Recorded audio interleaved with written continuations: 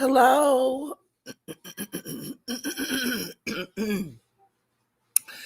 Welcome. Yes, I'm doing it from the bedroom today. So what? No big deal. Who cares? Woody woody. Hello. Somebody say hi to me. There we go. Snowdrop. Hello. Please elevate the live. Hype it.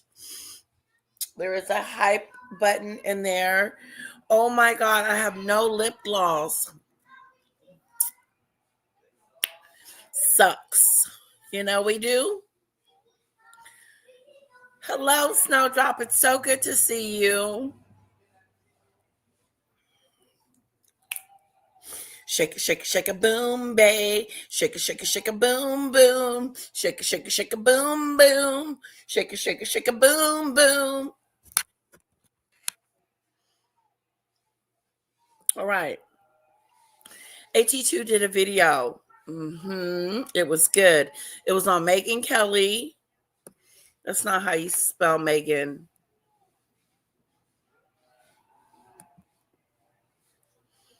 Is that how you spell Meghn?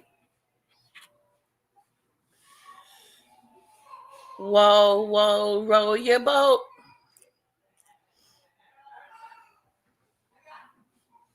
I honestly hate that so many people are getting Jasmine Crockett wrong. I think there's so... Oh, AT2, just so you know, I voted for Jasmine Crockett. She's in Texas. I'm sure I voted for her.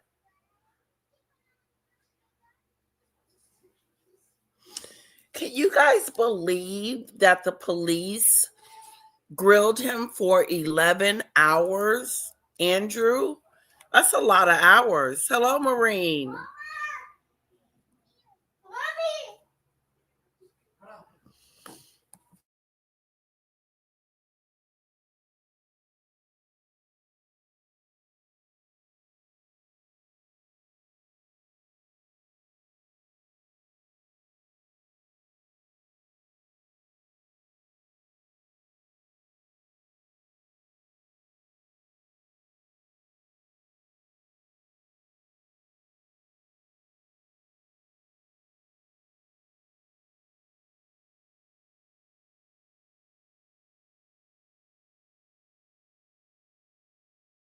Buttons. Hey, you want my phone? We're on the Trump train. So one of the... Clucky?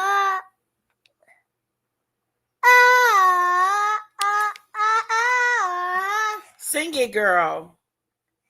Look at this. Look at this.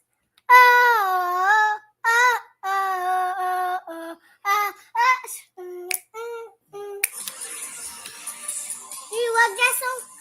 Yeah. Hello, Lisa. Hello, Maureen. 11 hours is a long time. Wonder what all he was asked about. I know, like, what the heck? Okay, I'm going to have to move into a different room. We're noisy. Oh, look at my eyes. Come on, Boo Bear.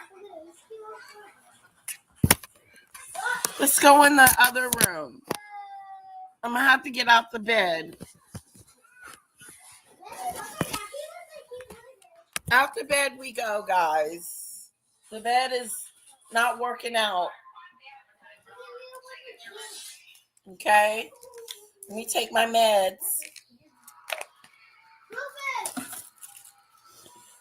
Let me take my meds. And then we'll get into it. 11 hours. I want to show you that video that he was on there for 11 hours. She does. She has a beautiful voice.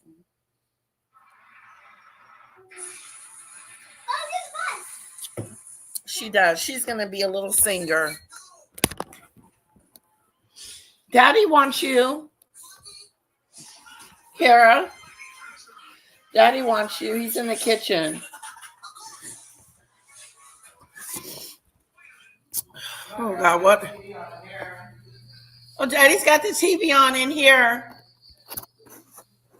Where are you going? I was gonna get dressed and I'm gonna get a row or something. You think she'll go in there? Yeah, I think so. Once I get ready. Hello. Hi, Pickles. Hello, welcome. Thanks for joining me.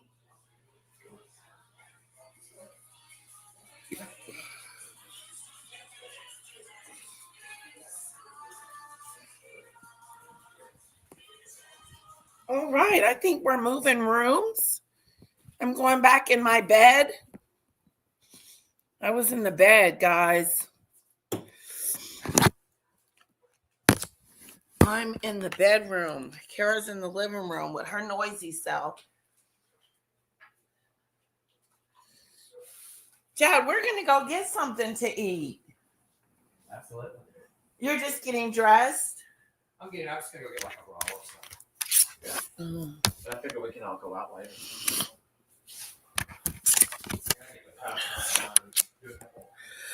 Hello! Forgot my lip gloss. Yeah, she does, Maureen. She does. She can sing. Now, I don't know where she gets it from. She must get it from her dad's side because we're no singers on my side of the family.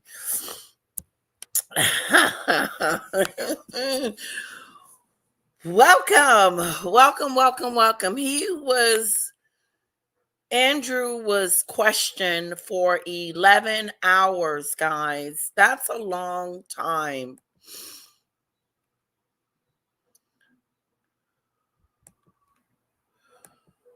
A long time. Don't forget to check out my girl, Paula M, when you get a moment. 11 hours. Let's see what they said about the 11 hours. I'm just curious why. Isn't it absolutely fabulous? Now, everyone calls that Big Ben behind me. I understand that the clock is called Big Ben, but in fact, it's the Elizabeth Tower. But everyone calls it Big Ben, so let's not be too pedantic. 11 hours.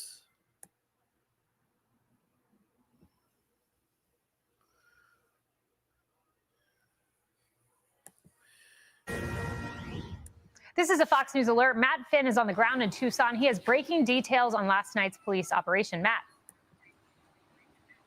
Hi, Kaylee. So Sheriff Nanos here in Pima County tells me that no one was arrested last night. No one is in custody at this hour in relation to all that law enforcement activity on the ground last night. You know, I would caution that that's the update at this hour. This is obviously a very evolving situation. Law enforcement has already warned that people that they are And does the king need to look at this? Who better to ask than the man whose book entitled The Rise and Fall of the House of York was the beginning of the end for Andrew.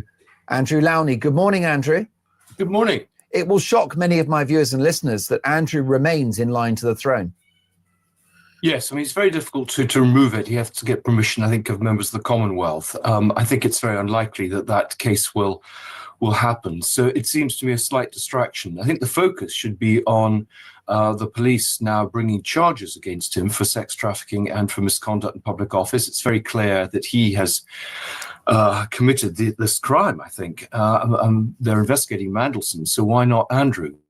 I think that's a much more important focus. And also a parliamentary committee to look at his time as a trade envoy, because he was enabled and protected by a whole host of people, from former heads of UKTI and former foreign secretaries through to his own staff. And I think the other question is, what did the palace know? When did they know it? And what did they do about it? They claim they're cooperating with police, but all the information I'm getting is that they have actually tried to suppress this story. So are you implying that the palace, the firm themselves, led by King Charles, may be responsible for a cover-up in relation to Andrew's behaviour? Absolutely. Journalists who raised the story over the years were the stories were denied. Then they would have legal action. Then there were strong-arm tactics, refusing to give access to the royal family for interviews. I know scores of people who complained and were sent away with a flea in their ear. And so I think, that's, if they want to cooperate, then I think they have to make that very clear. I mean, I've seen, for example, one of the policemen at Northgate, Paul Page, has had letters reminding him of his obligations of confidentiality.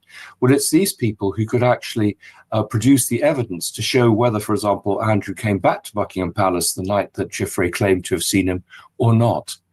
But I think there's a big case here. Ambassadors clearly were allowing Andrew to operate on his own behalf on these trade trips with Jeffrey Epstein, David Rowland, etc. And I think they need to be held to account. I mean, this is a huge, huge cover-up, and it's only going to get bigger. And if this cover-up had happened within the palace, would that have been on the watch of King Charles or the late Queen Elizabeth II, or both? Both. And I think, there are big questions about actually who contributed to the hush money for Virginia Giuffre. The king has denied it. My information and that from other newspapers is that, in fact, he contributed. So this is all part of trying to shut this story down. Is it also your view, therefore, by definition, if you allege there was a cover-up on the part of the palace, that they knew what Andrew was like and what he was up to? Absolutely. And I mean, they've known for years. I mean, he has been a problem since he was a child. Well, did they know for years that he was a little bit libidinous man that enjoyed He said he's a playboy. That's not a problem, child. Yeah. Someone that was out there messing around on his wife. Well, that's probably not good. No, not good.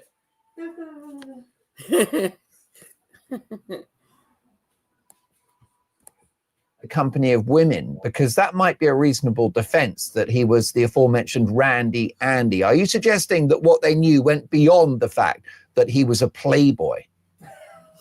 Oh, yes. Put a 1 in the chat if you know that Prince Andrew is a playboy. He used his royal status to get women, you think? Or he didn't have to do it. They were just coming after him, flocking to him because he was a prince. Oh, Marine said he was a playboy. The playboy. Shame on you, Andrew.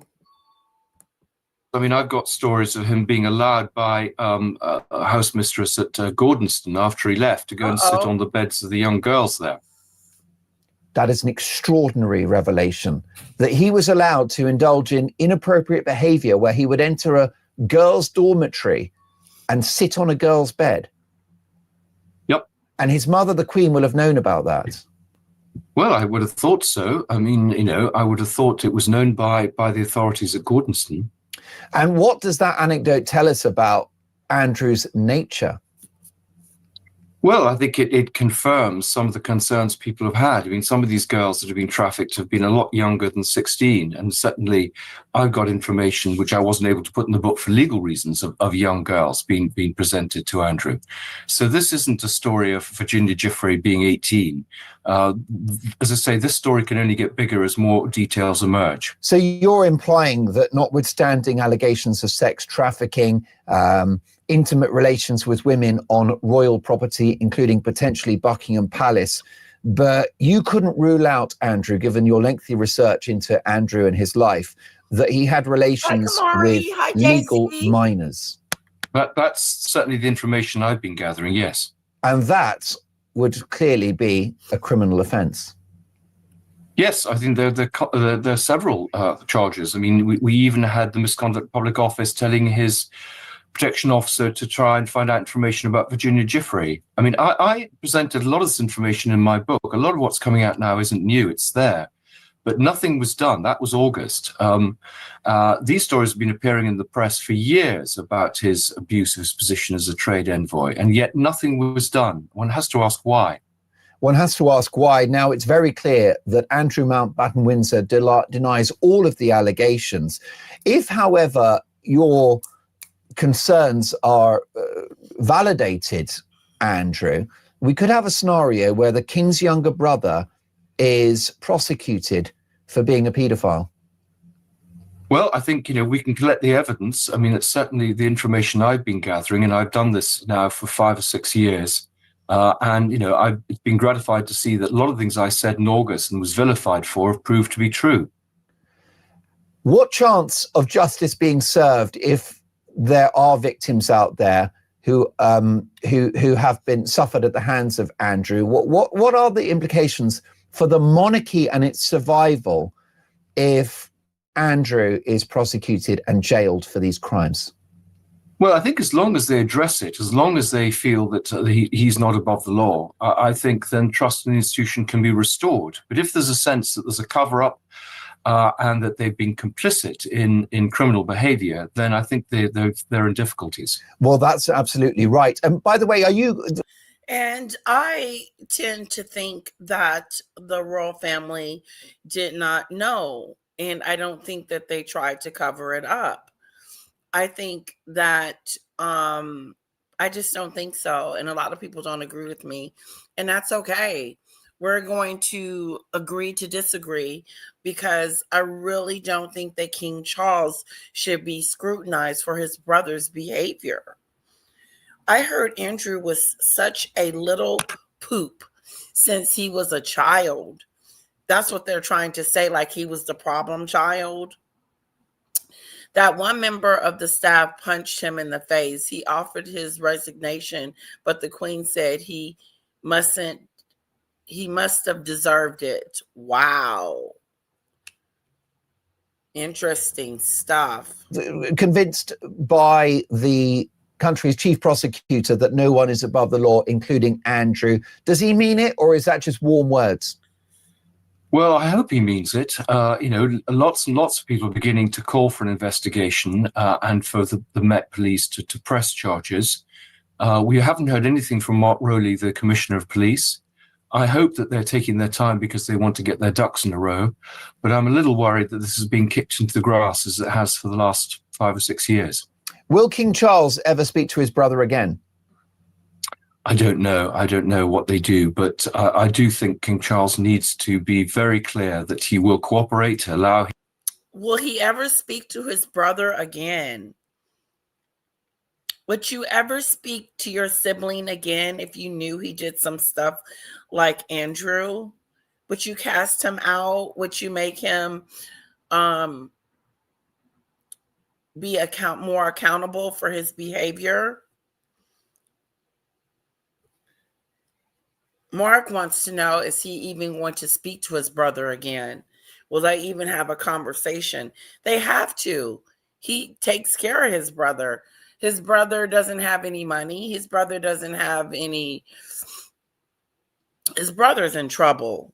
Hello, Lee. It's good to see you.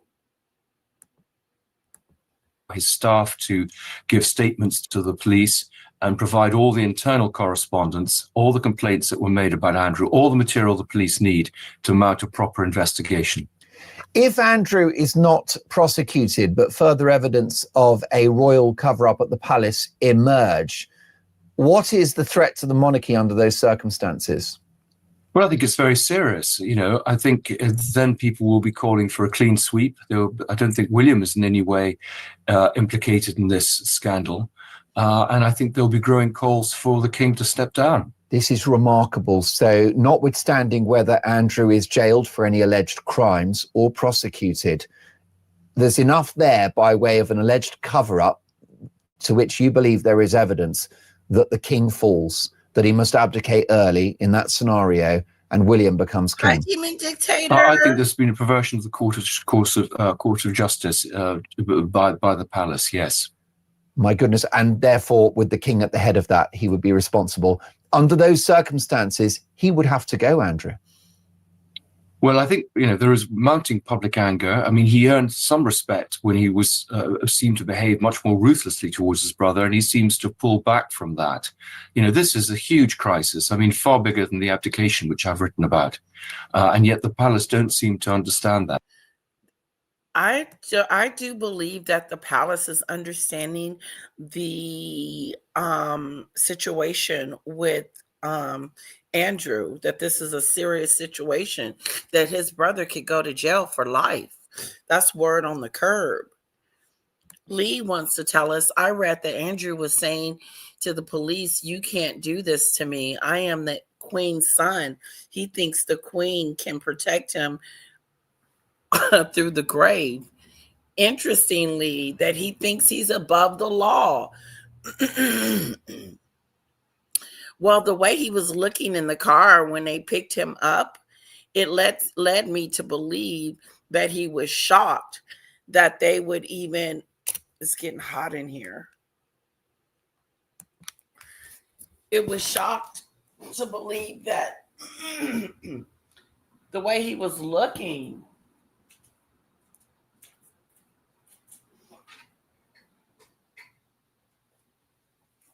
All right, needed to turn off the little space heater. Space heater, space heater. I don't think the brothers were really that close. They're not like us where they grew up in a small house tripping over each other, okay? That's a good point, Maureen. Andrew and Fergie were a terrible couple, greedy and entitled. Interesting. Michelle says, hello, Letitia. And hola, adus. We'll go back to the beginnings. Use Vaseline. Hello, Debbie. I think the photo was after his interview and they were taking him home. Really? Interesting. They seem to think they can work in the same old ways of just hoping the problem will pass, but it's not going to. And what about the deal between the King and Andrew to accommodate the former Duke of York, Andrew, free of charge on the Sandringham estate for the rest of his life? You spoke to me on this program just 2 weeks ago, and you said that wasn't tenable. Is it even less tenable now? Yes, I mean, I think that Andrew needs to be investigated and bailed very quickly because I think he's a flight risk. I think there's a very good chance he's going to disappear to the Middle East, to somewhere where there isn't an extradition treaty, and rather like the King Juan Carlos of Spain, spend his days in a sunny clime for shady people. You think it's possible that Andrew may flee the country? Yes, I think that's a very strong possibility if he feels charges are about to be pressed. Oh my God, do you think he would flee the country? The king's brother would flee the country trying to avoid scrutiny by the police? Yeah, I knew what you meant, sweetheart. I knew what you meant, Lee. What do you guys think? He's trying to leave the country? I don't think so. Yes, the last thing the royal family want is a trial with all their dirty linen aired in public. You just got back. You must feel very vindicated that you wrote that book last year. Well, of course, it was several years in the making, wasn't it, Andrew? Entitled The Rise and Fall of the House of York. You must feel vindicated. It's been a great talking point, your book, but it's been the beginning of the end for Andrew and may prove to be an significant historic document. Look at this. Look at this idiot on a horse. One day he's on a horse. Next thing you know, he's in a police car going to the police station being arrested. There may be even more terrible things that will be coming out. There could be. Andrew, you're in some trouble, buddy. Look at him on this horse. Get off the horse, Andrew, and get yourself in that house and get somewhere and sit down. Well, I mean, it's always, one writes books hoping one can affect some sort of change, shift the dial, I call it. I've certainly loosened the earth, and I think it emboldened others to perhaps investigate this. I mean, clearly the Epstein leaks have really helped. But yes, it is gratifying to see that my research has been confirmed by the new releases, because a lot of people didn't believe it and tried to dismiss me as a gossip monger and not as a serious person. But yes, there has been, I would say, corruption at the center of the royal family. And I think for the sake of the institution, it needs to be rooted out. And worth noting that you were essentially, you had pressure from lawyers acting on behalf of Andrew Mountbatten Windsor and Sarah Ferguson, making it more difficult for you to write that book. Did you have any pushback from any figures within the actual Buckingham Palace setup and the firm in the writing of your book? Not that I'm aware of, but I mean, we were very careful. I mean, it was a lot of material was taken out for legal reasons. I had a lot of material, for example, on Mandelson, that whole story, the Icelandic Bank with Epstein and Andrew. So we were very careful, but I will be adding this material now to future editions. A future edition, which I know is coming out later in this year, which will likely be even more devastating. Andrew, always the deepest privilege to have you. I agree with you, Lisa. I don't think he would attempt to leave the country. He wouldn't get very far. And Lee says, I heard there may be some buried people too on Epstein's property. Whoa, that would be some crazy stuff. I'm sure I heard that too, Lee, through the curb, word on the curb. I'm sure they have a close eye on him. Yes, they do. And if they think he's a flight risk, nobody believes you because you get simple, probable facts wrong. Loney. What's his name? Loney? Yeah, I think he doesn't like the royal family, and that's the reason why he's going after them. Snowdrop. Daisy, I thought he could be up like Epstein. Yep, could. Yep. Hit the like button, guys. Hit the like button. 31 people in here. There should be 31 likes. I hate to know that Hat's coming next. I know what's coming next. As part of this ball, he would have been told not to travel, I'm sure. I wonder what Harry and Meghan are thinking. Me too, Lee. What do you guys think about Harry and Meghan? Thinking about Andrew's situation. Do you think they're afraid? They're scared? Like, oopsie daisy, my titles could be taken since Andrew's was taken. They slimmed down the monarchy. They don't want us to be using our names. The Duchess of Sussex. Lee, I wonder what Harry and Meghan are thinking of this, Lady Letitia. Were they friends of Epstein? See, I don't know, Lee. I don't really know for sure. See, and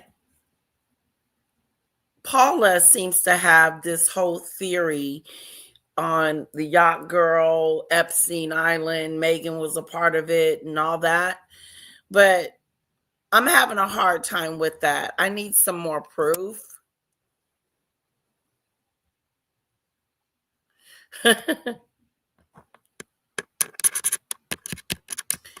I don't think they're scared. I think Meghan thinks she can take on William. I really do. I think she could think that she would fight William if he looks like he wants to take her titles. Snowdrop said they were on the list. Harry and Meghan.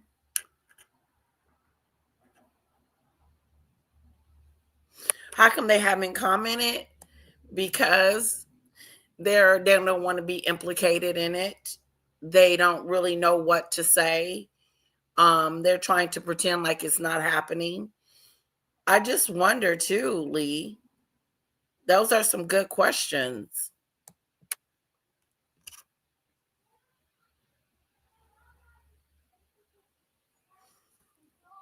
Harry and Meghan are watching as it will be them next. Hi, little one. I eat some butter. I eat some butter. You do? You made some butter? Is that butter? It is butter. Can you go make me a hamburger? Is There's a real kitchen. Not in the real kitchen, your kitchen. What? Yep. Yep. That's yours. That's mine. Are you going to make me a hamburger? Please?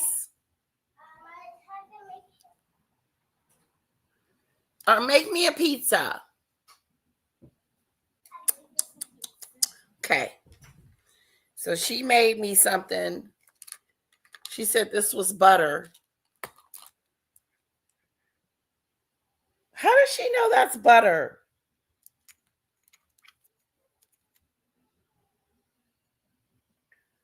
Does that look like butter to you guys?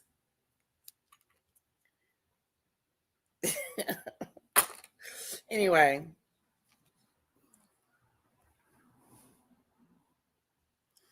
Paula is obsessed with it. Were they on the list? That's what Snowdrop said. Salute, Cyrus. So good to see you. Like when you join us. Paula is obsessed with it. She has done 4 videos on the same subject. She is so boring now. Uh-oh. Here's your butter.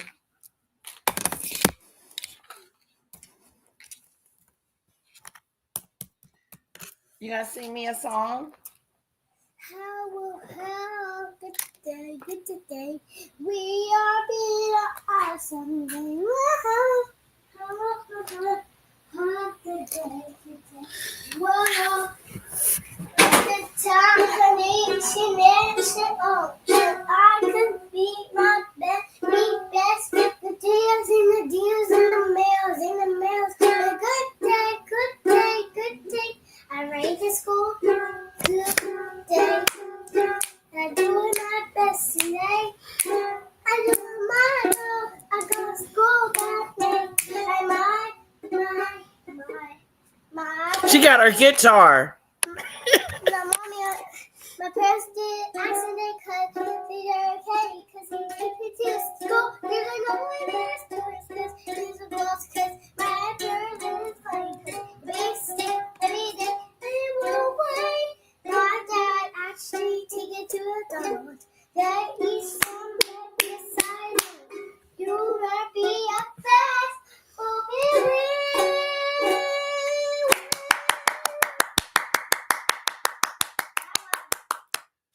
Very lovely, very lovely. Take a bow.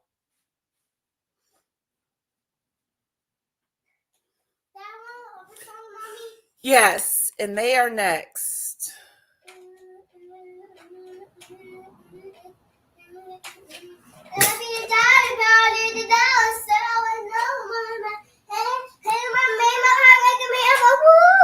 Woo-hoo-hoo. I like to remember I play guitar,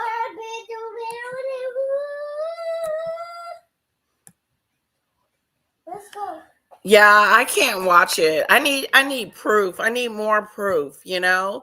Prince William and Prince Catherine arrived at the BAFT as today. They both looked wonderful. We need to take a look at that.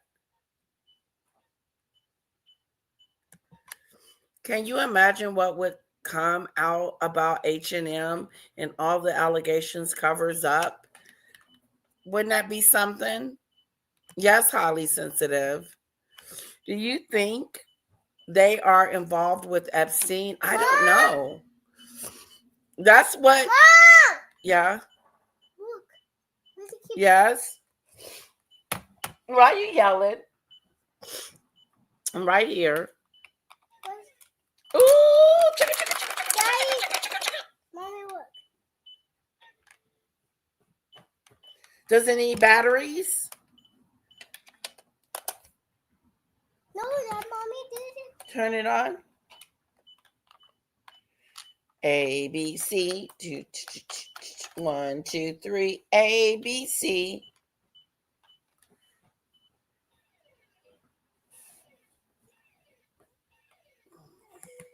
Hello, Babette.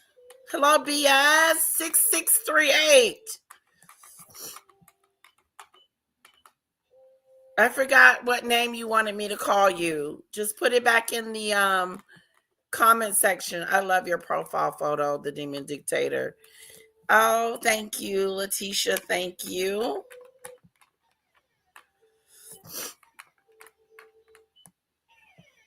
Hello, LL. What's going on my guitar? I don't know. I think it needs new batteries.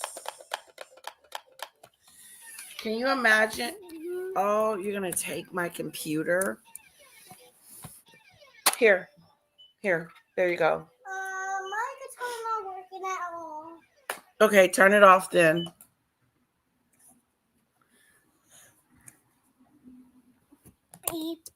Okay, don't do that. Look, you're messing it up. Peekaboo. Ooh, that's warm. See how warm it is?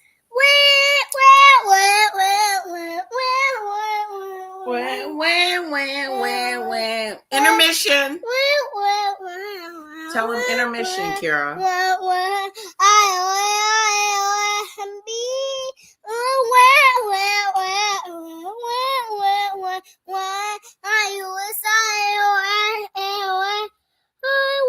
Okay, somebody has a question for you. Layla Letitia, can you ask a little bit to make me a ham and pineapple pizza? Mommy, hey, sweetie, can you make Marine a pineapple pizza?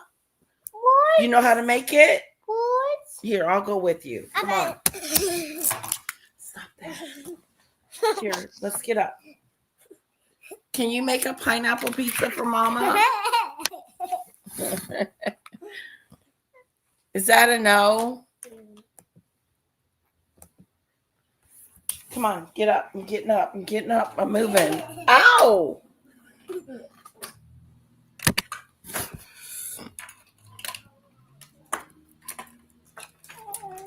Okay, come on, let's go. Get your butter. Okay, we're moving rooms, guys. Invasion of the little bit.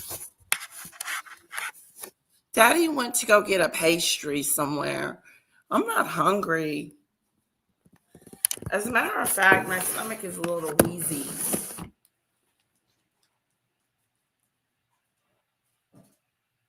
Oh, boy. Oh, boy, guys. Hold on. I got my lip gloss. Yes.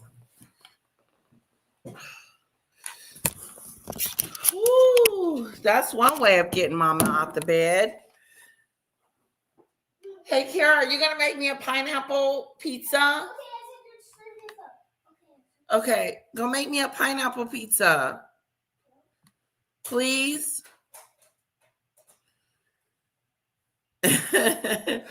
She's a mess. She is very talented.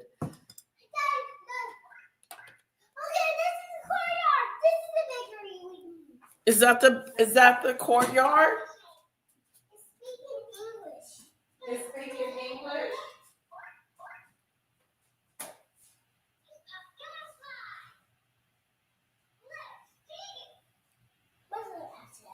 How do you know it's speaking English?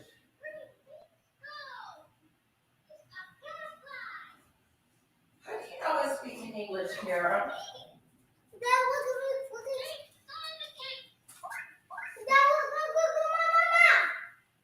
Hold on.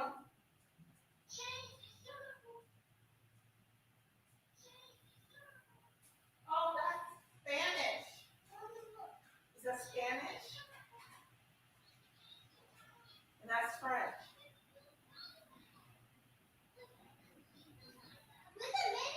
There's a lot of.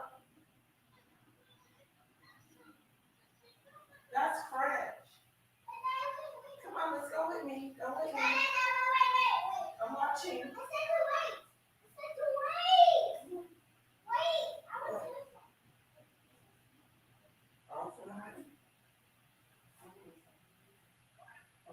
French and English. Oh, that's English. Was it Spanish or French? It was Spanish? I love the camper. Are you going in there? It's adorable. Just like you. Adorable. Sorry about that, guys. Hang in there with me. Cyrus! What's up? Highly Sensitive says, can you imagine all the stuff that could come out of H&M? Yeah, I wouldn't be surprised, you know? Woohoo! Sing a little bit. Sing that song, girl. She likes to sing. She had her guitar and was singing it. Look at Daisy. Lee, it was Lista Saw and X night together, but they're excellent song, little bit. Oh, Harvey from TMZ is apparently on the list too. Well, not only is he on the list, but why does he keep getting these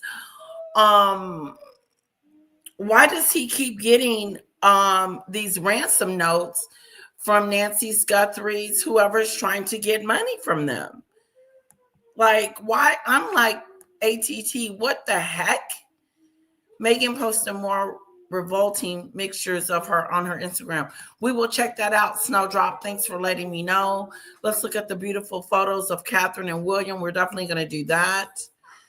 Can I have a burger too, little bit? Snowdrop wants a burger. How do you want your burger, Snowdrop? Terry. Layla Tisha, can you ask Little Bit to make me a ham and pineapple pizza? She ain't made it yet, Marine. I also heard if there's a book or doc on Andrew, Meghn, and Harry, it take parts can get 1 million. What? Wow, interesting, Highly Sensitive. Yes, baby doll.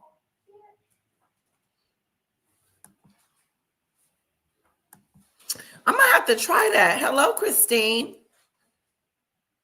I've never had pizza with pineapple on it.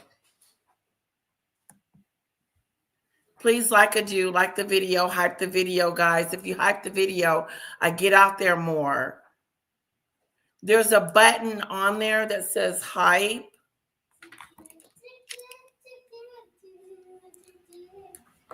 You want me to put it on Daddy wants to go get you something to eat. He'll be right back.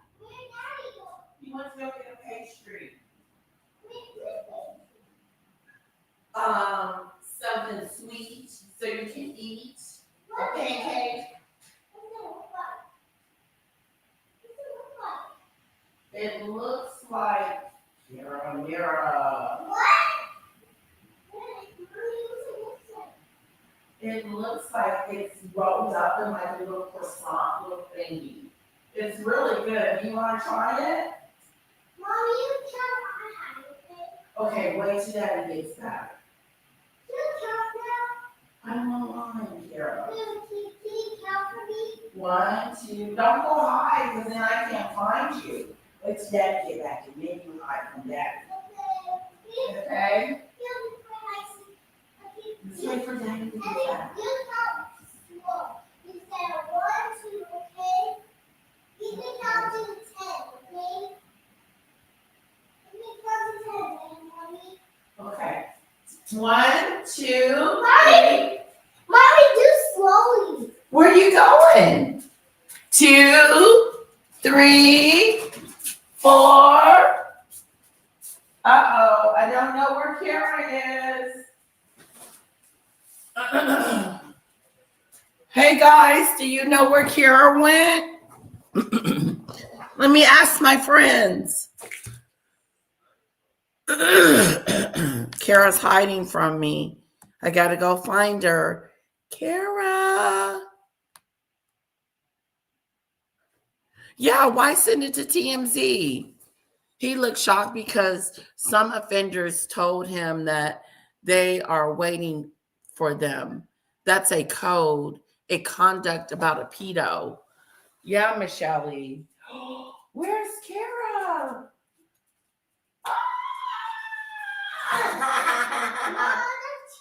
I didn't cheat. I didn't cheat. I found you. I didn't cheat. You did cheat.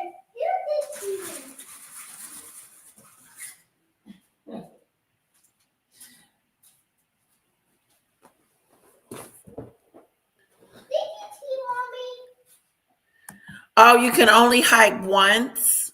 Mommy, did you cheat? Oh, okay. Look for that, guys. Look for that. Thank you. Thank you. Thank you. I did not cheat, little bit. You haven't cheated. Uh-oh. Lee said you were hiding behind the sofa. Let me go look and see where Kara is. Is she behind the sofa? Kara? Where is Kara?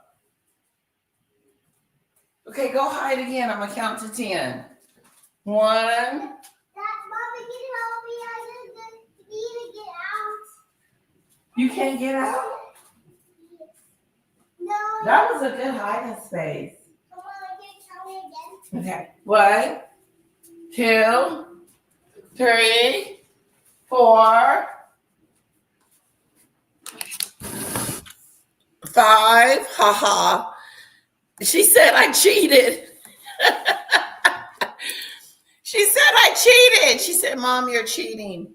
6, 7, 8, 9. Ready or not, here I come.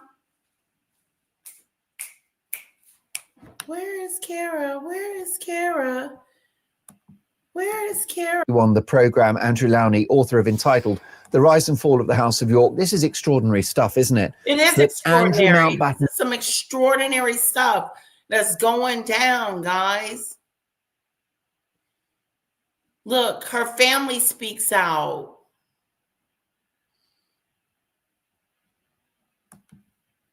Let's get back to the studio here in Westminster now for some analysis. I'm delighted to be joined by the royal commentator and historian, Rafe Hadel-Manku. Rafe, a dark day for royalists, monarchists such as yourself. The former Prince Andrew, often described as Queen Elizabeth, Her Majesty's favourite son.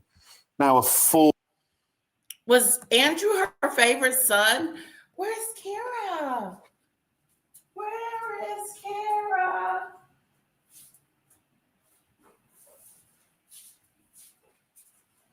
Rocky, where's Kara? I'm gonna go look behind the couch.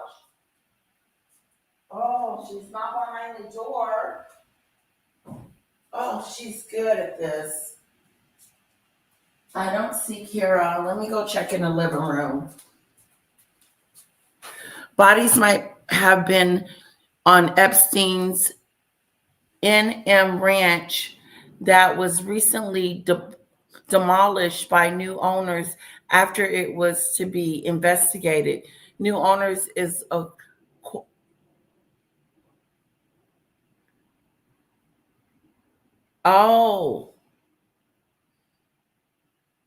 he's an acquaintance with Trump.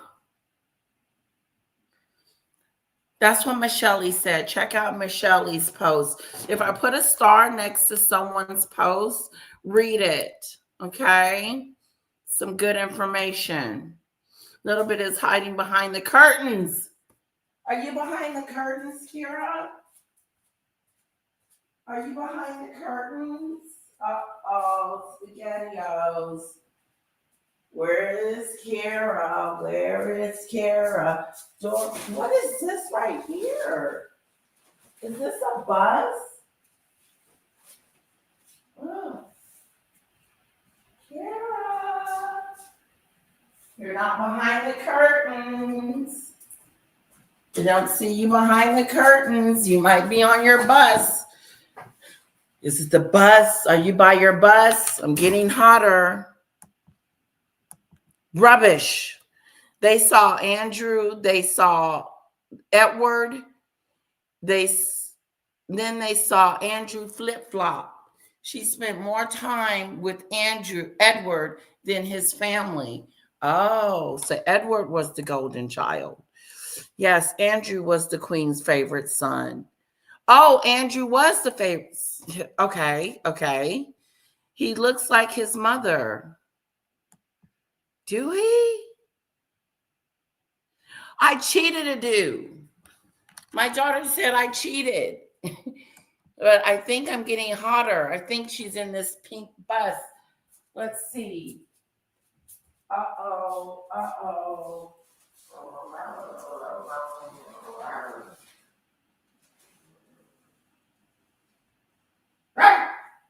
I found you. I did not cheat. I did not cheat, Kara. I didn't see. Okay, let me count again. I'll count again. I can't see you, but I thought I heard you move. Okay, I'll count again. Let's count.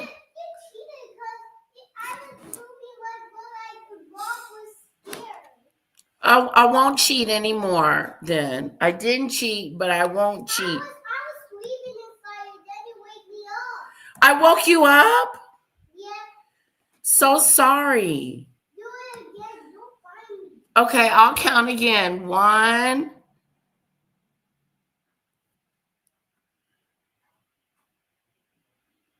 Nobody pays them any attention.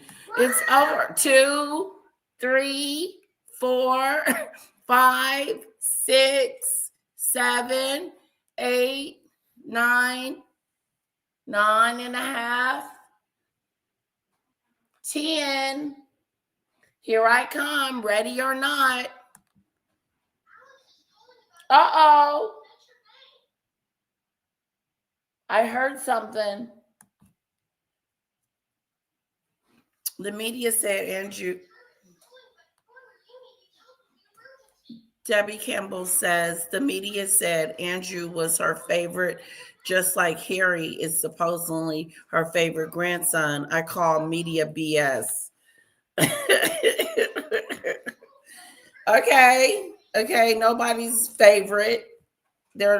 I agree with. I can see that, Debbie.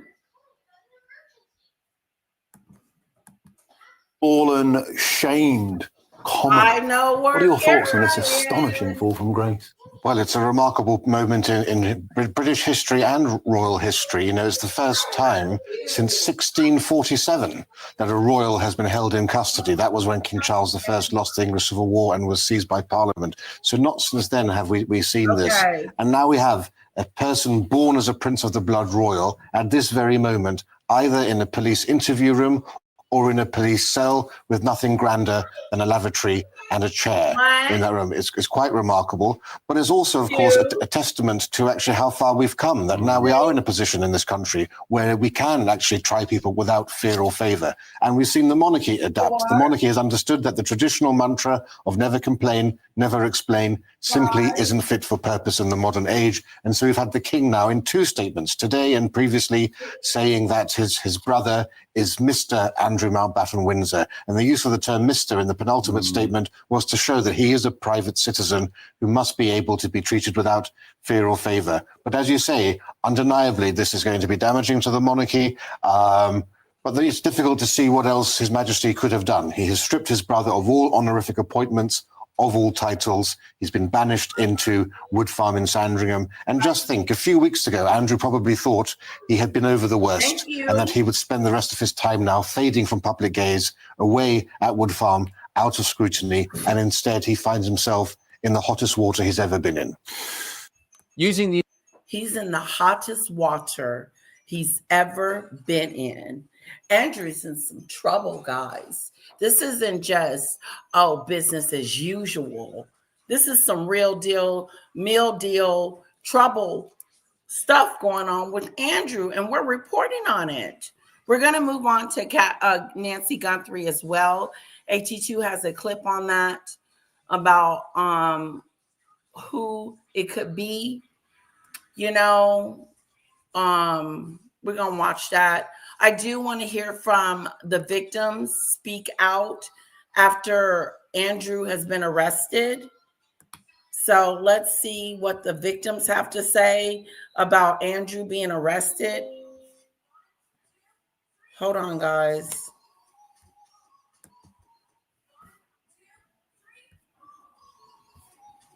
There we go. Mr. Mounadoo, formerly known as Prince Adu.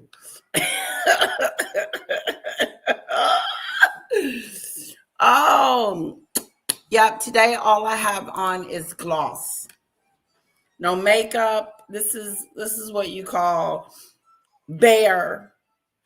The bear of me. Okay. The internet without a VPN, a virtual private network, is a bit like taking your IP address and helps keep your data. Private internet access helps.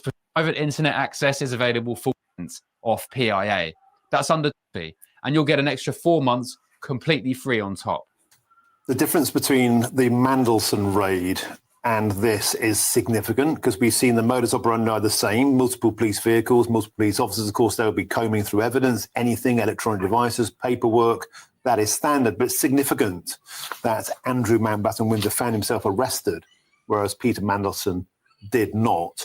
We know they have 24 hours minimum. That gives us until 8 a.m.-ish tomorrow. Rafe Hadelmanku, they could extend that up to 96 hours, which would take us all the way through the weekend. Are you expecting that to happen? Or are you expecting Andrew Mountbatten Windsor to be released? Yeah, we're not expecting him to even stay there for the full 24 hours. At some point within the 24-hour period, he is expected to be released on bail. That's standard practice. It's also standard practice not to arrest somebody. It's a standard practice in this situation to actually invite them in for questioning. Yes. So it's quite something It is. that he has been arrested and arrested on his birthday. We don't know whether, of course, this is the police trying to do what we often see in America of what's called the perp walk to try to bring maximum effect here, and why the decision now, of course, is because either it's evidence that's already in the public domain from the Epstein files, or it's stuff that we haven't actually seen yet in the Epstein files that they've had access to, or it could be because the king has said. Oh, that is so cool. You just got back from church. Bless your soul. That's where we need to go. I want to teach my daughter to go to church and worship the Lord and stuff. I want her to be grounded in that. And they got like a little class for her. So me and my husband just needs to get back into our routine of going to church. Oh, thank you, Cece. Look at there. I'm always getting a prayer. See, that's all right. That the palace is willing to work with authorities on this. Perhaps the police have even been to the palace and had discussions, and on the basis of that information, felt able to actually make this decision. Live pictures there now, Rafe, from Sandringham. Of course, that's the estate gate there where the police vehicles have been going in or out. Rafe, I think it's worth pausing for thought about the state of the royal family. The Republicans, of course, the lefties, of course, will be licking their lips. The state of the royal family, their reputation, will they be able to withstand the scrutiny, the onslaught of bad press? Like this is the worst crisis I could say that this family has ever encountered and ever will encounter. This isn't your regular crisis. This is someone being accused of trading and also SAing. He's not being accused of nothing just yet. Don't let me to get me to line. But what I'm saying is they did pick him up and ask him several different questions about what was going on. Yes, I do. He looked like he was spooked. When you see him come from the police station, he looks like he just saw a ghost. Do you think he's a flight risk? Do you honestly think that Andrew would get on a plane and hit the road? But like you guys said, I'm sure they told him to stay put because we will be back. I used to go to Sunday school at the church. See? That's what we're going to start doing, going to Sunday school. Little bit. Yes. Because my mom did that. I went to Sunday school. I went to church. I was in the choir. I was an usher. I did all kinds of stuff in the church. I just remember that as a child. And I had that. I was grounded in that. And you want that for your kids. So we're definitely gonna get that going. It's good to hear you interested in church. It keeps me grounded. Yes, it keeps you grounded. It does. When I ask God for something, knowing I haven't given him any of my time, I do feel guilty. And I know that's the Holy Spirit just letting me know that you need to give the Lord more of your time. Yeah, I do. He's been so good to me. Hey, Carl, what's up? You're welcome to come up. I'll drop the link. Yeah, somebody come up and chit chat with me. I want to know your thoughts on this situation. And not that I'm not getting them, but thank you guys for joining me on this journey of finding out where Nancy is. And let me even put in the title.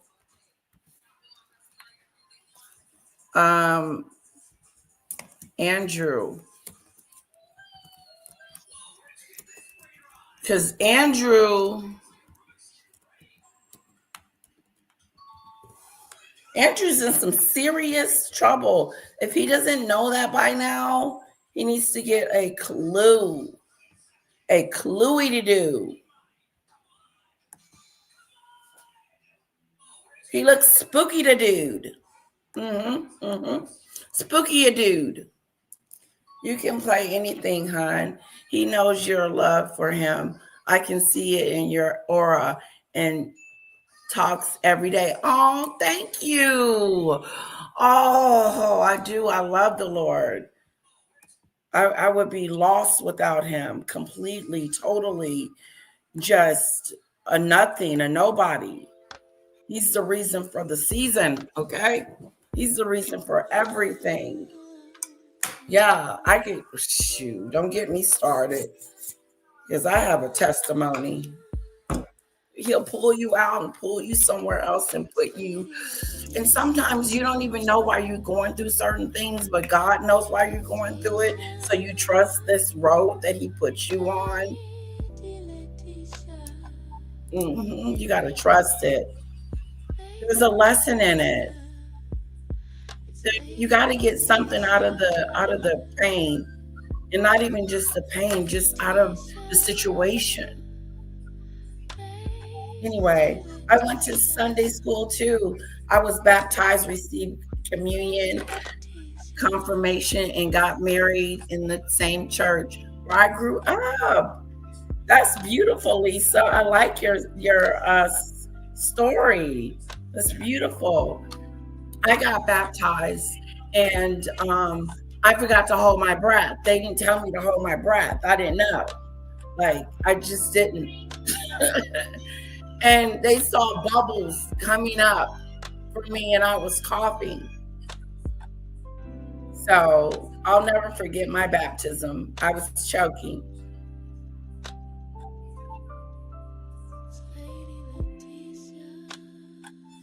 Who was that demon dictator?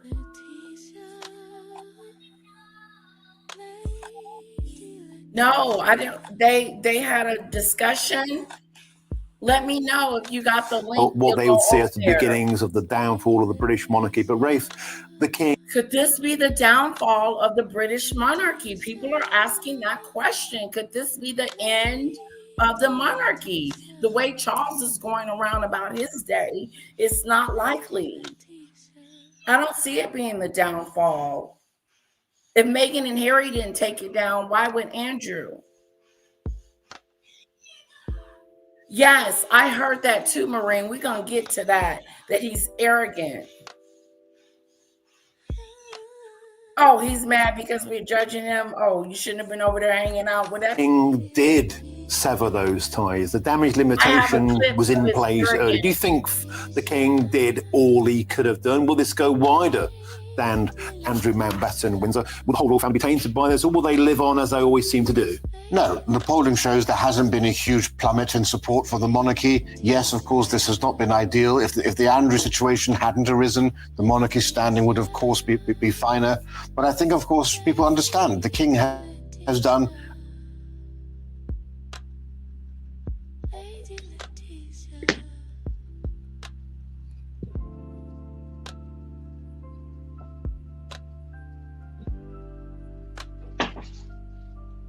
lifetime. He finally become. Yeah, I feel sorry for the king that he has to deal with this, deal with his brother's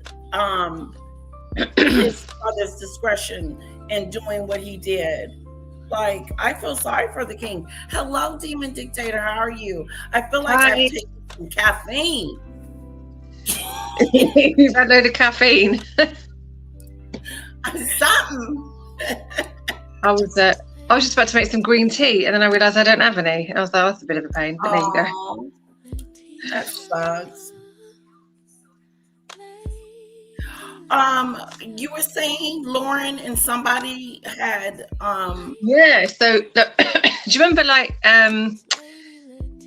it kind of, I've been saying it, a couple of people are saying it, so I'm trying to get my phone up so I can see the comments as well, where a lot of people are trying to be sensationalized. A lot of journalists and a lot of people, for sure, they're reporting on things, and people are allowed to have their own opinions, for sure. Right. But there's a lot of, it's what I was saying about Dan Wootton here. I found him to be very sensationalist, and yes, a lot of people are just saying things without really understanding the situation. yes. Now, see, Maureen was on the side of Lauren, and I'm on the side of Tom, because they were on the show. We can put them up as well on the inside if you want to put her up. But she was talking about, they were talking about the situation, and then she started talking about Meghan Markle and the yachting, and they put all these pictures. And he said, well, I don't know anything about that, and the pictures can be doctored. And he was more like, let's talk about things that can be proven. Let's not talk about things that are not proven. Let's talk about things that are more proven. And there's more important things about Andrew than Meghan Markle. At this moment in time, Meghan Markle is completely irrelevant, and I agree. But, and then she started talking about, there was a report that a child had been, something beginning with T on the kitchen table at Frogmore Cottage or Frogmore House. And Tom was like, what are you talking about? And so they brought it up.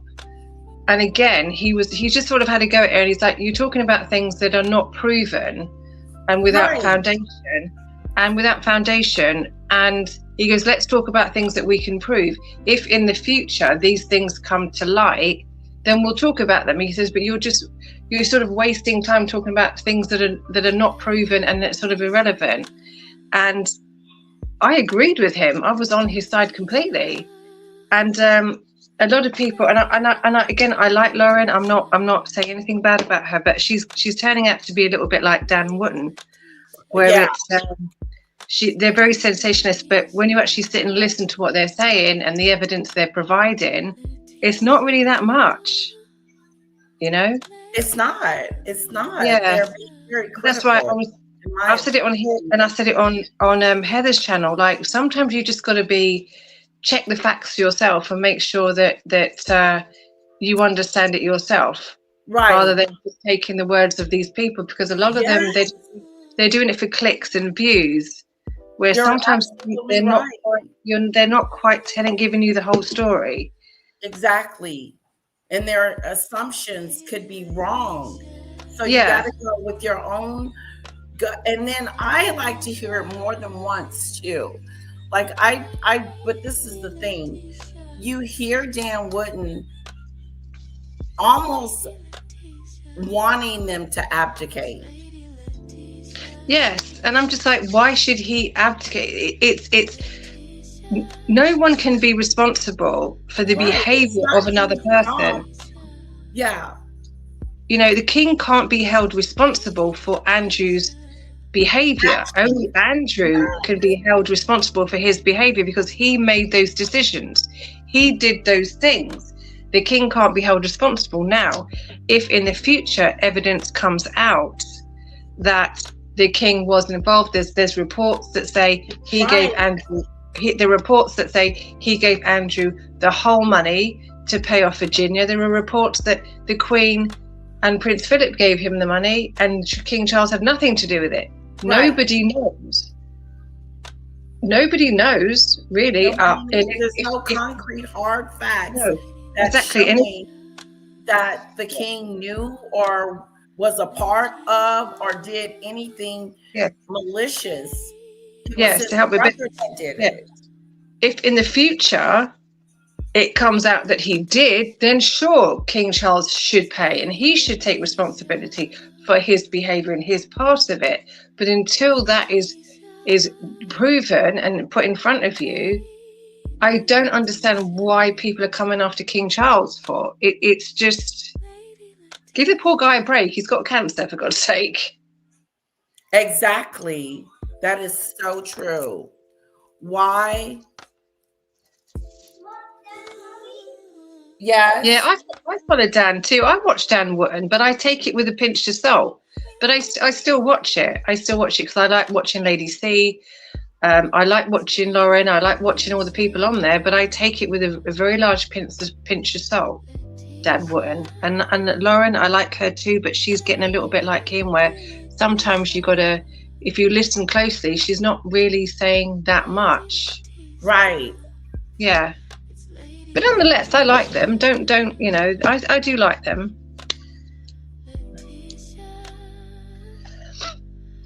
It's Lauren the Insider and Tom Sykes. If you want to play it got a little bit sort of. You got a little bit annoyed with her. Oh, her video. Yeah, it's up to you. You can play what you want, but if you want to have a look at it, you can. But I was kind of on his side, really. Okay, we may pop over there. Debbie said she spent too much time with Sean and Dan.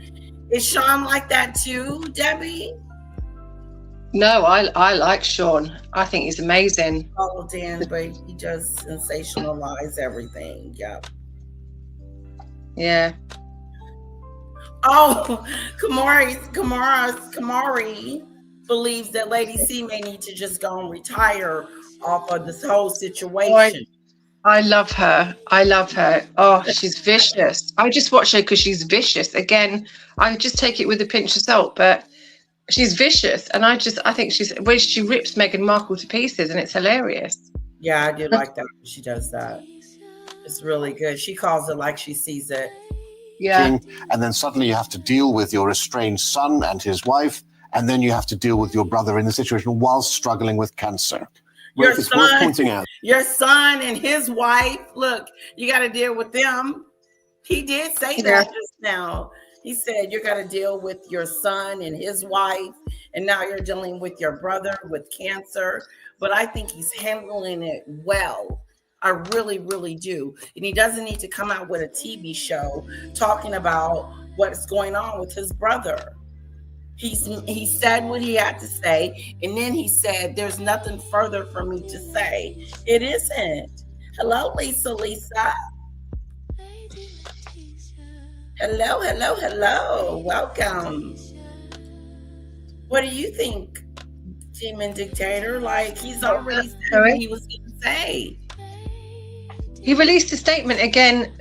The biggest thing that people are not understanding is it was originally a police investigation. I think the police investigation has been going on for a lot longer than people realize. I think once that news night, when he was on the news night, which was a disaster, I think that was the beginning. I mean, I think Epstein and all, the man on the island, I can't say his name.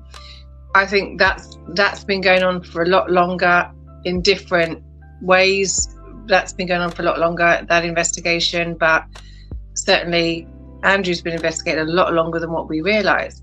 And when there is an investigation, a police investigation, you can't say anything, the king can't say anything. And then people are like, he should make a public statement, he should do this, he should do that. And then bang, the next thing you know, Andrew's been arrested and it's carnage. And you're going, now it's a criminal investigation. And the king's like, I can't say anything at all. He did release a statement. They were cooperating with the police. That's all he can do. Yeah, that's all he knows. Again, We it's know like he- everyone needs to we just know he calm. probably knows more now. Yeah, everyone needs to just kind of just calm down a little bit. With the king's got to do this, and I can't remember who I was Let watching. the king rule. Let him do his job. Let him be the king. But yeah, I agree. I can't remember who it was. I think it was Dan Wootton, maybe.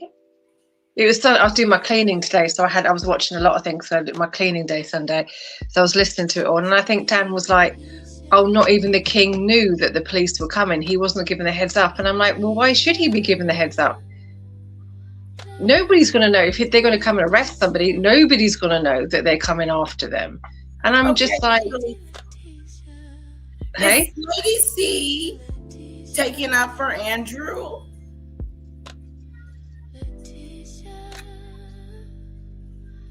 Really?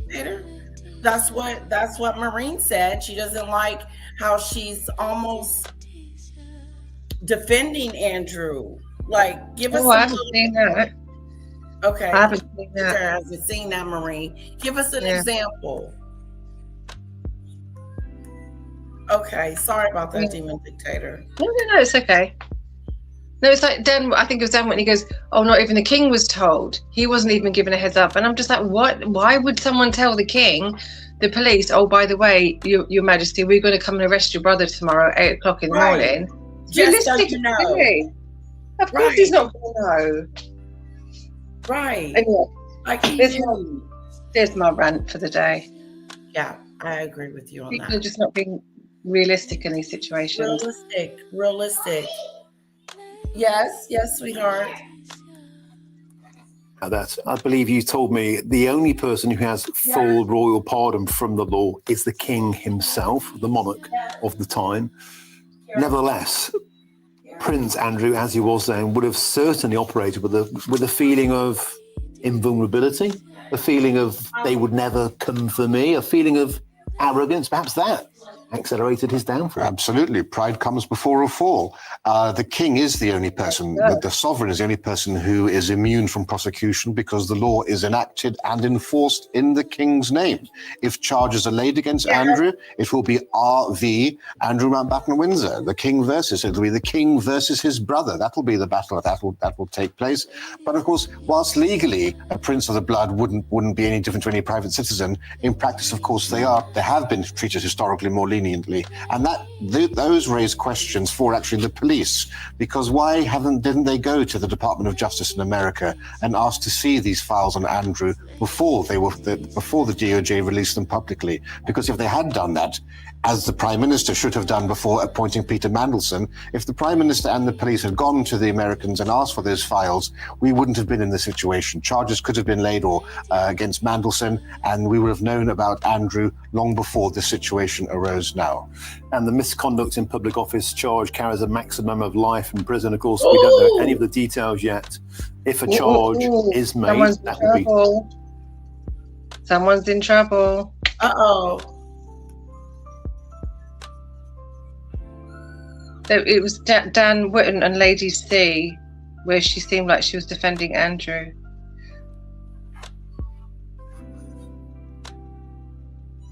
Oh, okay.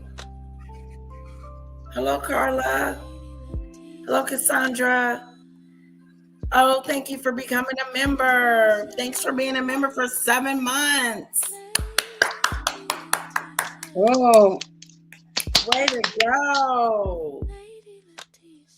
A member for 7 months. That's loyalty, guys. Thank you, sweetheart. Mwah. Lady Season in past videos was referred to Virginia and said, ooh.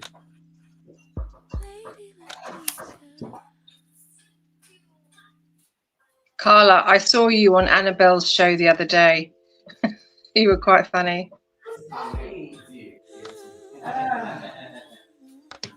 Look, I got a coffee, guys. Yay, my husband got me a coffee. I got you. As if I needed it. Because I'm wired. Wow, that's interesting. That's not very nice. Thank you, Carla.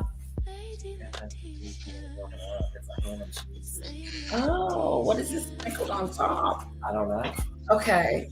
That's for like And what is that? it's some kind of blueberry thing. Oh, with cream cheese. Yeah. You got to warm that too, Yeah. huh? Yeah. Wow, you come back with some goodies. That place is bad. Oh, this is so good. Oh, wow. Thank you, honey. It was all supposed to be silly. Carla was on Annabelle's show the other day, and I was watching her. She was funny. Oh. Thank you, sweetheart.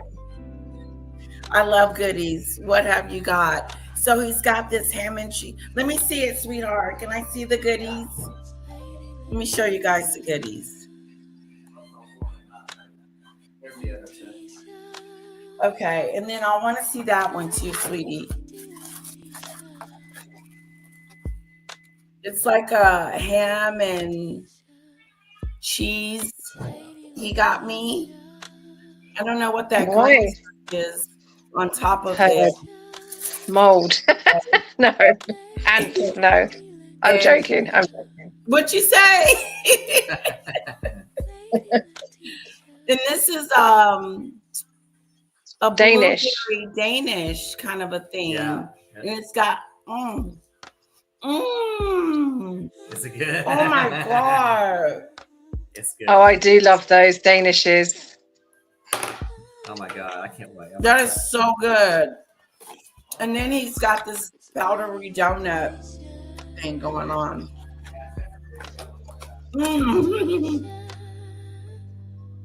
Oh, I've got no treat. Oh, it was so nothing good. sweet. Got nothing sweet. I've got no treats. You don't have any treats? No. It was so good, guys. Oh my god, babe. Can I have another bite of that?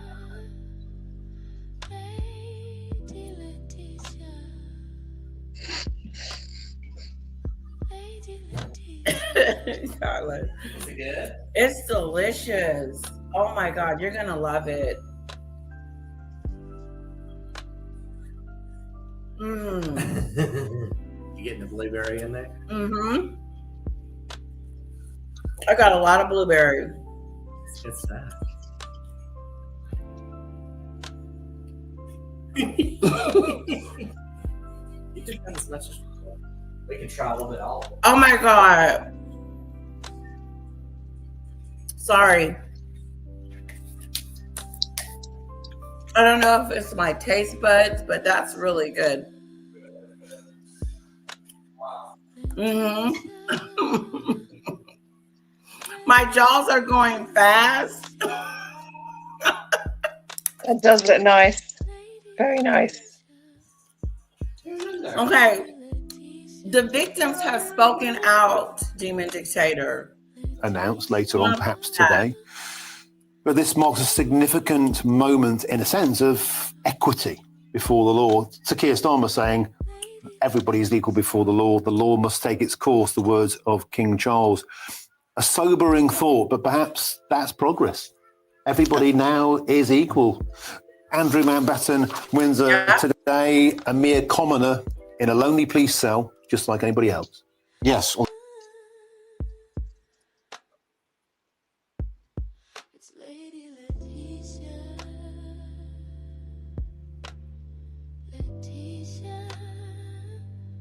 Law, of course, he is being looked at. The charges may come out in a few weeks, and whether he will be charged under public misconduct, it depends on whether being trade envoy is actually seen as being a public office. And when he did the incident he's accused of doing, was he acting in that capacity, and was he willfully misconducting himself? So there's a very high threshold. But as you say, it carries the penalty of life imprisonment potentially at the maximum level. But he's also being investigated potentially for breaching the Official Secrets Act, which comes with a 2-year penalty.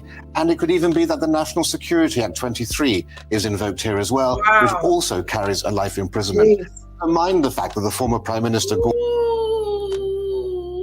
Somebody said that he was running around being arrogant. This is serious, Andrew. You're in trouble. You can't hide behind the crown anymore. No, your mum's not going to look after you now. No. You're in trouble. Ooh. Gordon Brown is also calling for sex trafficking investigations. Over 90 flights on the... They are calling for that. They're calling for I heard that today. Yeah, Gordon Brown used to be our Prime Minister. He wow. There's evidence that people have been transported through British airports, and he wants that looked into. I thought they went through Mendes and stuff as well. He just hasn't been around. Yeah, he's been looked into. He should have been looked into years ago. My God. How he even got that job, how they even put him in office is beyond words. He's rotten to the core, that one. Rotten to the core.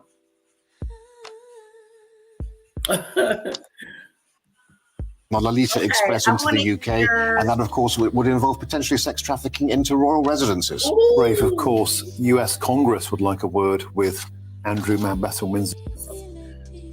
You know what? If I was Andrew, I would stick up my middle finger at the US Congress. Because he probably can't. He probably can't get on a plane anywhere right now. Not allowed. Probably not allowed to fly.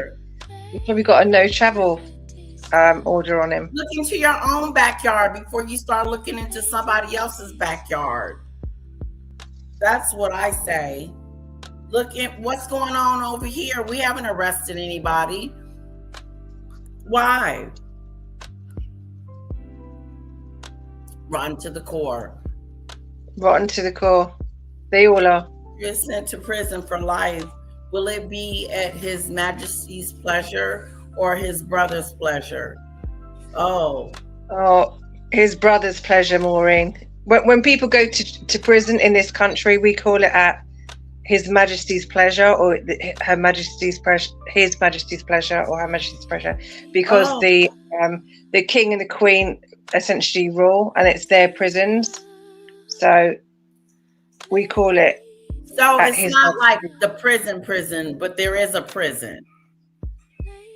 No, we have jails and prisons like you do, but because the King and the Queen own them, essentially own it, we always call it at His Majesty's pleasure. You're going to jail at His Majesty's pleasure. Where would Andrew end up, Demon Dictator?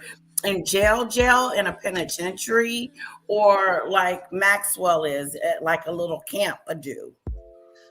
I don't know. It depends. I would imagine because of who he is, he'll probably get a soft jail, right?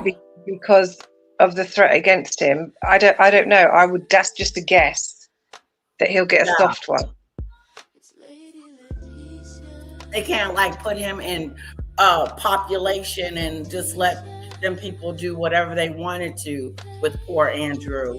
Yeah, he may do. He may go to like somewhere like Holloway. I don't even know if Holloway still exists, but yeah, he may go to a big secure one, but I doubt it. He'll probably go to a soft one, especially if he gets life. If he gets life, you think he would get life? I mean, if he gets life, Jesus Christ! Actually, I think he'll probably. Sorry, any church-going people. I think if he gets life, he'll probably go to a soft one.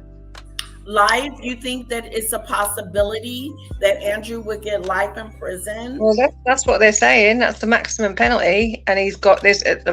Allegedly, there's 3 charges there: misconduct in public office, Official Secrets Act, and they've all got sentences. So if he's been found guilty of all of them, add them all up, he may get life. I mean, he's 66.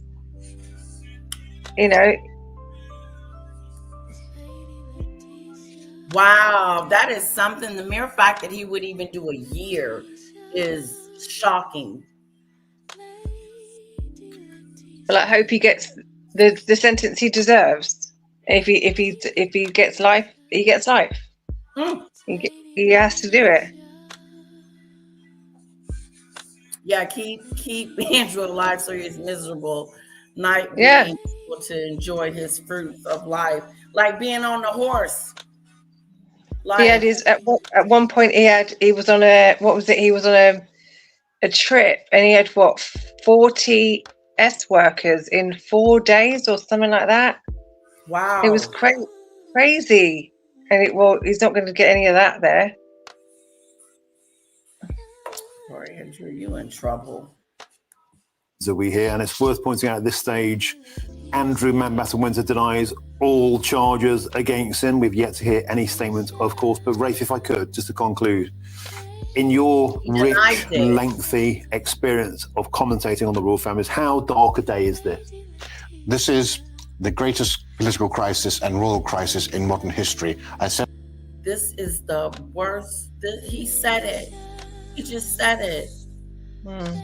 This is some serious crisis in modern history that we've ever seen that the royal family is under. This is some serious act. It's serious. It's serious. Terrible.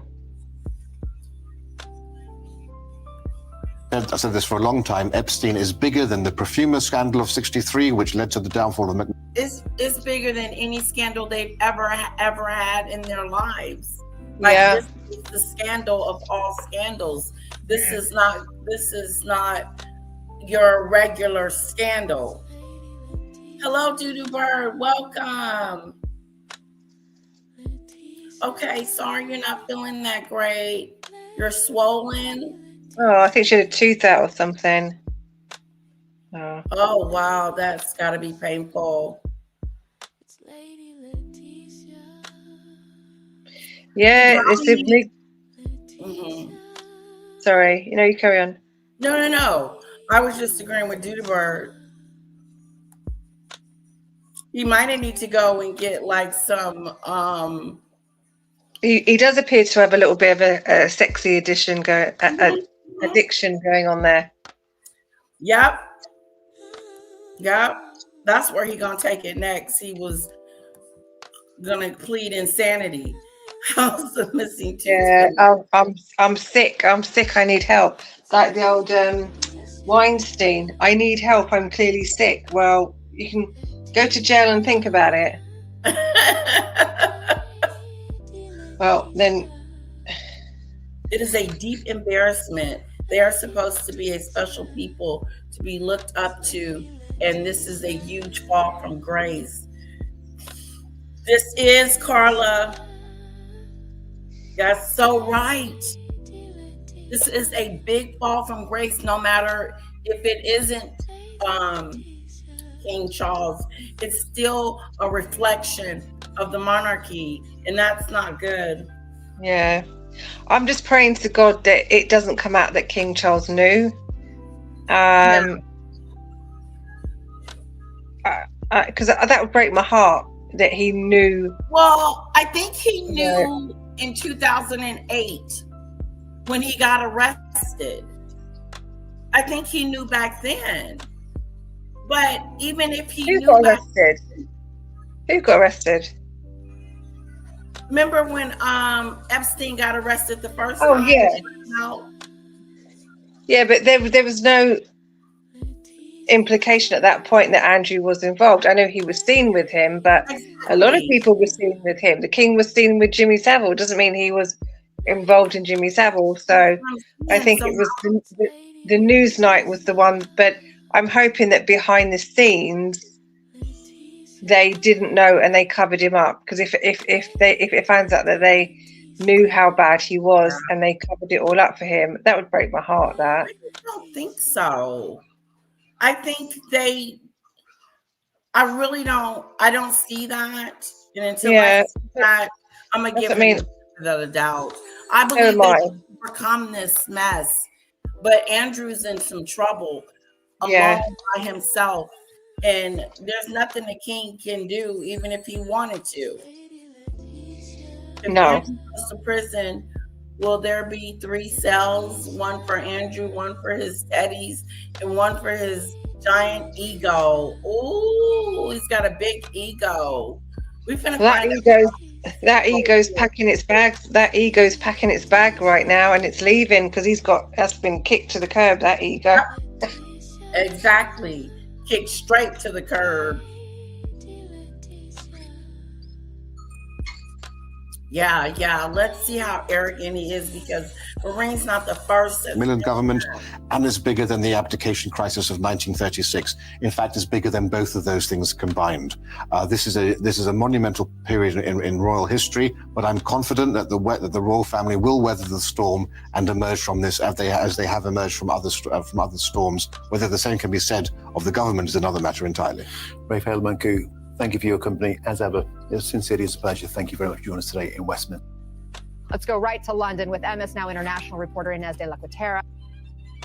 Let's go back to Prince Andrew. Andrew Mountbatten Windsor arrested in custody, of course, as we speak, on suspicion of misconduct in a public office. Michael Cole, the royal commentator, joins us. Michael, good afternoon to you. This is hugely significant. It was a shocking, I think, for most of us, even those of us that follow this stuff, thinking, why do they keep saying that Sarah Ferguson is missing in action? If she didn't go in hiding or something? Nobody knows where she is. There's reports that she was in the Middle East, and there's reports that she's in a luxury wellness place in Switzerland. So nobody knows. And if she's broke, she's not going to be going in one of the world's most expensive hospitals. So she has no money. No. Oh. I would be over there at my daughter's house living. I would be over there at Kara's. Kara's mama is broke. I don't know what happened. And I'm going to need you to take care of me. Yep. Wow. So Fergie's running around broke, destitute, and they may have wanted to question her, but they can't. Well, maybe so. If she's done something wrong, they'll take her too. If they're going to take Andrew, if they're going to take Andrew down, she's got no chance. She's going to go with them, and if them two kids are involved, they will go down too. Oh, snap a doolittle!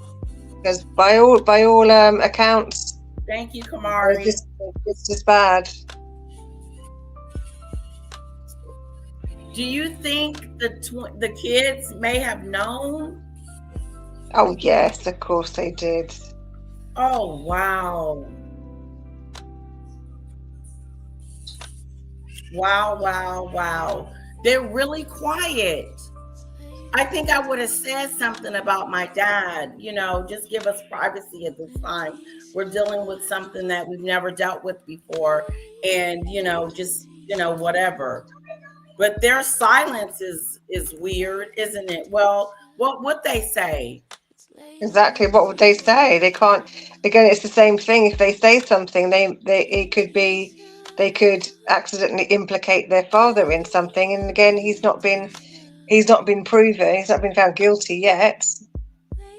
So everyone's got to just be quiet and stay out of it for now. Exactly. What did she do with all that money, Judy Bird said? What did she do with all of it?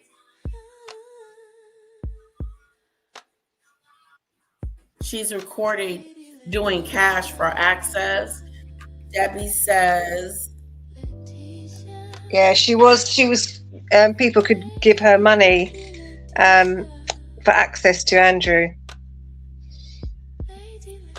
Okay. Yeah, that's true, Debbie. Fergie's probably got a couple of million somewhere, and she's just crying, "I've got no money," while sitting on a couple of million in the bank. Well, watch how she show up in a day or two. All the Yorks are disgusting. Oh my God, the whole family is tainted now, Judy Bird. The whole family has been touched.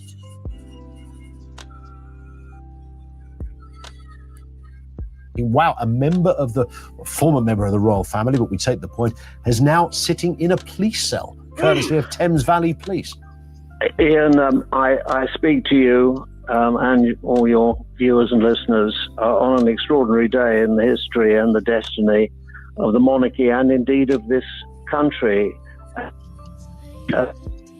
Unprecedented, it is extraordinary, one might even venture the word unique.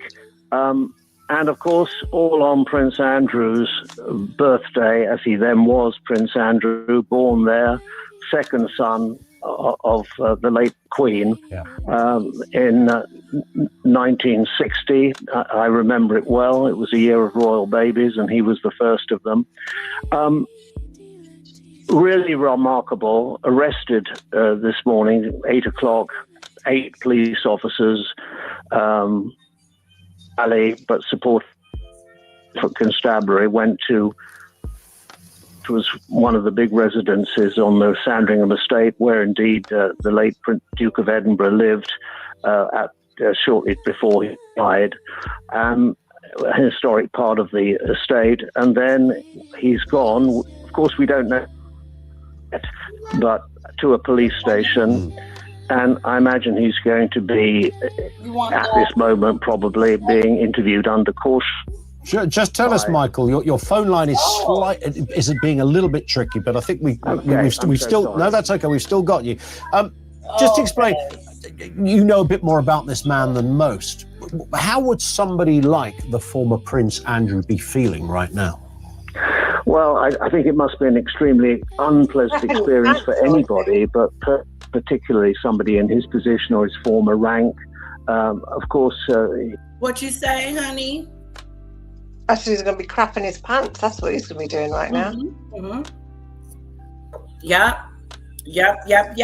This is the real deal. Thank you, Mill. He got picked up, and the world knows. Everybody. My mom told me, they picked up Andrew, huh? Yep. I said, it was on your news channel, wasn't it? Yep.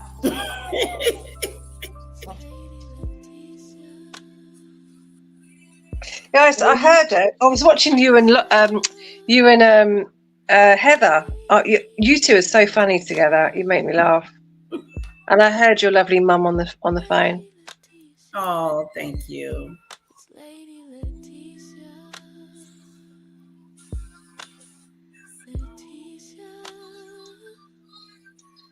Cece.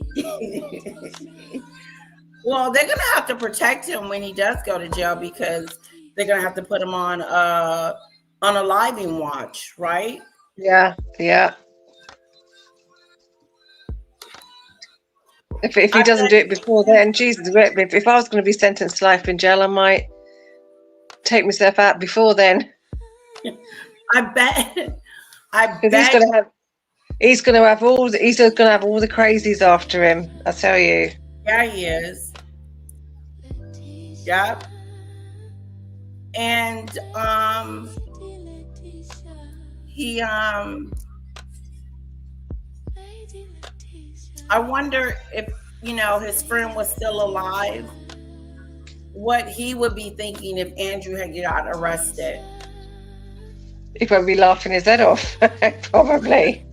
There's no friendship there. There's no friendship code. They don't have each other's backs. It's if you fall, I'll kick you down myself. I can't think of the saying. I can't think of it. I'll think of it in a minute. But no, they're not friends with each other. Maureen, give me the title of one of his lives, and I will go and fetch it. I like Mark Dolan. I do too. He's funny. Me too, though.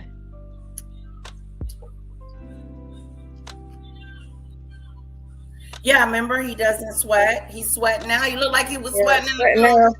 Sweating in the back of that car. It was coming out of it's coming out of everywhere in that back of that car. I tell you. Yeah, he's sweating now. No honor amongst thieves. That was the thing I was thinking of. No honour amongst thieves. That was the thing I was trying to think of. Oh, wow. Wow, look at that. Look how young he was there. In Yeah, recent years, he he's been was considered the most handsome. He was considered the most handsome of the royal men. He was. He was handsome, yeah, he was. Mhm. He looks like the Queen. I can see that.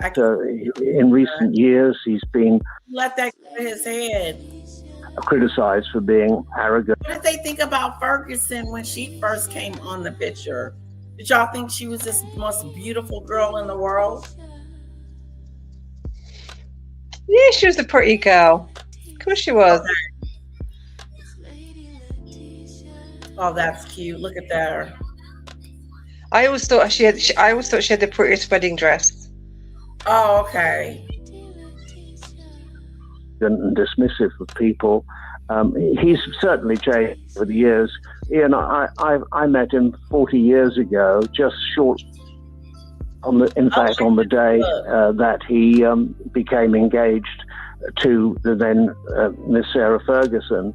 And he was very ebullient, he was very friendly. You have to remember that he'd returned quite recently from the Falklands War, where he'd been regarded as having done his duty. He was a very popular member of the royal family, and indeed, at the time of the engagement and indeed the wedding in 1986, the Duke of York, as he became on the morning of his wedding, and the newly married Duchess of York, Sarah Ferguson, were extraordinarily popular at that time. It as a breath of fresh air, and I went on tours around the world, Canada, I remember particularly, and they were used to be very highly regarded. They, of course, were together for 10 years. Their marriage lasted for 10 years, but it's been a rather extraordinary or unusual divorce in the sense that they've come back together and lived together and were living at the Royal Lodge in Windsor Great Park before he had to surrender his 75-year lease and move to the Sandringham estate. Why did he do that? Because the Sandringham estate, like Balmoral, is personally owned by the king or the monarch of the day, and it was not public property. And of course, the Royal Lodge was part of the Crown Estates and ultimately owned by the people. Okay, well, on that point, Michael, I have to step in, but listen, thank you very much for your time, Mike. He's they called him arrogant. Ignorant and arrogant. But here's what the family had to say. There's probably plenty more words you can put in there as well, I'll tell you. Ooh, says Demon Dictator. This is the family speaking out about his arrest. Let's go right to London with And just so you guys know, next week we're going to be playing some documentaries of Andrew, just some 90-minute, 60-minute documentaries. Hopefully we don't get capped as copywritten and stupid stuff like that. Yeah, you've got to just keep stopping them every. Okay, did I misspell a word? Did I spell Charles's name wrong in the title? No, CHRLES, no. Okay, because I will.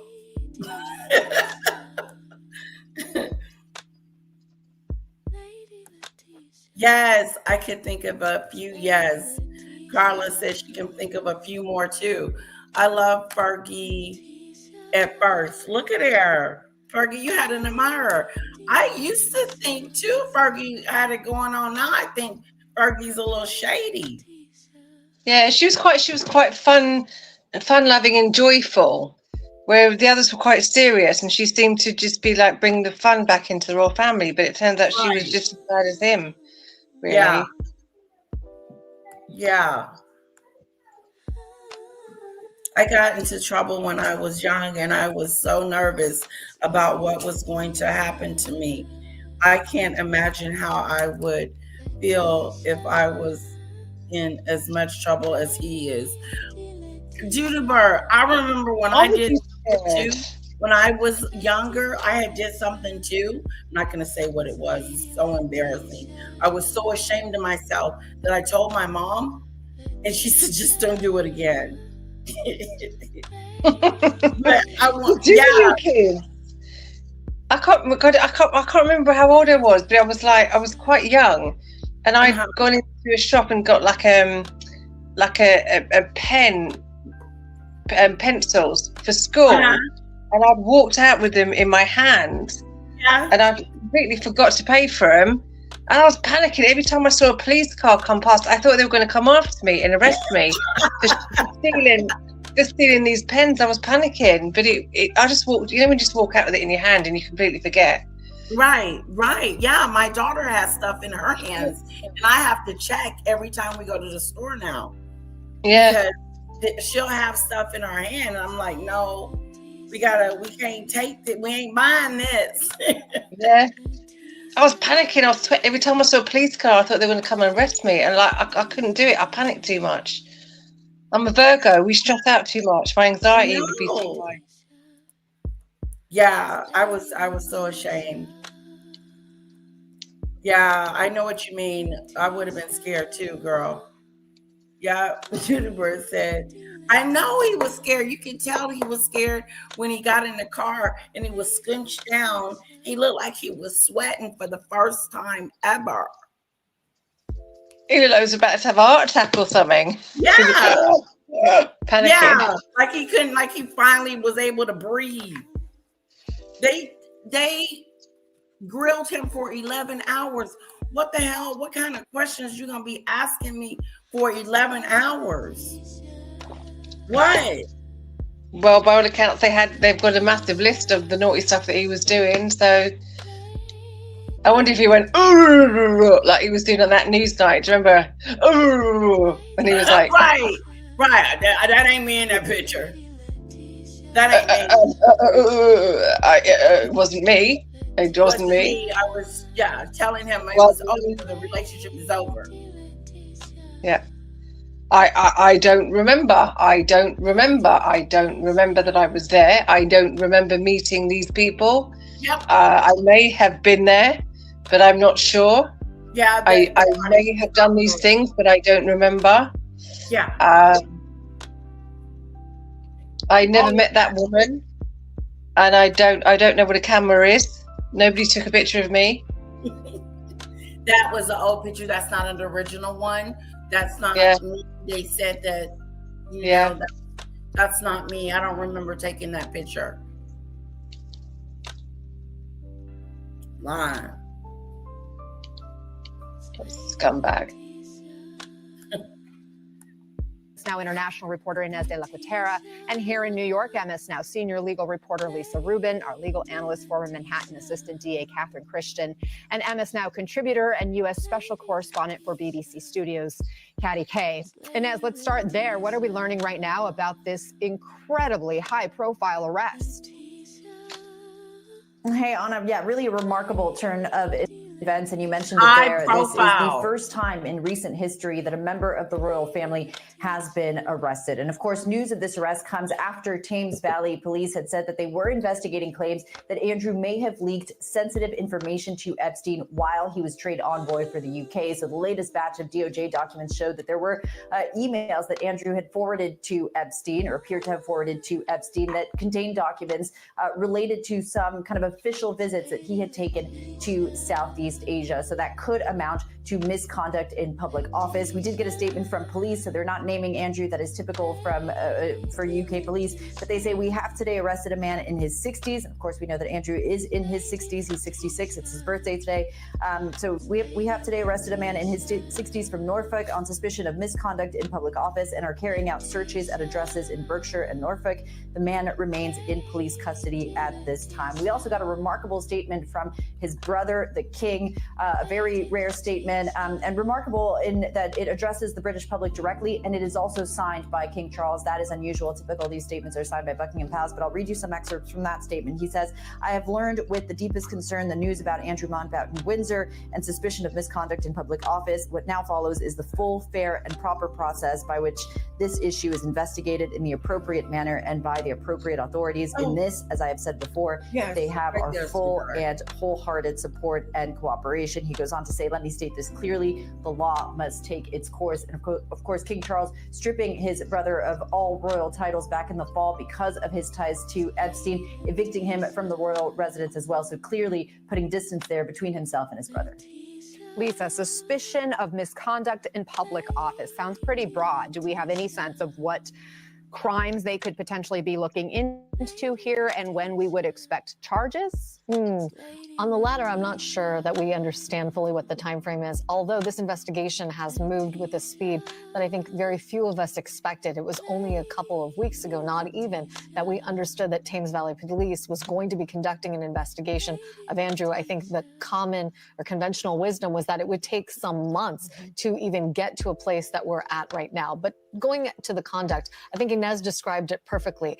It's the understanding of many in the press that right now the focus on Prince Andrew, or the Andrew formerly known as Prince, as some people have said, is that it's not about his sexual misconduct or any sexual assault of Virginia Giuffre, but rather about his communications with Jeffrey Epstein, where he is passing along information that he accumulated in his role as the UK trade envoy. Many emails that were discovered in the Epstein files show him collecting information about foreign governments and or passing along investment opportunities, all of which should have been confidential, Anna. Patty, explain to our American audience just how seismic this situation is for the UK and for the British people. Look, I think this is enormous. I mean, you mentioned in the introduction that there hasn't been a sibling arrested since the 1500s. The last time a member of the British royal family was arrested was in 1647, and that was King Charles I, who then went on actually to be beheaded. Wow. Andrew has been... Did you hear about that? Somebody got beheaded?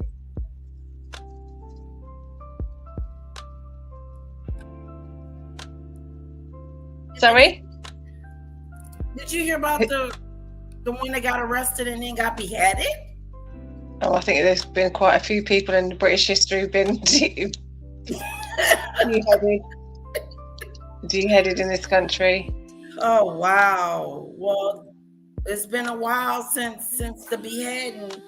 So basically, this is the first thing to that, is that he's been arrested. He could spend his life in prison.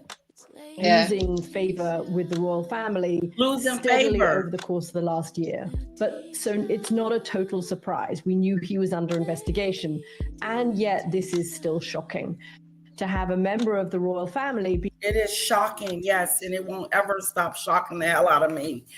Okay, No. Doodoo Bird.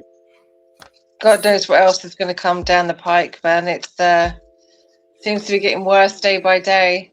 Yeah. Chat panel, what do you think is going to happen to him? Sarah and the girls. I saw through the book at them, it found guilty. I say throw the book at them and found guilty. Yes. You can have the maximum. If it's life in jail, let him go to life in jail, you know? Yeah. Don't spoil him. No, because he knew. He participated. He was all in it. Yeah, he made that decision to do it. He knew the score. Yeah. You've got to pay the penalty for it. And then he keeps telling us we don't see the pictures. That's not him. Oh, yeah. Which one?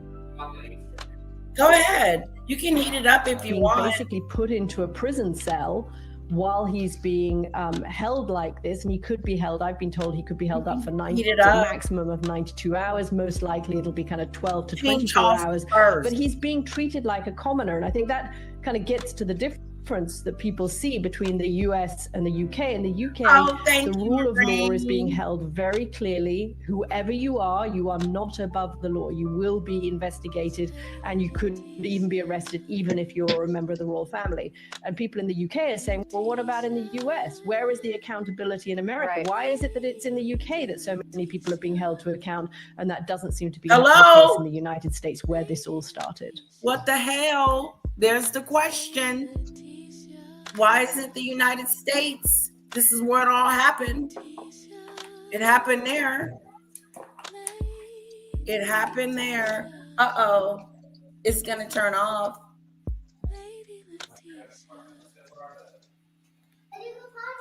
Uh-oh.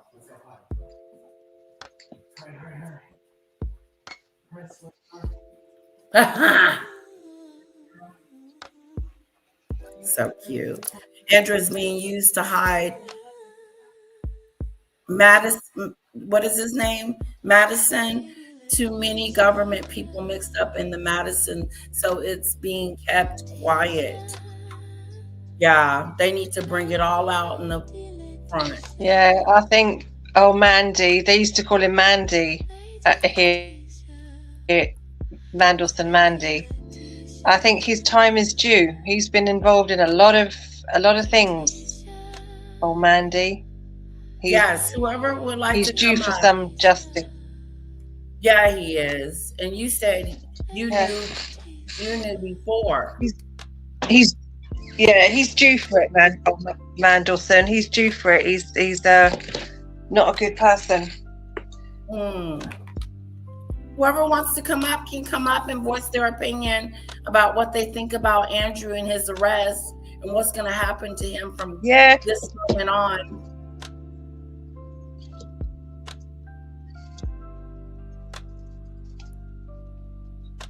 And that's such a good point, Catherine. The most prominent accuser of then Prince Andrew was Virginia Giuffre, an American. Jeffrey Epstein, of course, was also an American. Do you expect some kind of cooperation, or at the very least, some kind of interplay between UK authorities and US authorities as this investigation proceeds? What would that look like? It should be, because in terms of Ms. Giuffre, the reason why there has not been an arrest for those sex crime charges is because she is no longer with us. Wow. So it's easier for the willful misconduct charges, unless there were witnesses to her being trafficked or being sexually abused by the former prince. That would be a much harder case to prove. So this probably is a much easier one for the UK. And by the way, there's no statute of limitations in the UK, so that's why they're able to do this. But surely and that's obviously going to depend on the current Department of Justice, if there is information they have related to Epstein and the former Prince Andrew, you would hope there would be cooperation between the two countries. What are we hearing from the family of Virginia Giuffre after this monumental development? And I should note, too, there was a settlement previously with Prince Andrew and Virginia Giuffre in some civil litigation that was brought against him. But what are they saying, the family of Virginia Giuffre? And I keep thinking about what this might mean for other survivors of the Epstein abuse to see this kind of accountability. Well, we have a statement this morning, Anna, from the family of Virginia Roberts Giuffre, and I'm going to read it to you. It says, "At last, today our broken hearts have been lifted at the news that no one is above the law, not even royalty. On behalf of our sister, Virginia Roberts Giuffre, we extend our gratitude to the UK's Thames Valley Police for their investigation and arrest of Andrew Mountbatten Windsor. He was never a prince. For survivors everywhere, Virginia did this for you." And it's signed by her two brothers and their wives, Sky and Amanda Roberts, and Danny and Lynette Wilson. Catherine, your thoughts on what this moment means I when agree it with comes you, to Paulette. accountability for victims and for survivors of for Epstein her. abuse I feel who've been for her. seeking the Yeah. truth to come out and justice of some kind. Because this person is so high profile, a Yeah. former prince, it's very important. It's a statement. It's a statement Yeah. which is hopefully heard in Yep, the United I agree. States, in the A Department big of Justice, and statement. Congress, that it is true. No one is above the law. Yeah, And it's a big statement to let the United States know that the UK is not playing around at all when it comes to Andrew and his crimes. And not just Andrew, but there is a slew of people in those files that are not being talked about are being brought to justice. If anything, they're talking about they're exonerated. How? It's interesting. That's all Trumpadoo, isn't he? Trumpadoo. Yeah, he was Trumpadoo. talking about he's been exonerated. Trumpadoo, Yeah. he's been exonerated. Exactly. Idiot. Exactly. Such an idiot, Donald Trump. He's such an idiot. Yes. It's not even funny. Like, you want to laugh at him because he's such a buffoon, but it's actually just not funny. It's actually not funny.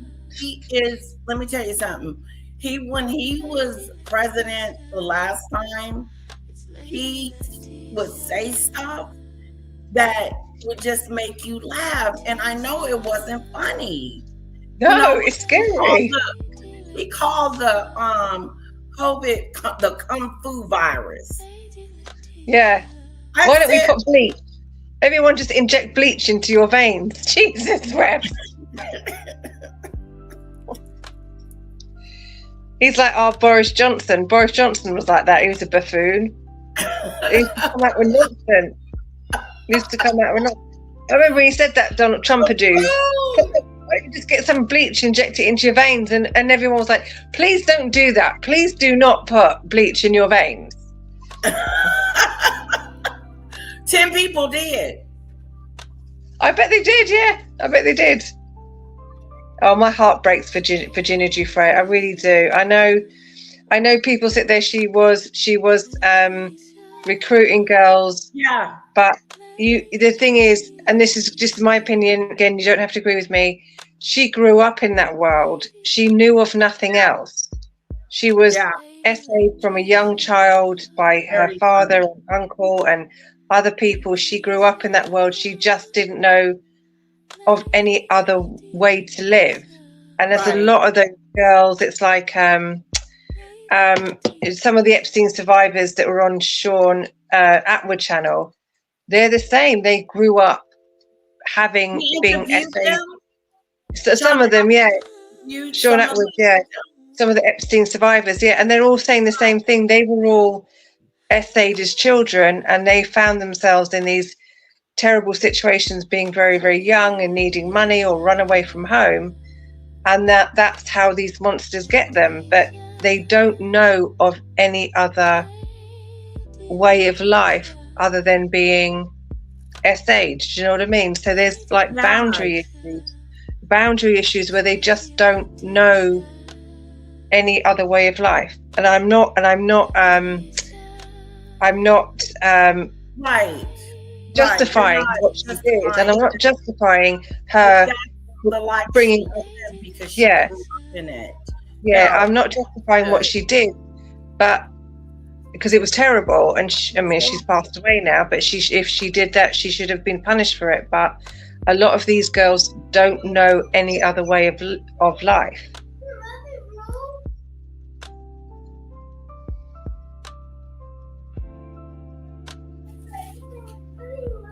Yeah. You want to go in the living room? Okay, you can go in the living room. You can plug it up. Yeah. Yeah, Marie, my heart does too.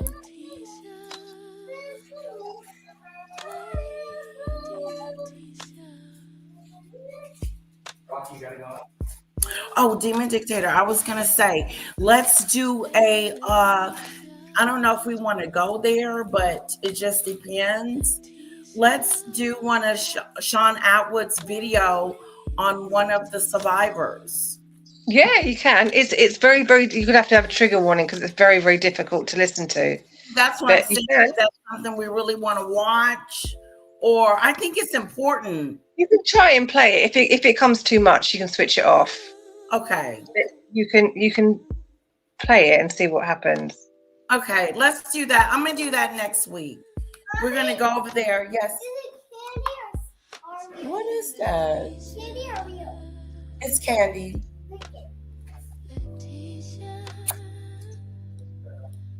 It's candy. She want me to make sure she ain't gonna get poisoned. So she Is it Candy? Oh. You okay? But Debbie, who's blaming Beatrice and Eugenie? You don't want it? I never blamed Beatrice or Eugenie, or I don't know who is. What we're saying is, if Beatrice and Eugenie have done criminal offences, they should pay for them. And I said, if Virginia Giuffre was still alive, she should pay for that too. She's just not here anymore. But if she was still alive, I would have expected her to pay for any crimes that she committed too. Yeah, she admitted that she did there's that. no Admit that. Whoever's done something illegal and immoral should pay for it. There's no excuse for that. But what I'm saying is, people brainwash her to do that too.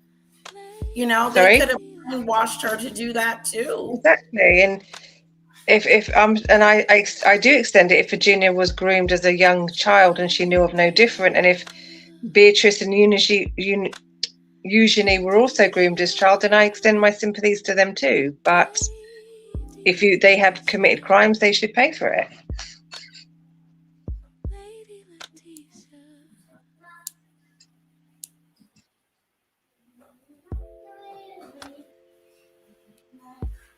Why do you say that, Debbie? This was a big moment in UK history. Maureen, I don't believe it at all. The car accident she was in looked like she was beating up, not in a car accident. Ooh. That picture, she looked like she was passed. It looked like she was the picture of Virginia Giuffre in hospital. They showed it looked like she was actually DEAD. It looked like she was DEAD, not beaten up. Oh.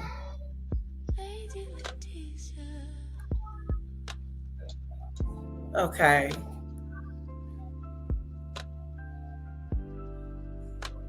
Oh, okay, Debbie. No worries.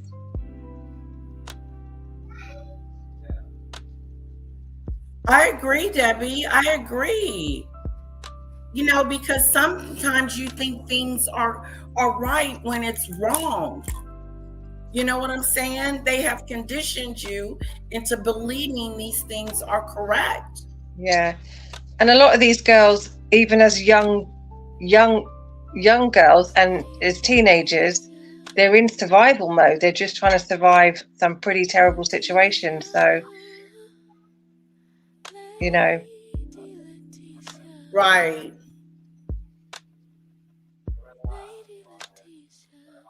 She did. Again, it doesn't make it okay, but you know. Yeah, for some reason I'm not feeling that she unalived herself too. Wait, mommy's on the phone.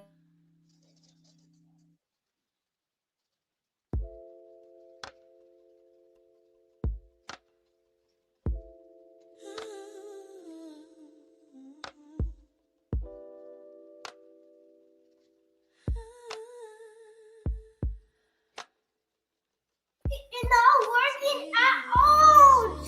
Which one? The TV? Here's the remote. Go take it to him. No, I just started one. Oh, go get it.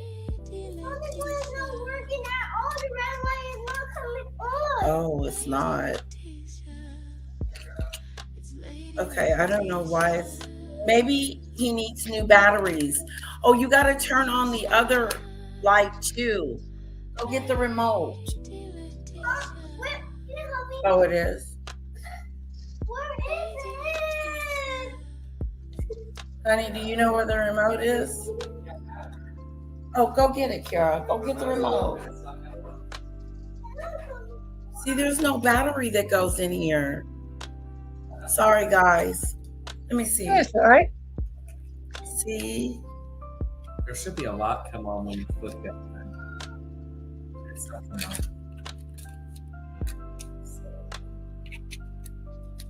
Is Does that need to be charged? There's no way to charge it. No, see. That should just come on. That's what I thought. No. We'll play with it. Yeah. That's a mystery.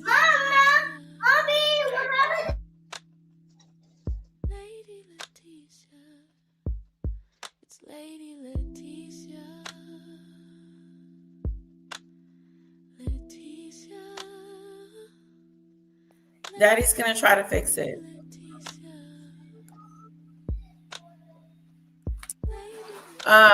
Okay, we're gonna wrap Andrew up. And so it's very important that the UK have, now he's obviously innocent until proven guilty, but it's important that the UK took this step. Even if it didn't relate to Ms. Giuffre, they have him for a crime that at least they hope that they can prove.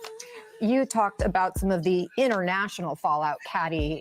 In addition to today's UK arrest, you have the former Prime Minister of Norway charged. You have a former French minister under investigation, and Paris prosecutors now say they've opened 2 new probes linked to Epstein. Yet, here, the epicenter of this entire criminal enterprise is here in the U.S., with no apparent movement from law enforcement, at least in these more recent weeks and months. Why do you think we're seeing bigger legal reverberations internationally?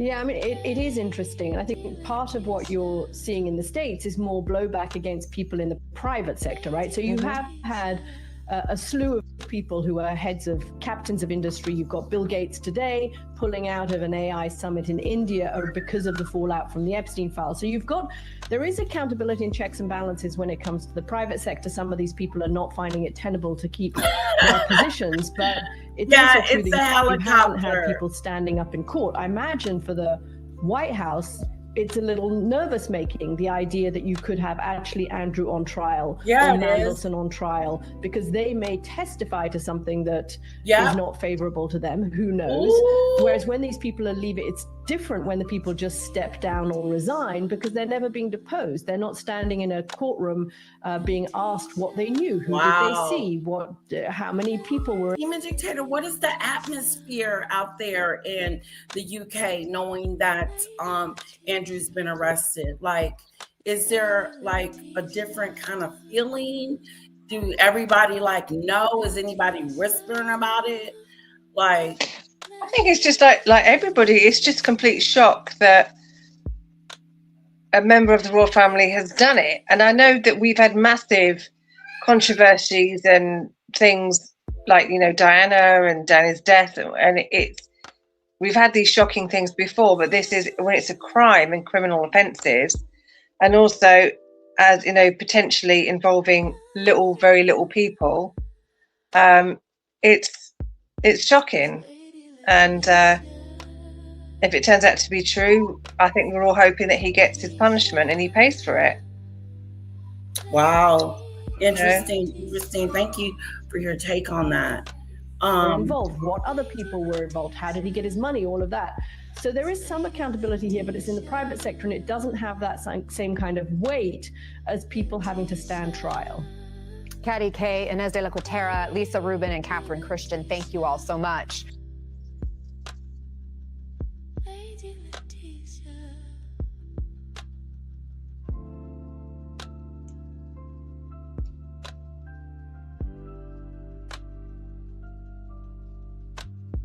Got no sound. Are you muted? Sorry about that. Guys, we're going to move on from Andrew. I'm going to move on with Nancy. AT2 did a video on Cuomo, Meghn Kelly, and about Nancy Guthrie. And before I show that video, I want to show a video of Meghn Kelly pretty much accusing the brother-in-law, okay? And I wouldn't say accusing, but speculating. So let's go to Meghn Kelly first. Can I just say something? That ball, that there was pictures of Prince Andrew with a little with a baby and a ball. Yeah. That was like a boob. Yeah. The twins had it on their channel that apparently is a teething ball. It's supposed to represent That's a. what I thought. Like I was thinking that it was. Yeah, it's a teething. Oh Lord. Yeah. Yeah, it's a boob like for teething, so babies use it to like soothing. So it was not anything actually nefarious. Right, that's what I kind of figured it was, like supposed to be like a comforting for the baby. You know, like because when babies breastfeed, you know, they probably, you know what I'm saying? Yeah. When they get through breastfeeding, the baby still wants to latch on or whatever. Yeah. Isn't that's what that was? Yeah. I kind of figured it was. It didn't look like a SEX toy, but look where Dan Wooden took it. Oh, that's what I'm saying. He took it way far. That's what I'm saying. It's so sensationalized. I'm like, just have a look it up first, Dan Wooden, before you start having hysteria on your channel. Rocky wants to be involved in what's going on. He can come in here. He just wants someone to come in here and get him. You're gonna go get him? Okay. What was I gonna say? That if I said anything about the boob and the thing, forgive me, because I kind of figured as much. I didn't say it, but I just wasn't sure. And I wish I had said something to that effect because I've seen that before. Yeah. But like you said, Dan Wooden took it. He did. Yeah, he did, as he always does. Look at this. Look at Andrew on the floor playing with the baby with the boob. The boob ball.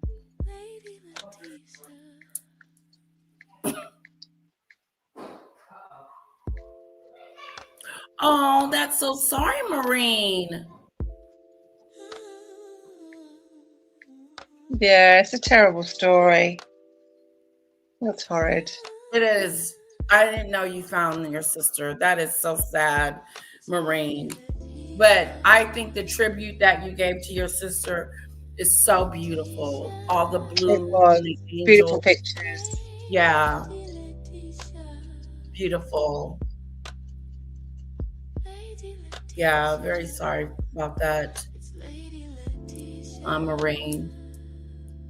Dan, clutch my pearls. I'm getting the vapors.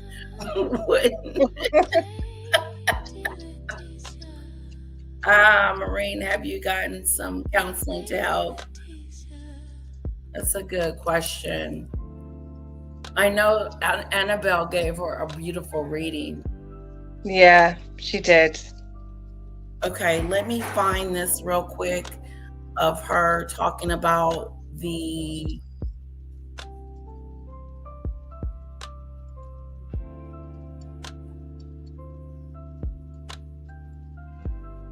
where is it?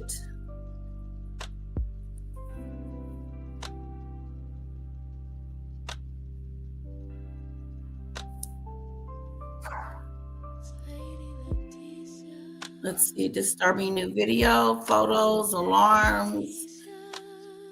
Where is it that Kelly says it's the brother-in-law? Yeah.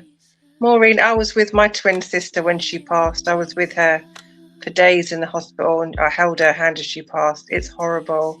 It took me years for me to recover. It's horrible.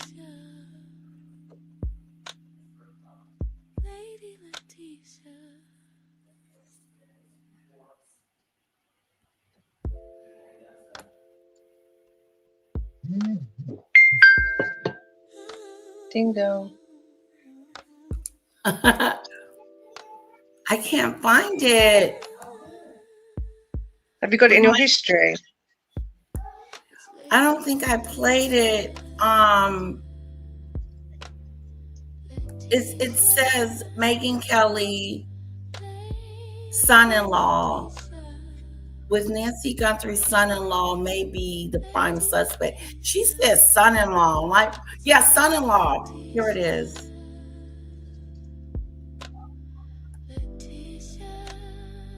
Ashley Banfield, who hosts her own podcast called Drop Dead Serious, is breaking exclusives on this case like nobody's business. And yesterday, she had quite a doozy. I'm going to bring her on. She's going to explain what she learned, but she reported exclusively that they actually do have a potential suspect in the case, and the identity is rather shocking. I'm going to bring her in now. Ashley Banfield, thank you so much for joining us. So tell us what you say, very reliable law enforcement source told you about a possible suspect in the case. Sure. So after almost 4 decades in this business, I've collected a few friends, the FBI and in local law enforcement all over the country. And the source that I have is impeccable. And he said that not only were the cameras smashed, plural cameras smashed, so that the suspect likely knew about the locations of them, but that the car belonging to the sister of Savannah Guthrie, Annie Guthrie, was towed, impounded, and taken into evidence. And this is the wording. It's very important. The wording is very important. He said they now believe the son-in-law may be the prime suspect. Those are the words. Son-in-law may be the prime suspect at this point. And I'm very mindful. I covered the Elizabeth Smart case. I was out in Salt Lake City for 5 weeks while Elizabeth. Oh, I'm so sorry about that demon dictator, that you were with your sister when she passed. Yeah. We were twins, so we came in together. Yeah. She went out when we were together. That's so sad. I'm so sorry. That's okay.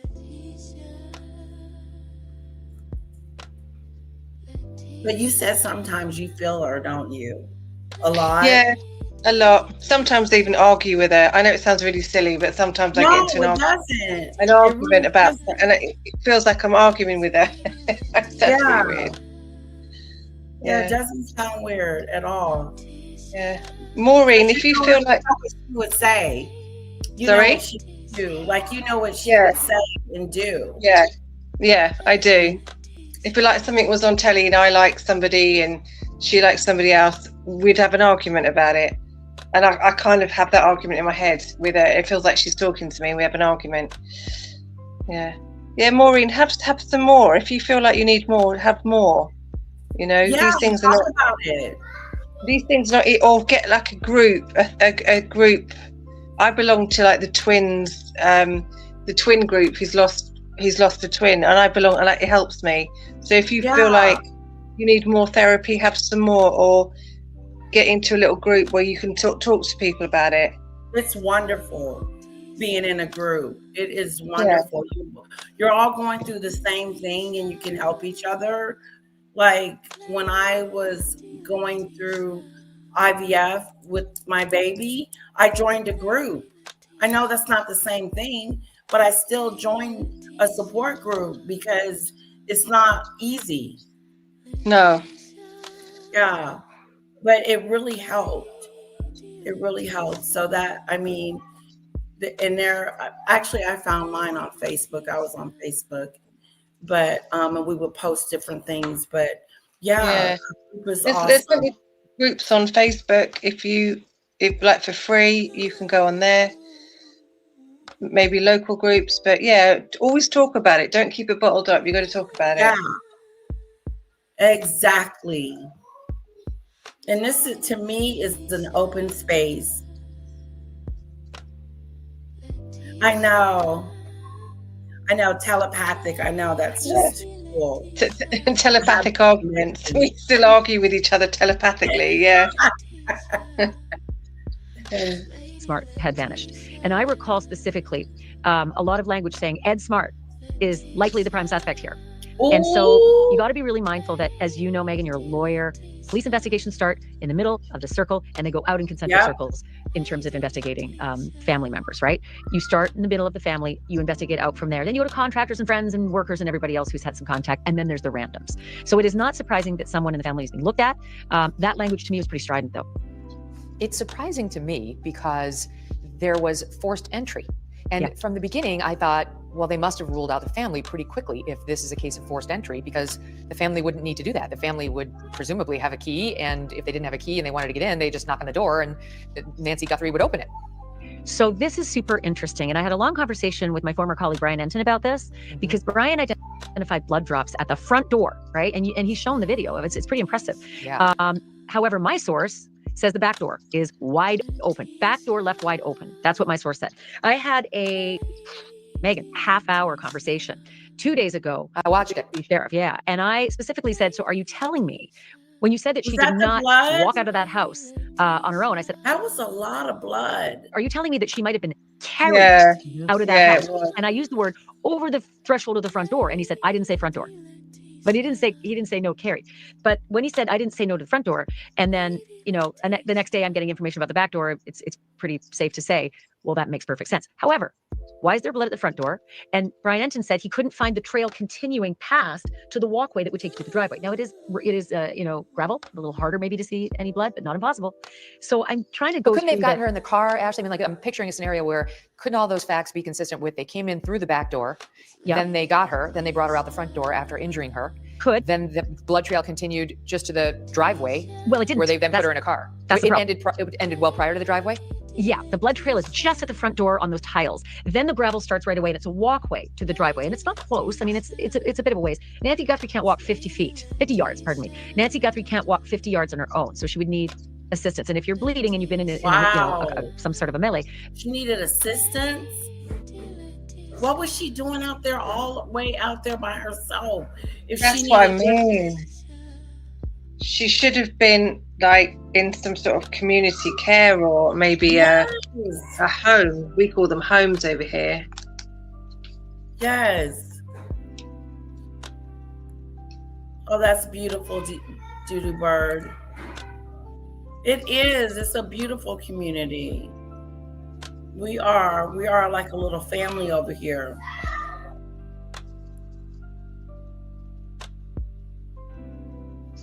Oh, that's so sweet, Demon Dictator. Yeah, but so they're trying to solve the puzzle. Everybody's trying to solve this puzzle piece. that would be even less. So I was going through the scenarios in my mind. Okay, maybe I think it's the front door camera is smashed and the doorbell is rung to get Mrs. Guthrie downstairs, because that would be difficult in the middle of the night. It would get her down those stairs. So the confrontation might happen at the front door, right there at the tiles. There's a struggle. And then because the car is not parked right out front where all that could be visible potentially, maybe the car is around the back, and that's why they go out the back door. And is that a possibility? Struggling, I have no idea. Could a car be parked in the back? I don't know, because I've been trying to see with drone video whether the car could get out into a darker spot or maybe out of camera view, because the smashing has to happen. But I was told that the cameras were smashed, and plural. So there's a camera in the back, camera in the front, smashed. And then, of course, Brian Enton noticed it and said, asked the sheriff, did you take them? Or do you think the guy or the suspect took them? And the sheriff had a funny answer. He said, yes, I noticed that too. We're looking into it. Yes. So what he saw, what Brian Enton saw was like the remnants of a Nest camera, not even the Nest camera, right? Like it was clear to him that they had been removed, which is not the same thing as destroyed. The sheriff is saying that they were destroyed right before we got to them. So he made it sound like they were destroyed by the perpetrator here, by the bad guy. Sheriff didn't say on the news conference that the cameras were destroyed. Brian Enton shot that video and asked, the cameras are missing. Did law enforcement take them, or did the perpetrator take them? And the response from the sheriff was, yes, we noticed that too. We're looking into it.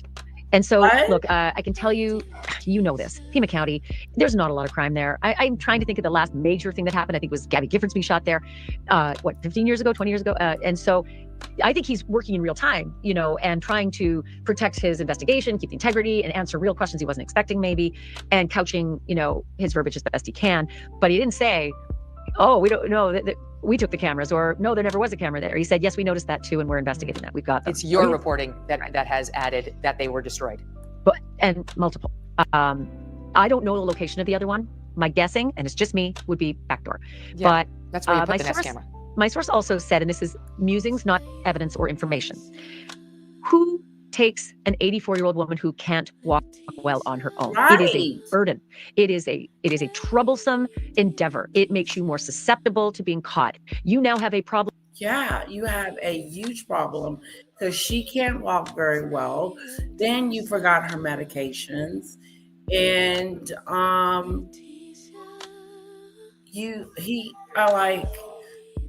why would they take her? Who took her? Hashtag where the hell is Nancy?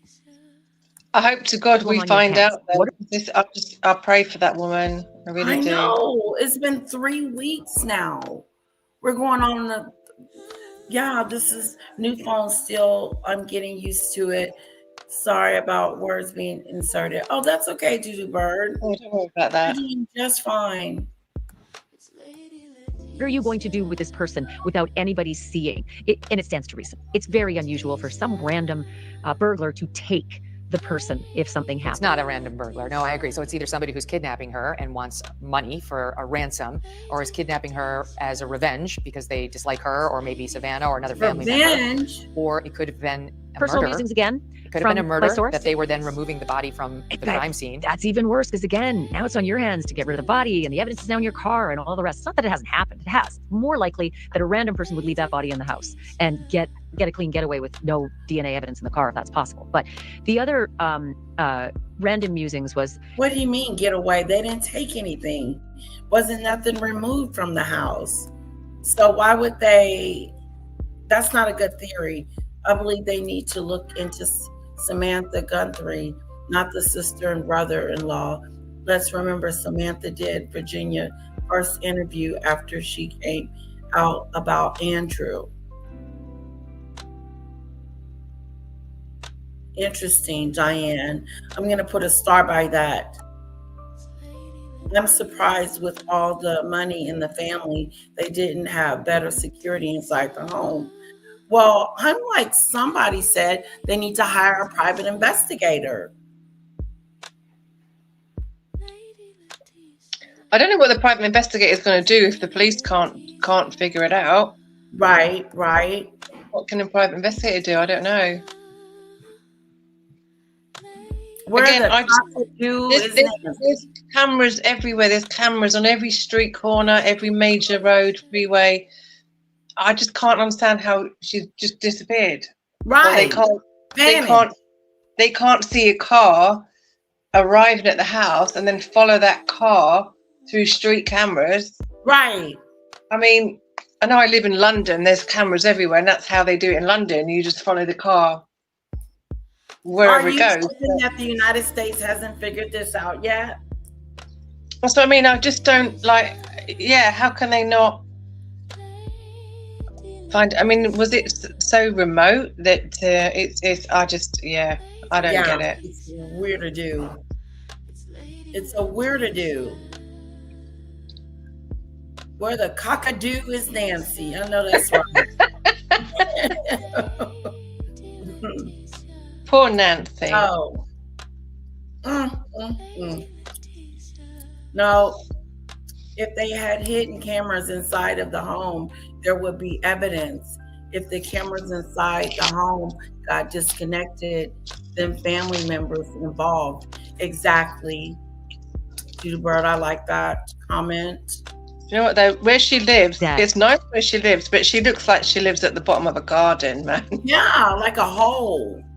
It does that. She looks like she lives in the bottom of a garden. It's really weird. Like a bowl, like in a fish bowl, like a, not where people can see what the hell is going on. My neighbors is gonna hear me. My neighbors gonna hear everything. And my next door neighbor is really nosy. Oh, God. I feel like they come outside when we come outside. Because I live in flats, man. Everybody knows what goes on in everyone's houses. We can hear everything. Exactly. Something like this, and again, these are the random musings, this is not evidence. This kind of a crime typically requires a benefit. And like you mentioned, the ransom notes, musings are baloney. That, you don't email a ransom note to TMZ or a local, station. It's not normal. It's not usual. And that time frame as well. Ransom notes usually come pretty quickly. This was 72 hours later. So, and look, I can't wait for that investigation to yield some idiot that thought that they were going to get some Bitcoin out of a tragic situation. They're just festering parasites when they do this. I mean, it does. We still don't know, though, whether Savannah Guthrie has received a ransom demand or law enforcement has, because TMZ. they've been very cagey about the ransom question. Bloody The first day he was TMZ are asked, loving it, which you know? was Monday, Sheriff Nanos said, no, I haven't heard any. What'd you say? TMZ are loving it, man. Oh, God, they are all up in it. They're loving it. Look at them. They've had ratings like it. We got another ransom note today. Let's tell. We're going to come on live and tell you all about it first, and then we'll give it to the police for them to investigate. But we're going to tell you all first and let you guys know it's really graphic. It's a really graphic. Yeah, it's graphic. It's terrible. It's terrible. And we're going to tell you first before we tell the police or the family. We'll let them all find out live on air.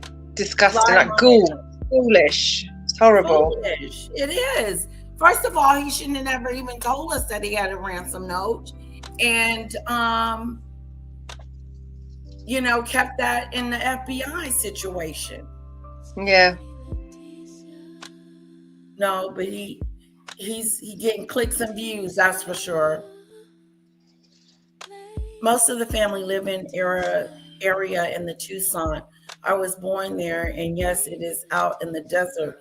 Believe it or not, we slept with our front doors open this time of year before it's 120 degrees. That's what the neighbors said. They're used to having their garage doors open, their front doors wide open, everything just kind of loosey-goosey until this moment. Diane, is there not cameras on every street, or or is it so out of the way?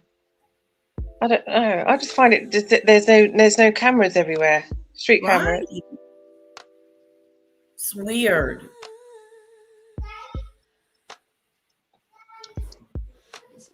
Yeah, it's really graphic, but we can't tell you what it says. Just pretend. Anything like that. Use And your kind of forthcoming. imagination. And then, as you know, use your imagination. It's really graphic. yesterday, Tuesday, he was much more tight-lipped. He wasn't as forthcoming with answers. And the question of whether a ransom note had been introduced seemed more ambiguous on day 2 than it did on day 1. You know, it's funny. I'm looking back at my notes from my conversation. I said, has there been and this was Monday, as you said, has there been any demand for ransom? And he said, we don't know. He said to me, we don't know. Those were the words. However, this came out yesterday. You probably saw it. This was the QR code and the statement from Christiana Sheriff saying, we are aware of reports circulating about possible ransom notes, parentheses S, right? Note, parentheses S. Regarding the investigation into Nancy Guthrie, we're taking all tips and leads very seriously. Anything that comes in goes directly to our detectives who are coordinating with the FBI. We encourage anybody to use this QR code. So and also our friend Harvey Levin at TMZ broke it yesterday. They got the email yesterday. Yeah. So I don't think Harvey had it on Monday, and I would highly doubt that the local TV station had it Monday, didn't report it till Tuesday. All right, but separate, that's sort of a red herring, we think, on the side. But the news about Savannah's brother-in-law is huge. Yeah. And look, I have to be honest, a lot of people initially thought, should we be looking at the family? Because that's the way it works. 90% of the time, exactly. That's who it is. Usually crime is not committed by some random person coming into a home and kidnapping an 84-year-old. Usually it's a tragedy that somebody knows where both cameras are. Yeah, exactly. Or knows where both cameras are, front and back. Judy Bird, like my street, I don't have any cameras. I don't think there's any cameras coming from like my street. In residential, they don't usually have cameras and stuff. But major streets like further up by my house where the stoplights and stuff like that. Oh, be careful. Yeah, Rocky almost fell. He's in a roller coaster. She's got him in the baby stroller and pushing Rocky. Oh. It's funny. That's because I'm used to living in London, and London there's cameras everywhere. That's why. Oh. You can't breathe. I love her input. It's so... Oh, bless you, Maureen. I think I talk gibberish sometimes. No. Kara, slow down. Poor Rocka Doolittle. No, don't let him have a car crash. Ah? I know you're having fun.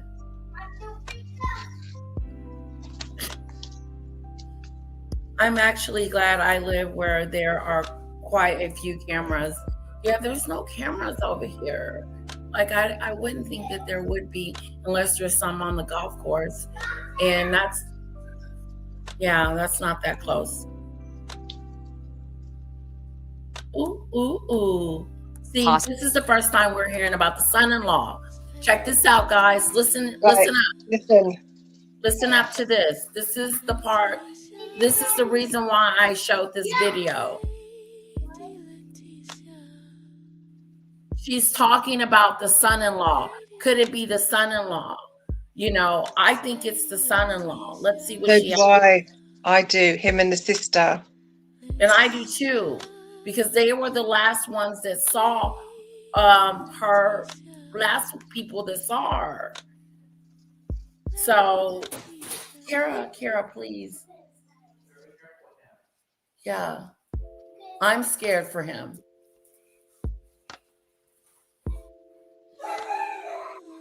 She ain't heard nothing I said. No, she's not interested. Possibly manages to get her to open the door, or somehow maybe has a relationship with her.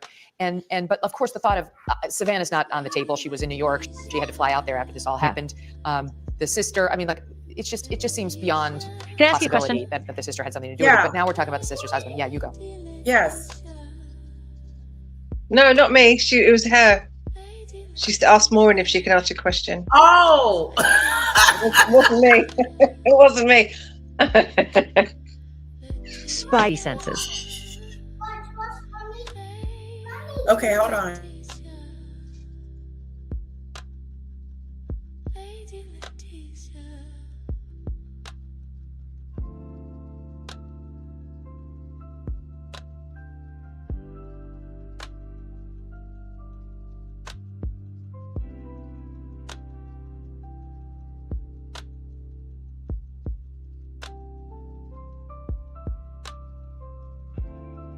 Okay, I get it. You got this.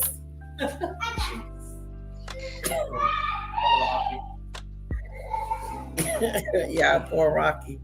Rocky almost flipped the dude. Okay, here we go. Meghn, with all your experience in being a lawyer and being in the media, do you think that they would seize the vehicle of Savannah Guthrie's sister and impound it, tow it, not ask for it, come in, we want to take a look, tow it, impound it? The words that were used are, it is in evidence. If they didn't have a little stronger feeling about this, because that sends a massive message early in the investigation. If you are taking the daughter of the victim's car, that was, and a famous daughter's sister, that was another thing that I'm just putting a lot of pieces together. No, you're right. And the other thing the audience should know, they probably already do know, is you're not some whack reporter. Like, this is your beat. You've been covering crime for 20 years. You're very solid. Your reporting standards. 38, but who's counting? 38 years this year. Reporting for many, many years, but your reporting standards are very high. So you understand very well the gravity of reporting something like this. This is not just some slapdash operation, and you trust this source that told you right now he's the high level. Yeah. High level. Okay. High So no, you're level. right. They wouldn't. And when was it that they seized the car? Why was it they seized the car? When? I don't know the answer to that, but I do know that the FBI, according to Brian Ensign, was over at Annie Guthrie's house yesterday for several hours. 4-year-old, usually it's a tragedy that somebody knows where both cameras are. Yeah, exactly. Knows where both cameras are, I think, on the side. But the news about Savannah's brother-in-law is huge. Yeah. I mean, look, I have to be honest, a lot of people initially thought, should we be looking at the family? Because that's the way it works. 90% of the time, So we're coordinating with the FBI. We encourage anybody to use this QR code. So I think, and also,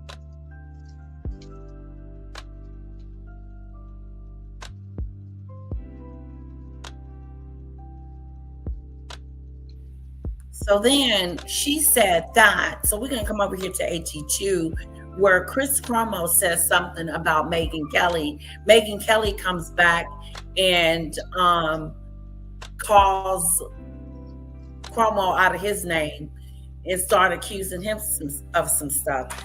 So they don't seem to like each other, Chris Cuomo or Meghn Kelly. I'm not surprised.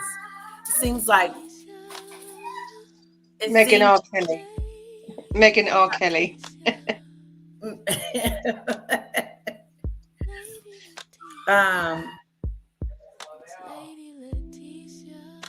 Yeah, I think they need to go to a psychic too. Yeah. There's no reason for the sister and brother-in-law to do this. They got not a thing but pain. Kira, he's shaking. Yes, he's scared. Okay, be very careful.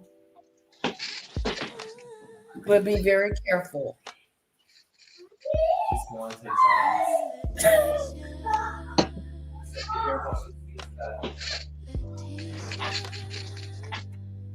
There is no reason for the sister and brother-in-law to do this.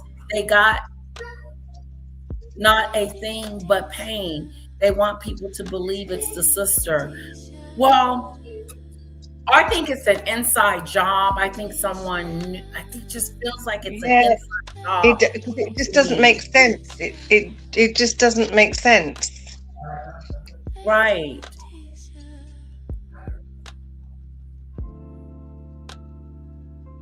Let's see. Where is AT2? And did you do a live, AT2? This is not the right one.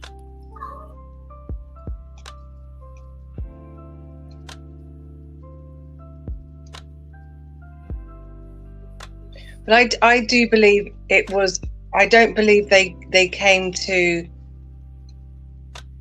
take her away. I think she may have just. I don't think they were planning on her passing. I think she may have passed. And they weren't gambling on that. Yeah.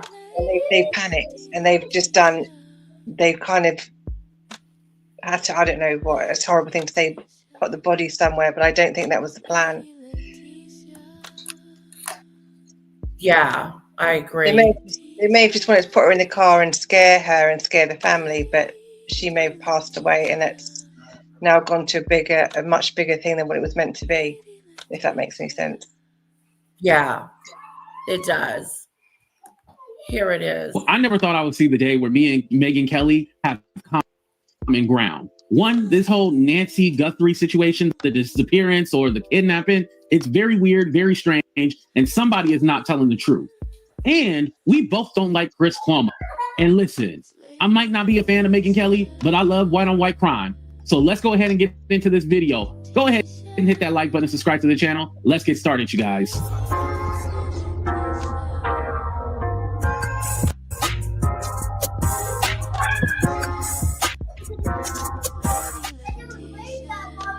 You who have been following me, remember I exposed that I've been talking about Don Lemon because he's basically calling him out for being a quote unquote rage baiter and putting Don Lemon in the same category as Meghn Kelly. Now, no matter what, Don Lemon is way better than Meghn Kelly. But Meghn Kelly finally responds back to Chris Cuomo because I guess on News Nation, which Meghn Kelly got a point, nobody watches it, has been calling Meghn Kelly out for questioning what's going on with the Nancy Guthrie situation. And let's be honest, why are all the ransom notices going to TMZ, Harvey Levin? You don't find that suspicious at all, at least? But hey, who am I to judge? Let's go ahead and get into this video, you guys. That's how it's supposed to work. And the sheriff should know better. It's actually quite interesting now because I'll show you what the douchebag Chris Cuomo is saying. In fact, let's just play it now. It's 52. He's very upset that Ashley Banfield and yours truly have raised questions about the brother-in-law. Ashley's reporting, and based on Ashley's reporting, we've asked Don Lemon in the same category as Meghn Kelly with the Nancy Guthrie. It's actually quite interesting now because I'll show you what the douchebag Chris Cuomo is saying. In fact, let's just play it now. It's 52. He's very upset that Ashley Banfield and yours truly have raised questions about the brother-in-law. Ashley's reporting, and based on Ashley's reporting, we've asked questions on this program. And here's Fredo Cuomo on his little-known show on News Nation, which has less viewers than I have fingers.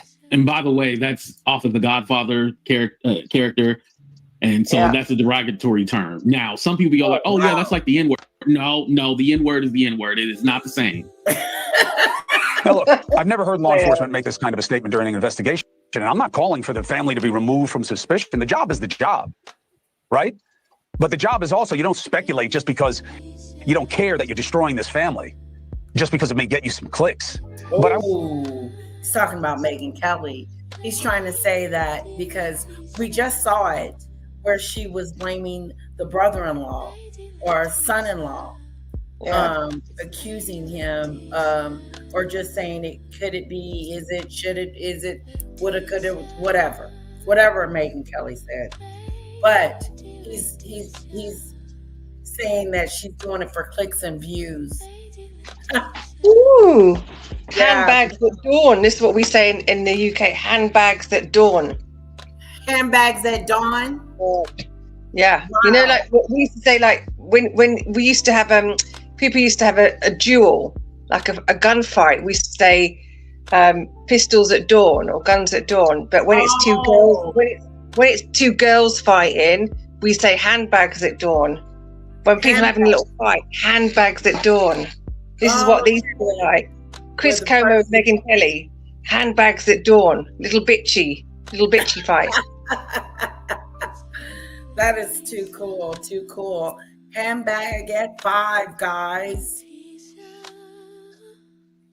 They got a little bitchy fight going on. Bitchy fight. Handbags at dawn. Come on then. Handbags at dawn. Check it out. Check it out. I want to correct something the sheriff said. It's not the media. No one who pays attention to the law or any standard of decency is doing this. What these digital people are doing. It's the digital media. It's those denizens. It's people who get paid for clicks and rage bait. All right? These fugazi, sloppy influencers and would-be sleuths. Ooh, he called us sloppy influencers. Fugazi. Ooh. Oh, he's talking about YouTubers. Because, see, he's not a YouTuber. He's with a network. So he's a real reporter. I'm a real reporter. Right. I'm a journalist. I went to school for it. I'm a journalist. I got a degree. Yeah. You're just a fugazi, a fake journalist. A fake-a-do. He called Meghn Kelly a fake-a-do. Totally.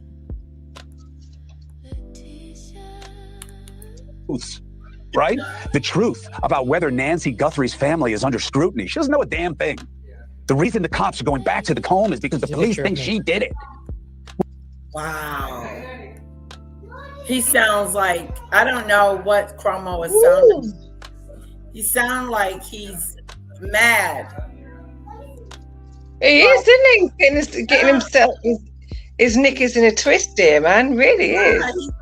He's all fugazied up, all mad.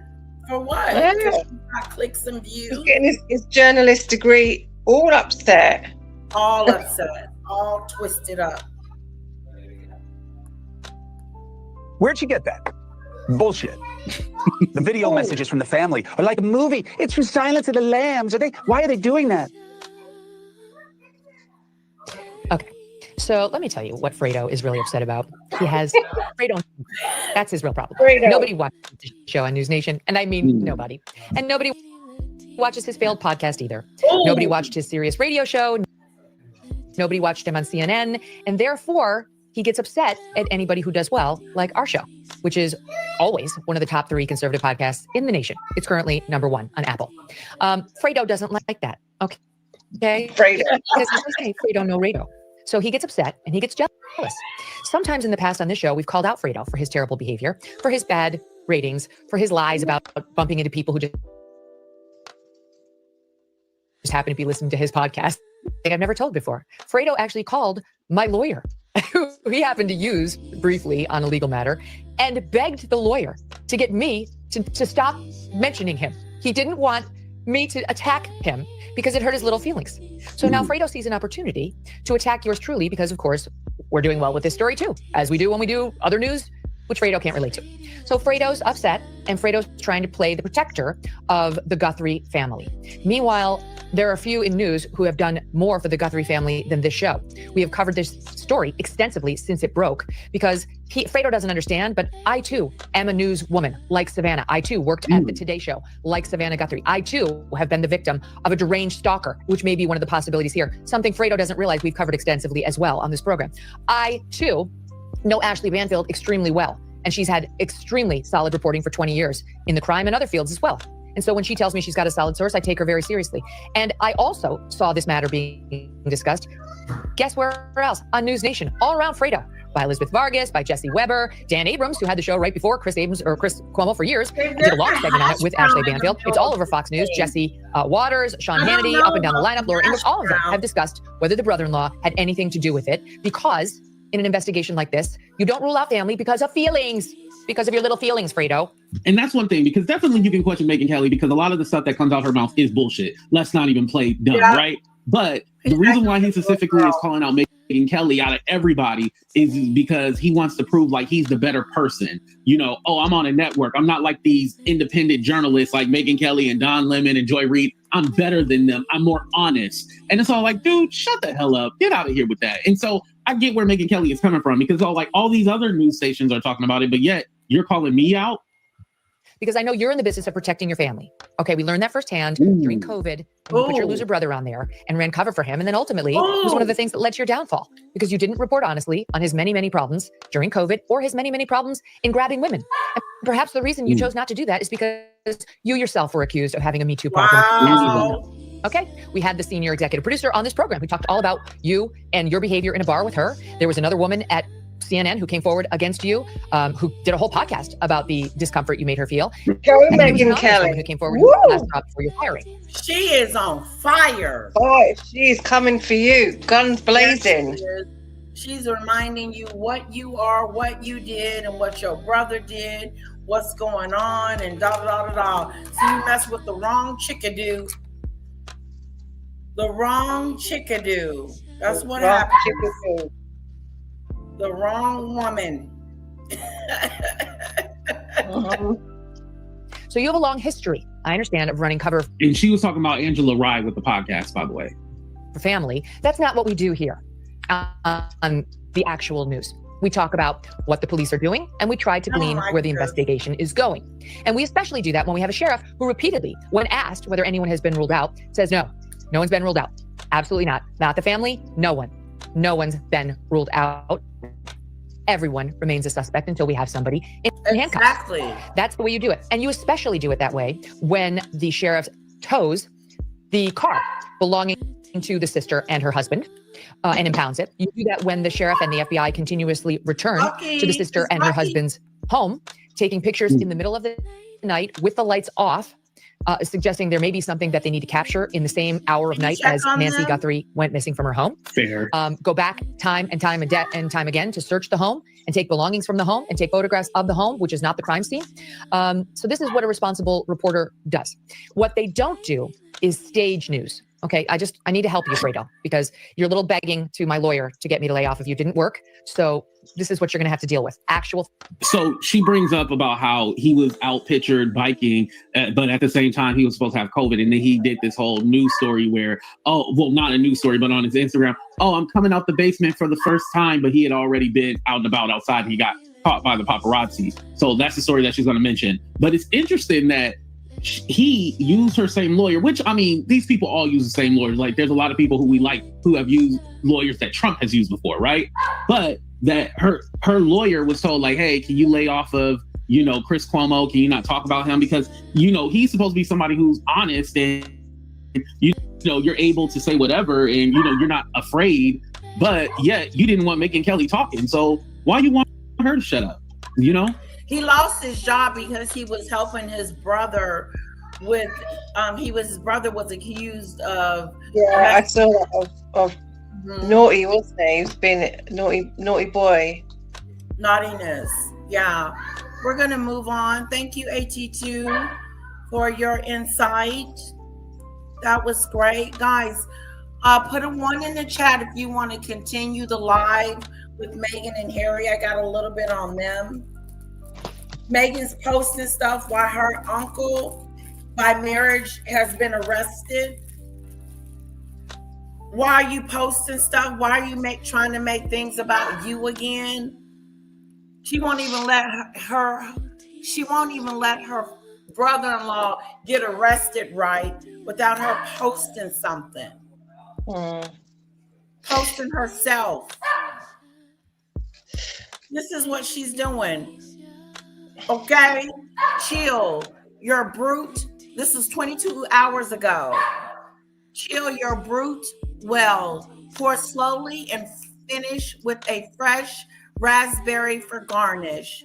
Effortless, unfussy, and just celebratory enough for a easy evening in or before a fun night out. This is stupidity at its best. Well, thank goodness she told me, because I had no idea you can do things like that. Before you go out. Before I could put a little raspberry in some champenoise and make it taste better. Thank you, Meghn. Thank grateful. you, Meghn. I'm grateful for that. For letting us know. Changed my life. Really did. This is that stupid stuff. Slop. Strawberry slop. Look at this dress. Looks weird. That's not fitting. The top of it's too. It's not. It's too big. No. The dress is too big. Yeah. And who are you getting these glasses for? You have no friends or family. That's just for her. That's all for me. She's going, this is all for me, Harry. What are you gonna have? Yeah. This is my drink. None for you, Harry. As if she's pouring it for her father or for her family or for his family or for a friend. These are all studio people. Yeah. Now, if this was in the store when I bought my bottle of champagne for the new year, I would have bought it, but I'm not ordering it. No, don't waste your money. What is this? It's the ice cube as ever. Whatever. Her uncle, her brother-in-law just went to jail. Who ain't nobody posting? Oh, she is not but she not one to waste the attention. Attention is attention. Yeah, I mean, she's not gonna let it go. It's all about me. It's all about me. It's all about me. Let's see Catherine and William on their outing. Well, if the royal family are going to hell and back, she might as well use it for her advantage. Wow, what an insensitive person she is.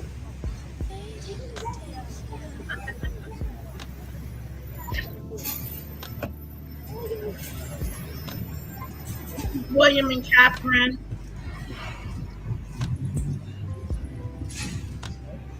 Doing their thing. Oh, this is gorgeous. Andrew, what they supposed to do? Carrying on. Carry on.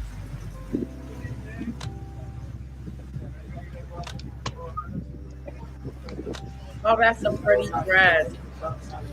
She's got such a lovely figure. Yeah, she does. She's definitely a model.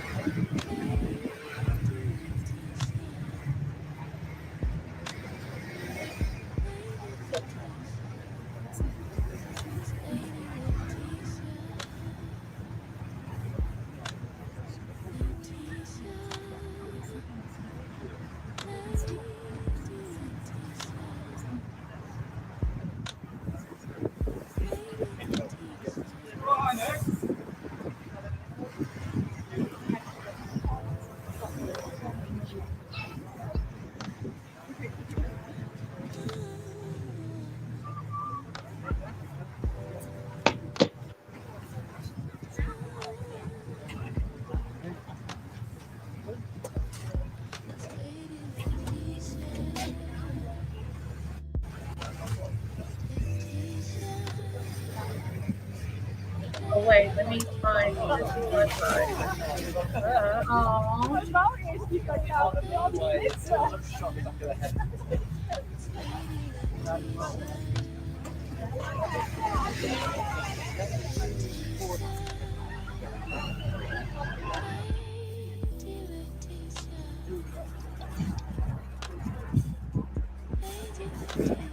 Now we go home and then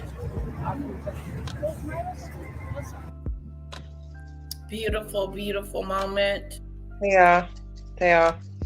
I'm going to leave you guys because it's gone 9 o'clock. There I'm is gonna no get rid of denying that the palace have lost. Okay, hold on. Why is she on there? Okay, lovely. Thank you for joining us. I know it's been 3 hours. I say we keep going, guys, or no? I'll still listen to you, but I'm just going to get ready for bed and get into bed. But you can carry on. Okay, It's see you so all. good to have you up here. Thank you. Okay. See you. Bye, everyone. Bye-bye.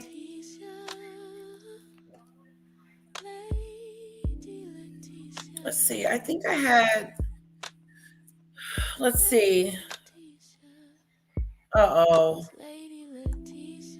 The royal family's good name is being abused, whistleblower told the palace. And here is the devastating headline. Email proves King Charles was warned about his brother Andrew's secret deals. Now, this has major implications. King Charles was warned as long ago as 2019 that the royal family's name was being abused by Andrew Mountbatten Windsor's business associations.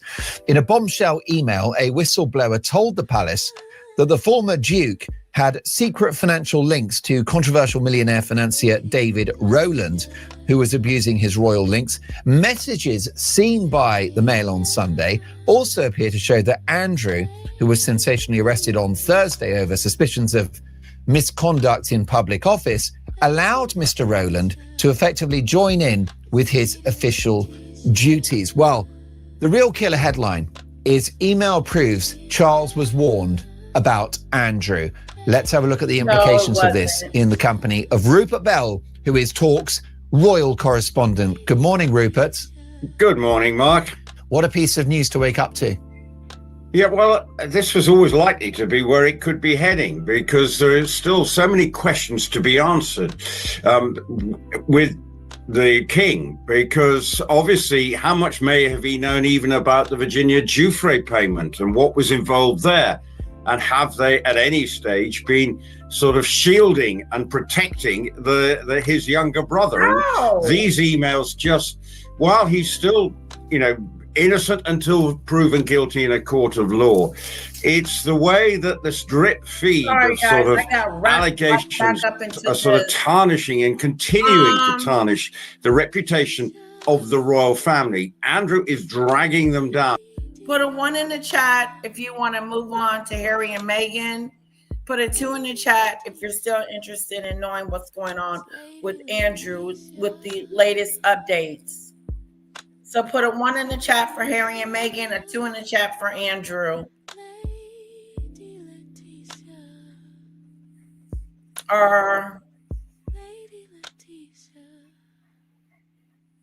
Really, Dale? You don't even like Harry and Meghan.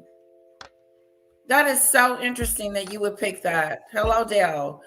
You don't even like Harry and Meghan. You always thought we talked too much about them. Now you want to hear about them? That's odd.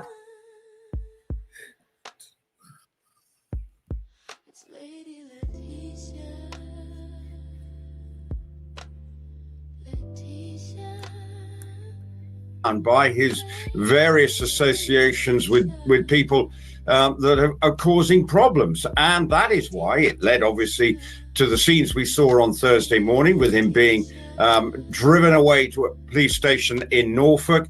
And we are not going to see the end of this. This will continue. And once it gets to a court of law, then again, further revelations, I'm sure, as people make their defense or the prosecution So it's all going to be very uncomfortable reading for all members of the royal family. And obviously, it most notably for the king, because really, how much did he know? If back in 2019, he knew that Andrew was potentially abusing his position and passing on information, which is part of the allegations that the police are investigating, then this is a further damaging look for the royal family. It can't be good. Well, that's right. And following a lot of feedback from my viewers and listeners, Rupert, I've focused a little less on Andrew today because there are many problems facing the country. And one of the reasons why editorially I can justify that is because it's quite clear that as a brand, Andrew is over, notwithstanding these serious criminal allegations that face him, which he denies. He's a busted flush. Andrew is over. The issue we've got here in regard to this. It's been over. We don't need to make an announcement that it's been over. It's been over, hasn't it? It's been over. I know. Let's keep talking about Andrew. Meghn and them ain't doing nothing. Exclusive from the Mail on Sunday is Meghn. Collateral damage to the king. Yeah, and to the royal family as a whole. And that is where this whole situation is leading. You're right. Andrew is toast, burnt toast. And as a result, and Sarah Ferguson, you know, we keep reading about what she's been getting up to and, you know, what's going on. So that brand is well and truly a busted flush. Right. Now, the royal family are trying to make sure they're not being dragged into the situation. And yet it's going to be very hard for them, and particularly for the king. And obviously, when the late Queen was alive, she was, you know, deemed to be often protecting her son, you know, trying to make sure that he, you know, still seemed to be behaving within the sort of bounds of respectability. But, you know, when you've got these payments of $12 million going out, would actually, most people say, why? And then you see these emails, and there were warnings throughout Andrew's time as trade envoy, and people saying that he was potentially abusing his position. So the royal family know that at the moment Andrew is eating away by his actions at the credibility of the royal family, and this is where it becomes a constitutional issue. And for the king, in his mid-70s, as we've said before, battling his own health issues, this is a big strain on him, because he'll be waking up, seeing these headlines and thinking, here we go again. And if Charles turned a blind eye to what was happening in 2019, would you put that down to naivety, incompetence, or misguided loyalty to his younger brother? I suppose at once, the last of those you'd probably feel, because it's a family situation. If you take out the overall situation, yes, he's in the royal family, but he's still his younger brother. Now, that is always something, you know, families do stick together, and the royal family have this would always try to be seen to sticking together. But it feels like this is misguided loyalty if he didn't get a grip of it. We don't know the full details of these emails, and absolutely what may or may not have been said at the time. Bearing in mind, in 2019, he was stripped of being in public life. And perhaps if you look at what was happening then, probably the king might have said, well, you're off into exile as it is now in 2019. That's the end of it. We knew, and that's perhaps what we did at the time. But this is the problem. They thought it may go away then, but it hasn't. It's just got worse and worse. And with the release of all these Epstein files, it has led to the scenes that we saw on Thursday morning. So I think the royal family thought they were dealing with it and maybe believed what Andrew may have said to them. I don't know what conversations took place. And they said, okay, we draw a line in the sand here.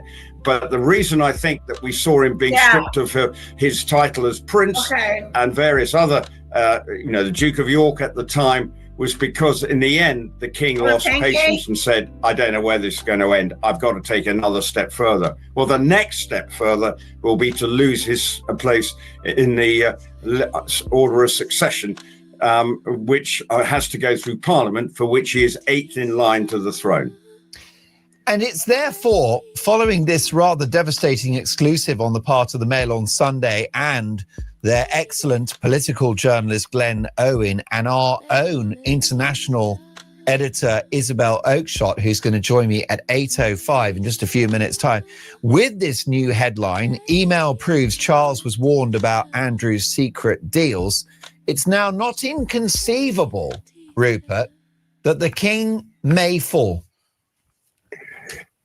Well, I think that's not a tomorrow, hard one. not next week, not next month, but if there's a sufficient argument that can be put together that the king knew what Andrew was up to, it becomes untenable, doesn't it? I think you have to wait to the court of law. At the moment, you can't just by association, guilt by association. That is what you're sort of implying there. Right. Is it? Yeah, and you can't do that.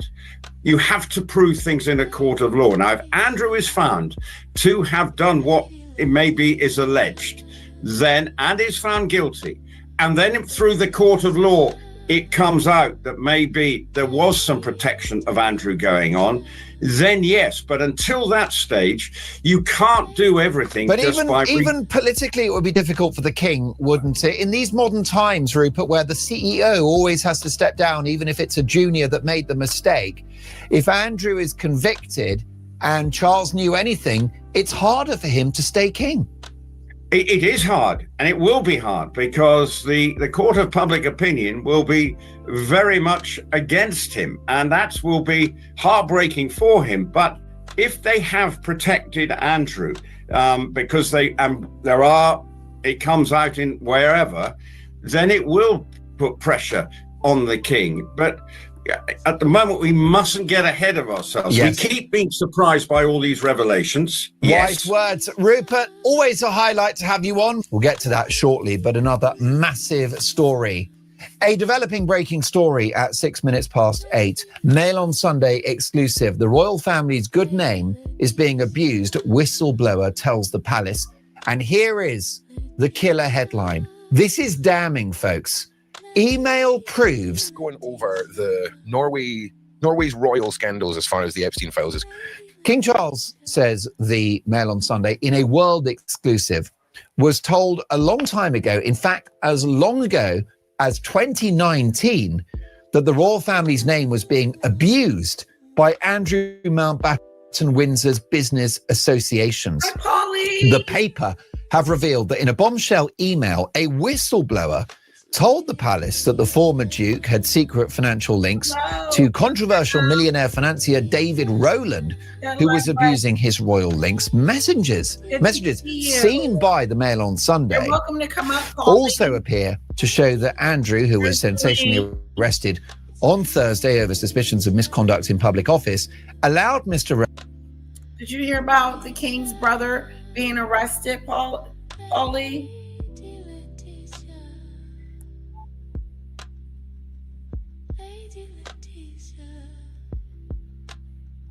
See, I don't believe they knew, Paulie. I don't believe King Charles knew. But some of my subscribers think so.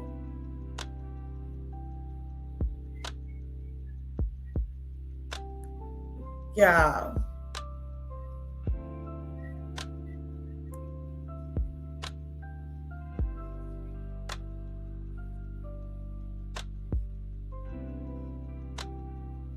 Yeah.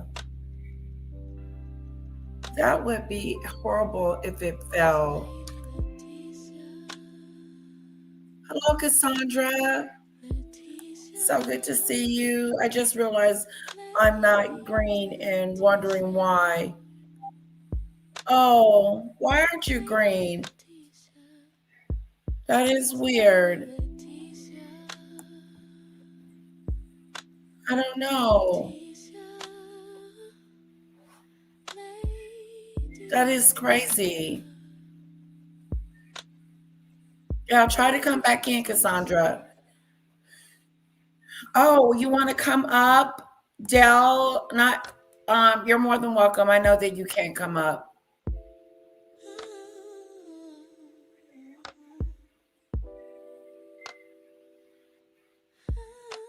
If they knew, I mean, I think about it as parents too. I know, because what did the queen know? What didn't the queen know? You know, we can't speculate. You know, we can, but we don't know for sure.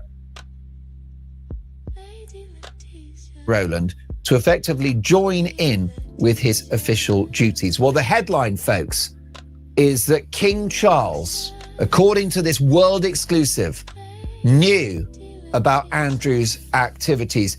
Could this have implications for his position as the monarch of this country? Isabel Oakeshott is the co-author of this world exclusive. She joins us now. Good morning, Isabel.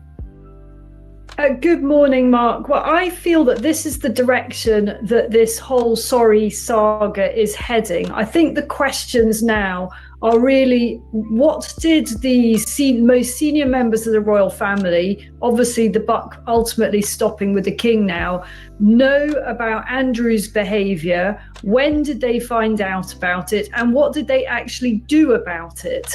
And what my exclusive in today's Mail on Sunday reveals is that the king was warned that Andrew was basically enmeshed with some pretty questionable characters as he sought to fund his lavish lifestyle.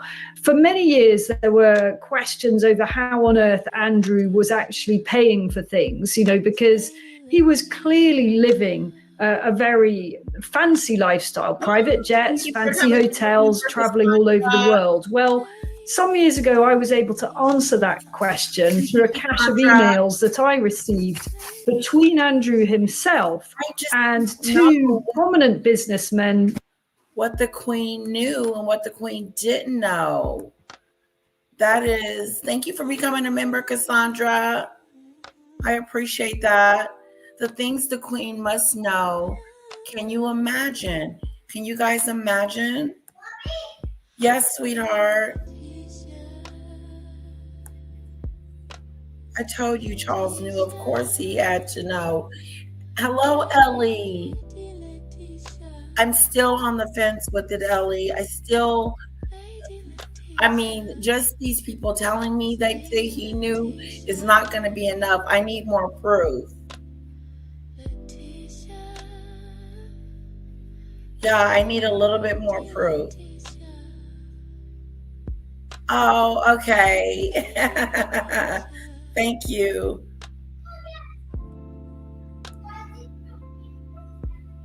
Oh, thank you for becoming a member, Polly. Let's put some hearts in the chat for Polly and Cassandra for becoming new members. Thank you, guys.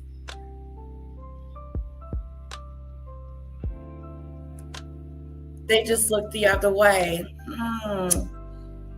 I just believe if they knew he was giving away secrets, that they would say something to him and make him stop doing it or whatever. I just don't believe they knew about the secrets. I don't think they knew how engulfed he was with Epstein as far as the relationship he had with him. I just don't think they knew. Sorry.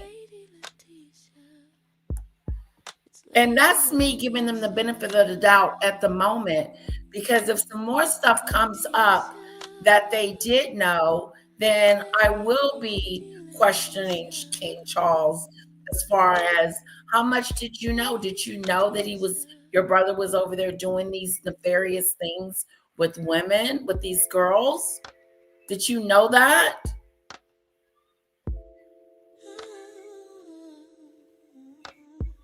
Oh, see, most of my subscribers believe that he knew. It's going to be hard convincing me. I think the queen absolutely knew. See, Highly Sensitive said the same thing. The queen is no longer with us, so it's irrelevant what she knew. Let's deal with the living at the point and then go backwards. Oh, thank you for the hearts, Carla. Oh, you did buy a membership. Oh, you mean for others? Oh, but thank you for buying a membership. I appreciate it. Thanks for the hearts, Diane. Yeah. I think they thought he was a tart, but not selling secrets. Exactly. Exactly. Happy Sunday.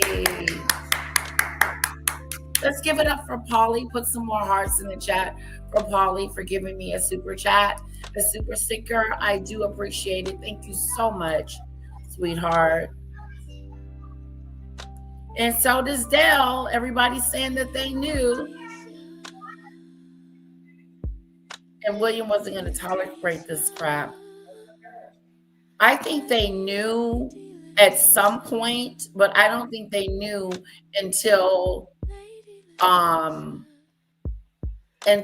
he got arrested and they realized that he had a relationship with him, and then they started stripping him of his titles. That's when I think that they knew. Thank you for the super chats. I couldn't figure out how to buy memberships, y'all, next time. Oh, thank you, Polly. Aw, thank you.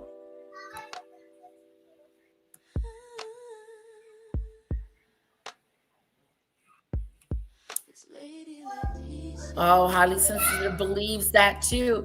Most of you guys believe that he knew. I'm the only one. I'm the Long Ranger because Hudson thinks so. Yes, Carla was here. Letitia, they are telling you on the screen they have email proof. What more do you need? A written confession? If they can't prove it, lawsuit would be filed. Email proves Charles was warned about his brother's secret deals.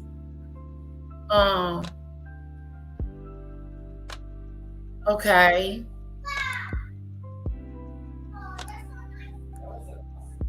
Yeah. Sorry, Ellie. I'm still on the fence with it. Okay, he was selling deals. How much did Charles know of that? Did he try to stop his brother? What could he do at that point if his brother was selling secrets? Oh, and then he found out, and then what was he supposed to do? Tell the police? I'm just trying to figure it out. Why is Charles being blamed and being scrutinized for what his brother was doing?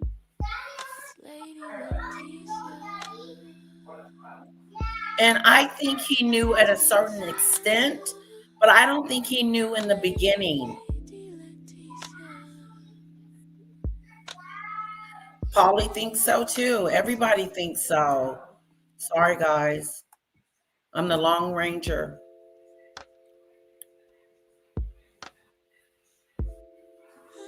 Oh, yes. And Carla, you're more than welcome to come up. I've dropped a link. Whoever wants to come up and voice their opinion about this, they're more than welcome.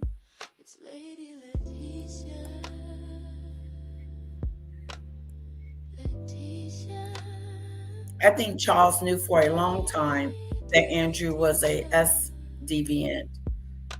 I don't care how much anyone wants to claim they would help their family out. 12 million is a lot of money.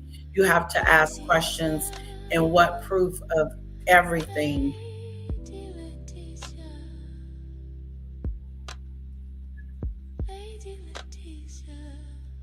Yeah, I don't know if I would have given the money or not if I was in that predicament.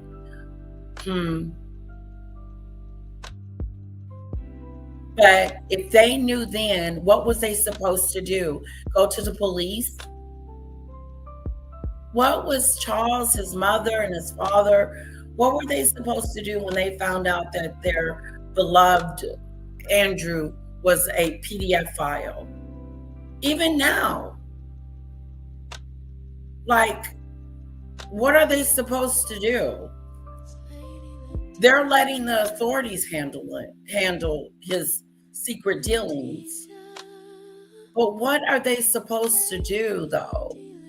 And I think that's what Demon Dictator, me and Demon Dictator was trying to figure out. What do they want the family to do?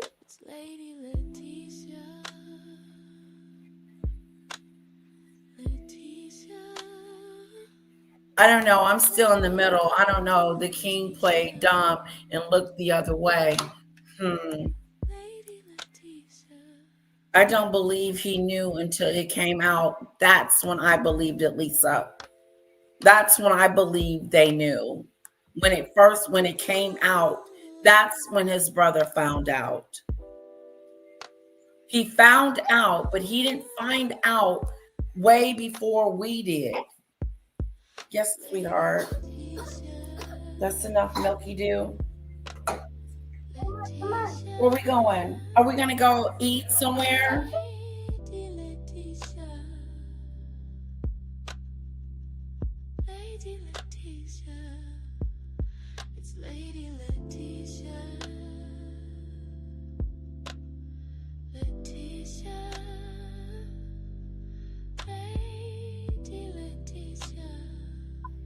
It was a weird Pika. You know how like older generations were able to do that.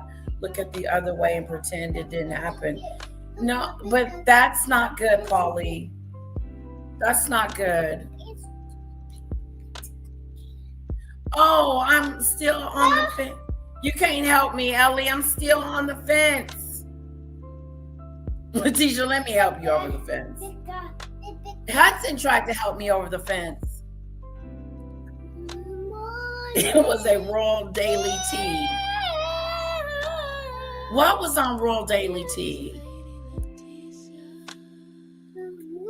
Oh, okay. Oh no, I wasn't me down. Honey, can you come get a little bit? What if the king was a freak too? Shame on him, Polly. That wasn't over here. Okay, look. Little swan. Mommy, Mom! Yeah, I'm trying to get comfortable with you up here. What's this thing? That button is a mute button. I think That'll mute me, and no one will be able to hear me, but you. But you, but me. But you.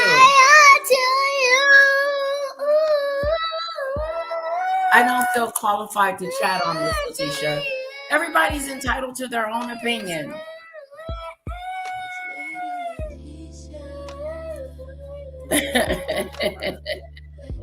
Well, I remember that situation with the king and Camilla having their little moment.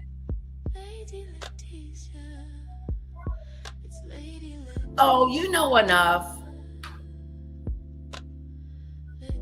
I don't think she hates you. I think Auntie Mickey doesn't hate you, but your comments can come across a little racy at times. Well, stop protecting him. Who, me? Protecting who?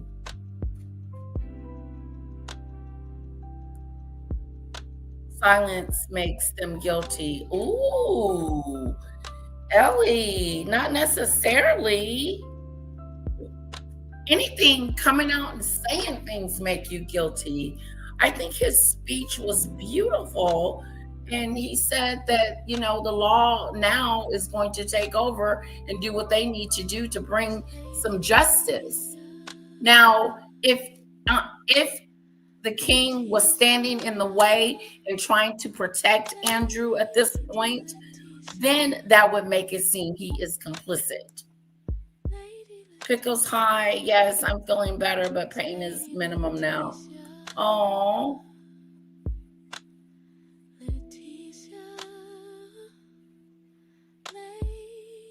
Yeah, I don't think she hates you, Del. She just, sometimes your comments can come off a little racy.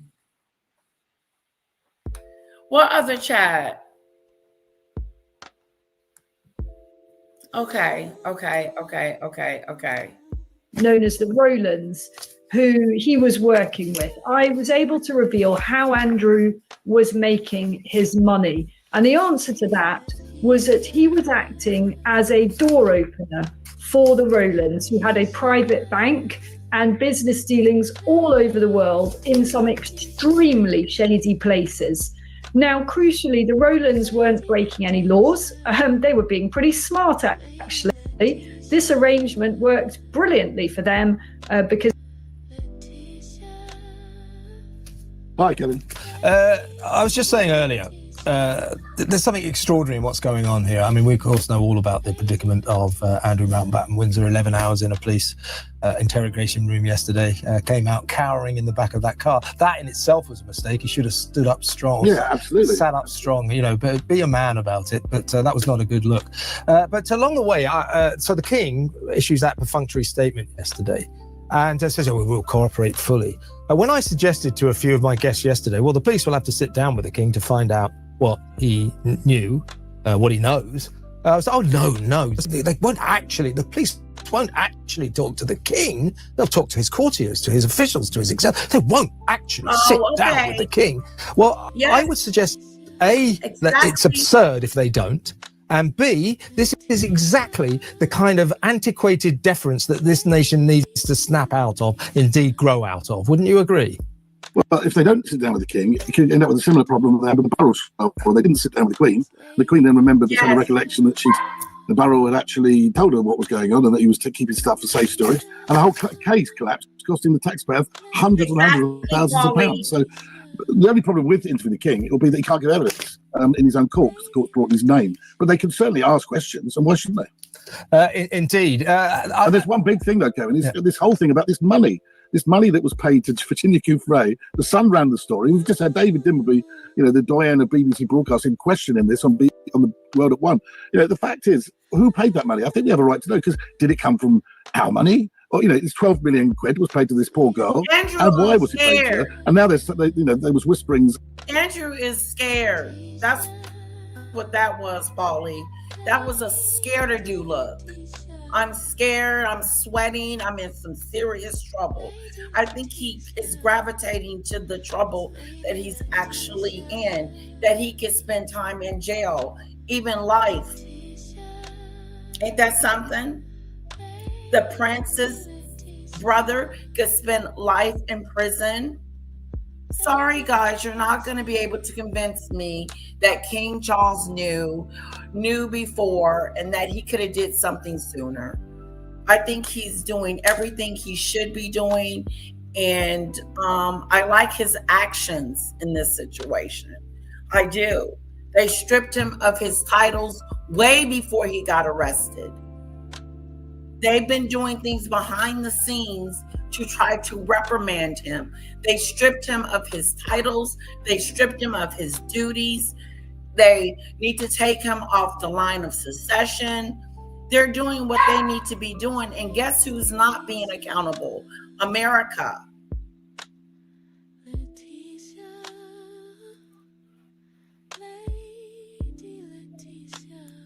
Yeah. No, but look at the reflection eyes. That is enlarged pupils. He was partying on rugs. LOL. Oh, you think he had a drink or two? Maybe he had a drink or two the night before. It was his birthday when they arrested him. Yeah, his eyes are huge because he knows he's going down. He's scared. He had a scared-to-do look. If you look at my thumbnails the night before, you'll see how scared he looked. Yeah, he is repulsive. He is, because you know he's done something nefarious and something bad. Exactly, Maureen. After the Sun ran the story that it was partly the Queen, partly Philip, and a bit for the King, they were whispering saying, oh, it wasn't for the King. Well, we need these things carried, you know, on the record, really, and stop the whispering. Yeah, I think that I've been saying all along that the epicenter of the scandal engulfing the royal family is that 12 million quid.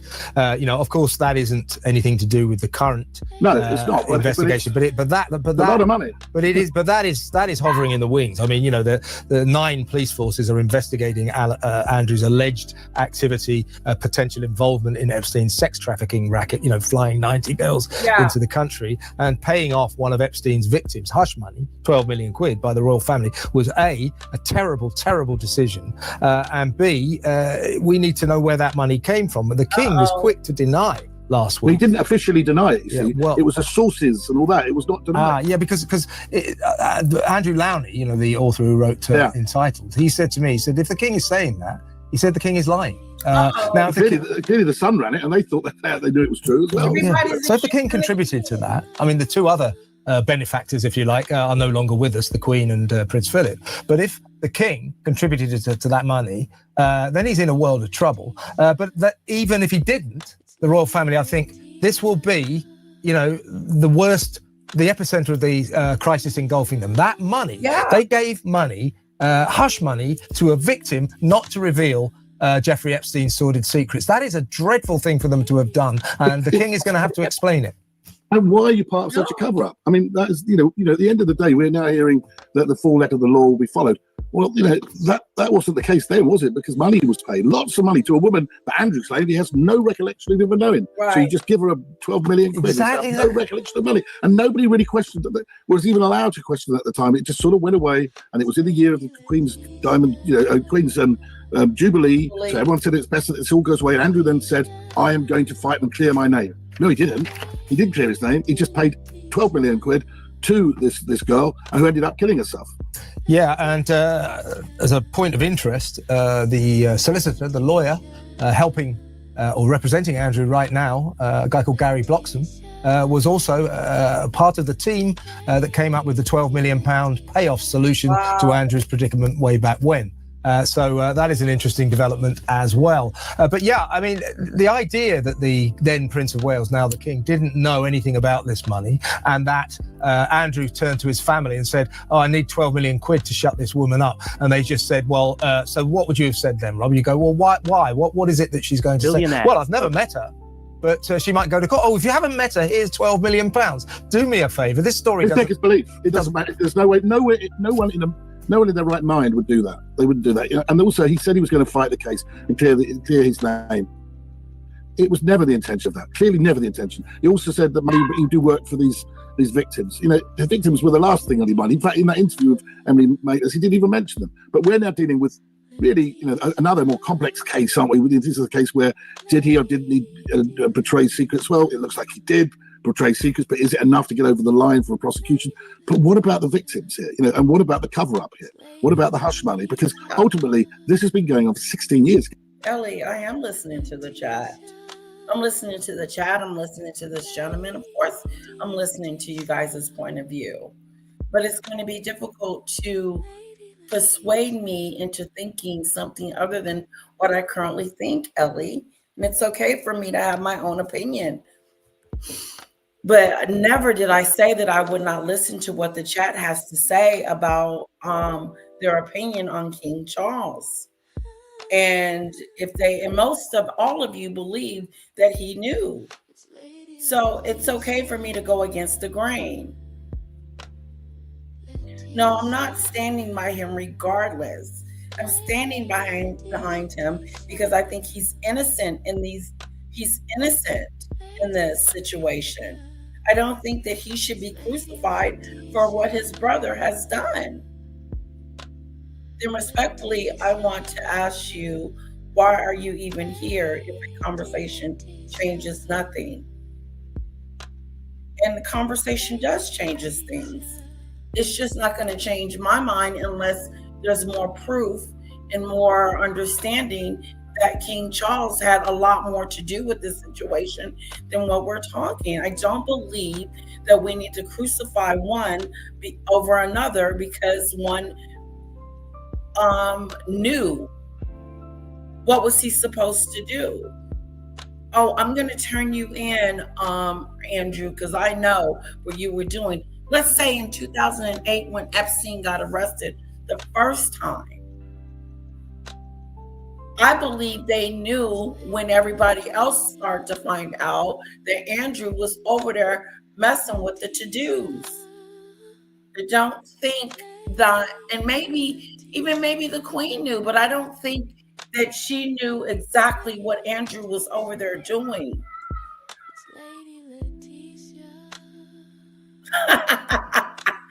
That's my answer to you, Ellie.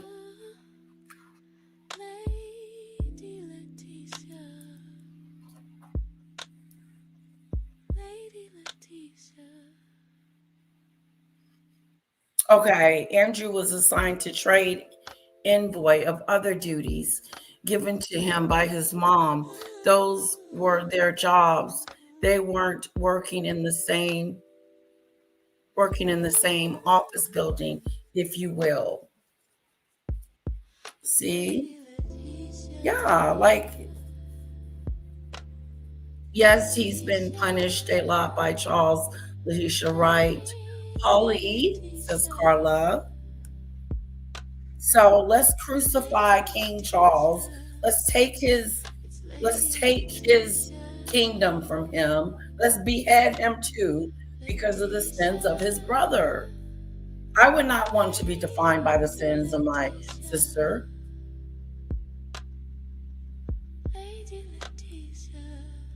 So day to day, Charles Andrew wouldn't necessarily know what the other was doing.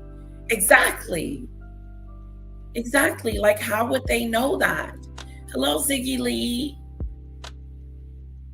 Oh, I know. We haven't seen you in a while. It's good to see you. There's a lot going on. Let me see if I can catch up. I'll play it as it's catching up. Get it? I mean, or more. And nobody did anything about it then. Nobody said, we've got to look into this. Yeah. It's shocking. It's shocking. I just don't feel the king. When the royal family get embroiled in these kind of crises, you and I are old enough to remember. Not quite the Edward VIII. I don't know what's going on with my sister. She went out the other night with the Sky. I heard that through the grapevine, through my mom. Do I know the guy's name? No. Do I know where they went to go eat? No. Do I know any more details about that? No. Good night, Carla. Have a great one.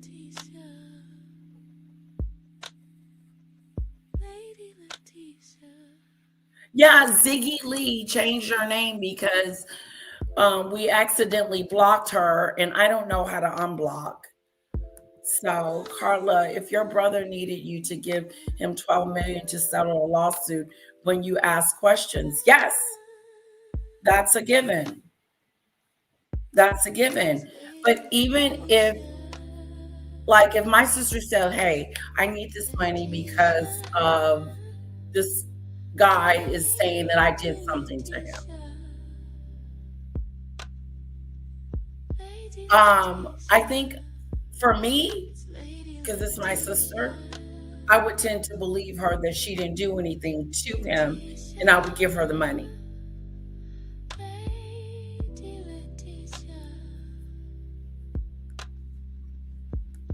Yeah.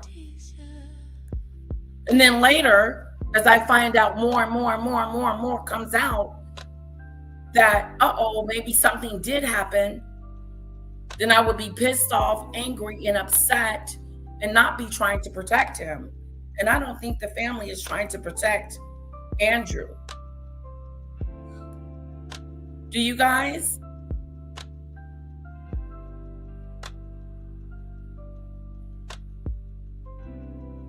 Nothing we say is going to change your mind. Not necessarily. Not necessarily, because Hudson said some things. You guys are saying some things that are very, very acknowledgement worthy. That, yes, what about this, Letitia? And what about that, Letitia? And what about this? But I'm tending to give him the benefit of the doubt until I know in my heart that I believe that he knew. And I'm having a hard time with this too, Ellie, that I am supposed to be scrutinized and accountable for what someone else has done. That is not fair.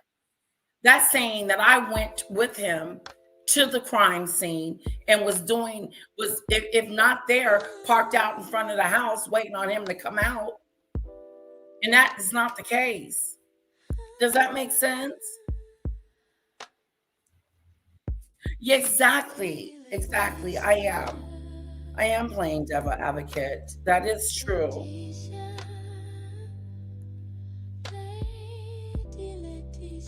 Yes.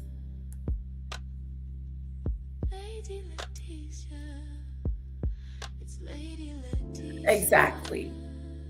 Because I respect you guys' opinion. I respect the fact that you believe that he knew. I'm not going to tell you that, go against that, something that you said. That would just be wrong. But I'm sorry it may have came across as you guys are not going to convince me. But it's interesting to hear your point of view. But right now, I'm still on that fence of why do I have to be scrutinized for my brother's actions? That's my biggest argument right there.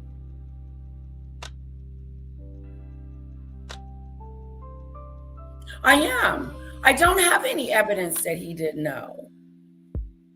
And I think the emails, yeah, that could be something. That could be something. But I like to hear things in threes too, Ellie. I'm a 3-person. Like I got to hear it over and over and over again. I am hearing that people think that he knew. They don't know for sure. They're not 100% sure that King Charles knew. I don't believe that. Ellie, sorry. Polly, I agree with you. It only works when both sides have an open dialogue and state facts. That's true. I don't have any factuals that says he didn't know. I don't have that.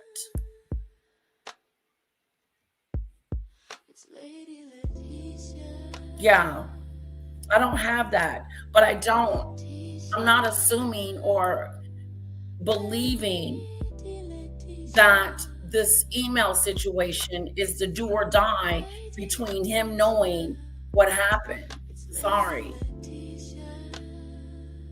I'm just not.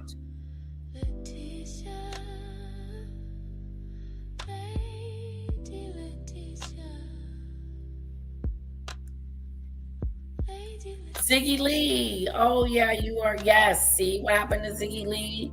I think at this point, the king should deal with his brother, and William will handle Harry. Good observation, highly sensitive. What do you think William is going to do to handle Harry? From 2001 to 2010, Andrew served as the UK Special Representative for International Trade and Investment, but resigned following scrutiny of his expenses and accusations with controversy figures. I could see him misusing the funds. Demon dictator. I could see that. Now, when reports came into the Queen on trade deals and numbers didn't quite up, she probably got a few clues. Exactly. She probably realized, oopsie daisy, my son has did some nefarious things. I know, it's so good to see Ziggy Lee, isn't it, Diane? Andrew was removed as trade envoy in 2011. He was dealt with then. Uh-oh. So why are they bringing it back up? Carlos, if that's true and they paid to give the Queen peace, that doesn't change the fact that they knew and are the guilty because they wanted to protect themselves. Protect themselves from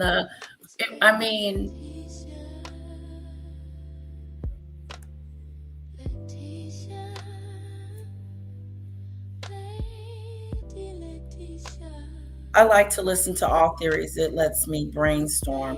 My biggest thing, Polly, with this whole situation is I am not going to be accountable for something that my brother did. I am not going to do that. And as I could see him doing that as a king. Like, look, I'm cooperating with the police officers with his arrest, whatever they need to do. If my brother has done something nefarious, then they need to take action. That's what I see a king is doing, and I commend him on that.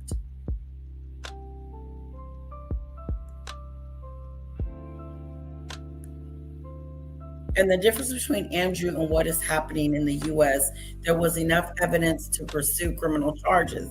Yes, Debbie. And there's enough evidence to pursue here too. But we're not. We're pretending.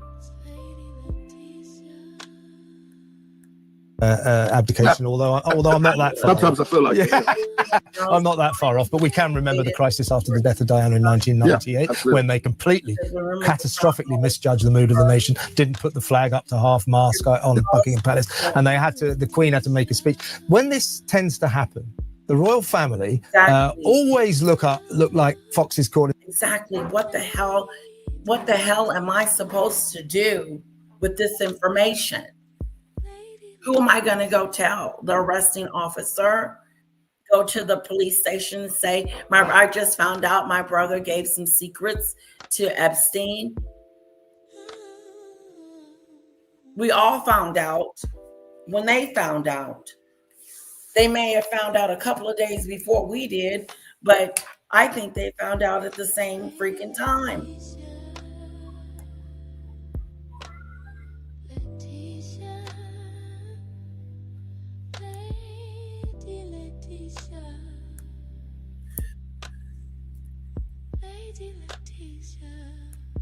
Debbie says, so far in the U.S., hearings are still ongoing. Evidence is still being gathered to see if it meets the bar for charges to be filed.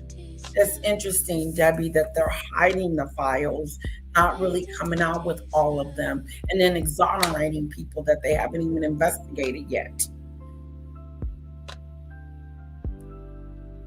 Okay, let me ask the question to everyone. Ellie has a question. Debbie, I pray that the charges will be filed. Abdicate. See, I don't believe that, Debbie. Do you guys believe that the UK government and the security are a bunch of idiots? Don't you think as soon as they hit the fan 15 years ago, the government didn't do their homework? As far as do what? Was they supposed to investigate? Is that what you're saying, Ellie?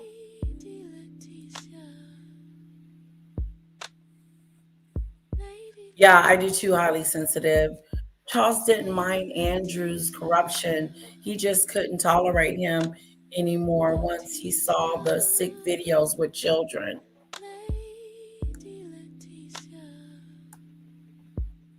Feelings aren't evidence. Del, you do what?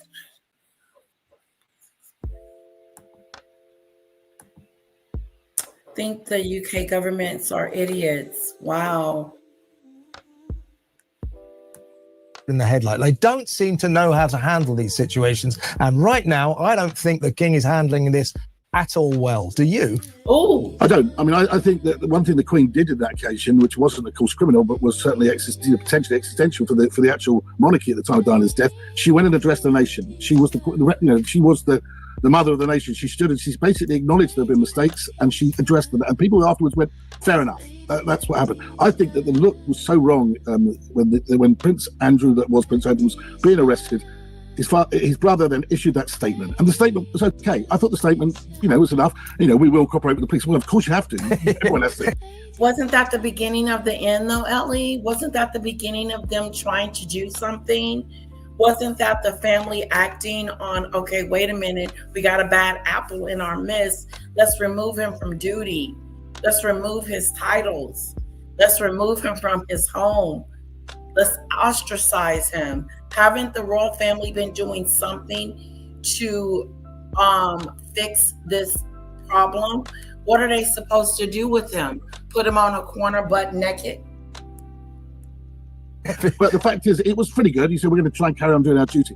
I think he should have done a bit more than that. I think he should have gone on screen, not necessarily, been interviewed by anyone, but just give a statement down the barrel so that people could see his eyes, see that he, the sympathy that we would probably feel towards him, actually. And he would say, maybe with William on his shoulder, just saying, look, we've got we will follow the law, as he said. We will make sure everything's under. But I just want to assure you now that my institution is listening. The thing I lead, the institution I lead, will be transparent. It will be accountable, and moving forward, we will learn from any things we have to learn from. At least that would have been addressed in the issue instead of sitting at a fashion show talking to Stella McCartney. God, that was very, very strange. I totally agree with you. I think the sort of headline on this, Rob, is. Yesterday was a terrible, terrible day for the royal family generally, obviously, and obviously a particularly catastrophic day for Andrew Mountbatten Windsor on his 66th birthday. But people say, anyone who thinks that's the end of the trouble, I think it's only just beginning, don't you? I think that there's a long way to go. But what I would say, Karen, is I think they've got to learn from this and say, look, in 1917, George V turned around and said, there's a lot of guys coming back from the war. A lot of them were armed. A lot of them were very disgruntled. Monarchies were falling all over the place, like dominoes in Europe. And we were still called the House of Saxe-Coburg-Gotha.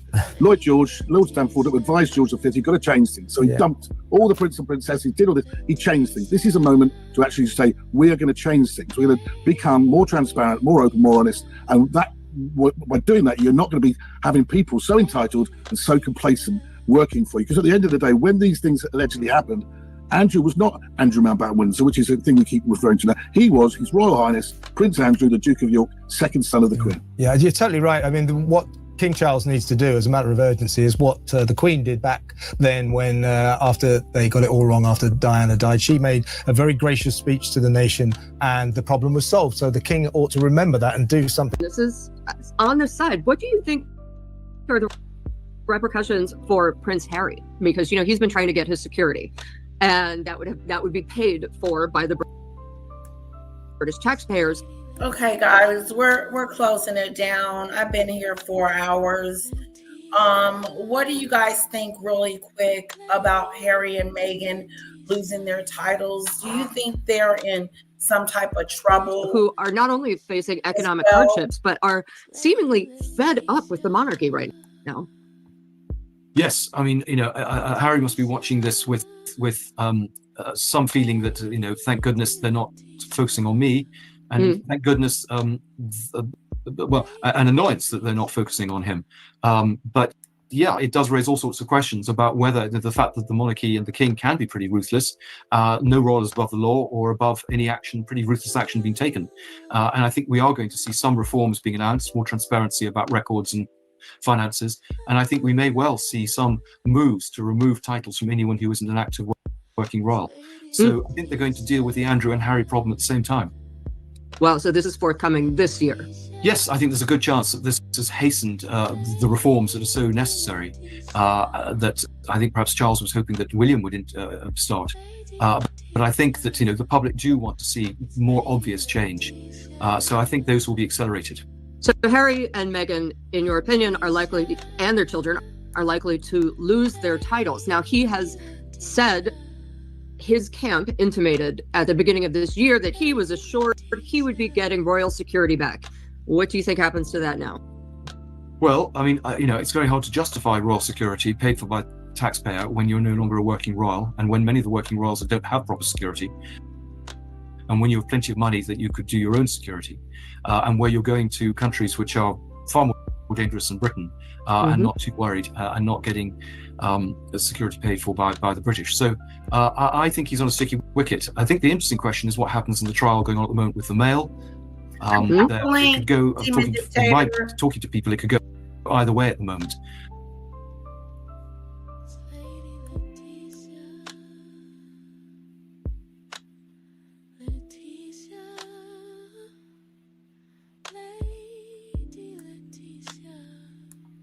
Hey, Demon Dictator.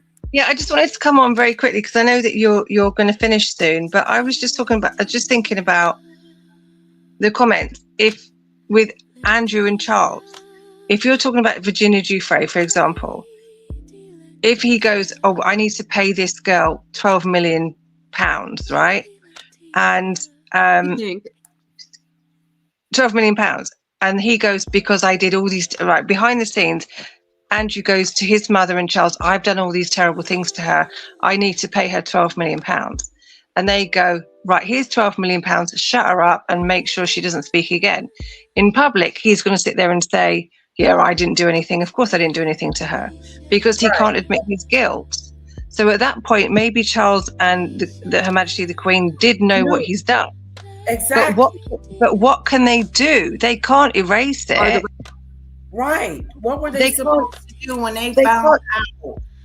Yeah, they can't turn around and go, oh, you've been terrible. You know, they could have, well, they did. They took his titles away and they started in those days. Yeah. But what can they do if Andrew has done the deed and he's done the crime? The family can't turn back the time and make it go away or make it stop. Exactly. Do you see what I'm saying? That's why they go, nobody knows why he gave her £12 million. It's pretty obvious why he gave her £12 million, because he did do it. But he can't say that in public. So the royal family behind the scenes just paid her £12 million, sorted it out. Andrew, stop doing it, don't do it again. And now there's more and more things, and the royal family have just took all his titles away and fed him to the wolves. Right, you're going to have to pay for what you've done. Exactly. That's when they probably knew something was going on. Continue, Taylor. I'll be right back.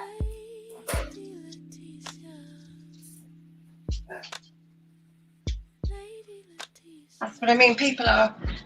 This is what I'm saying. They're holding King Charles responsible for Andrew's behaviour. But once Andrew had done all these terrible things, it can't be undone. And nobody else can be held responsible for what he's done. Can't see the comments. I'll get my phone.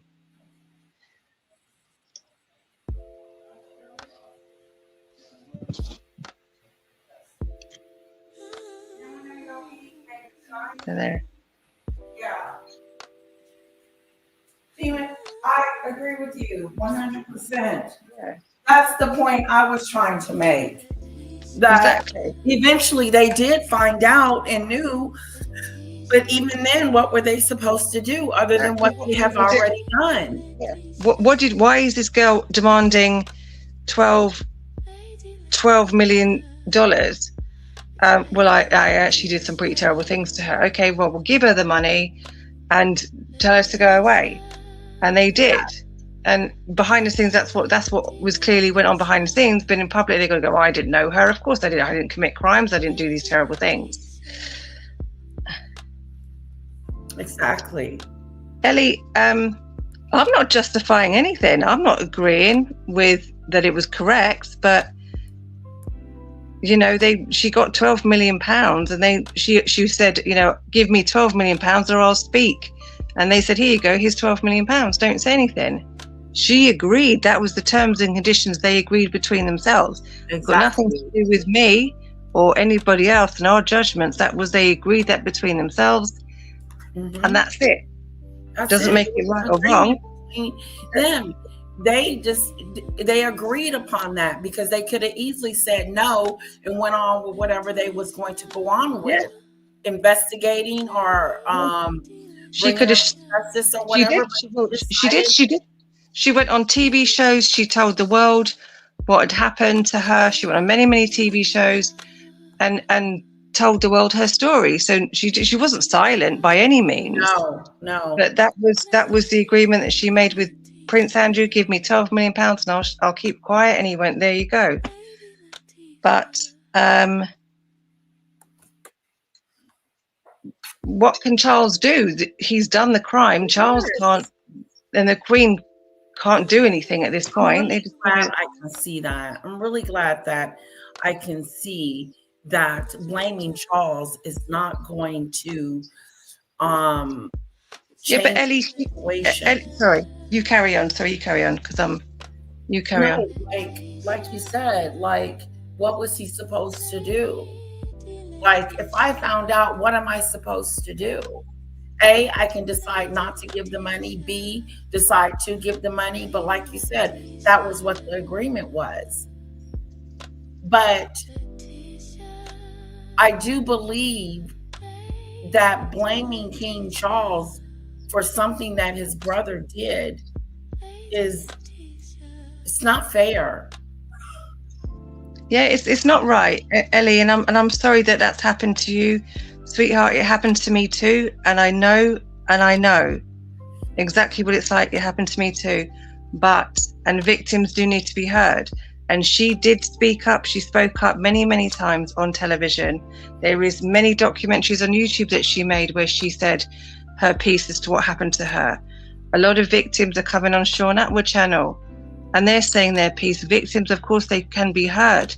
But in this case with Andrew, she made the agreement, the deal with Andrew, give me £12 million and I won't say it. There you go.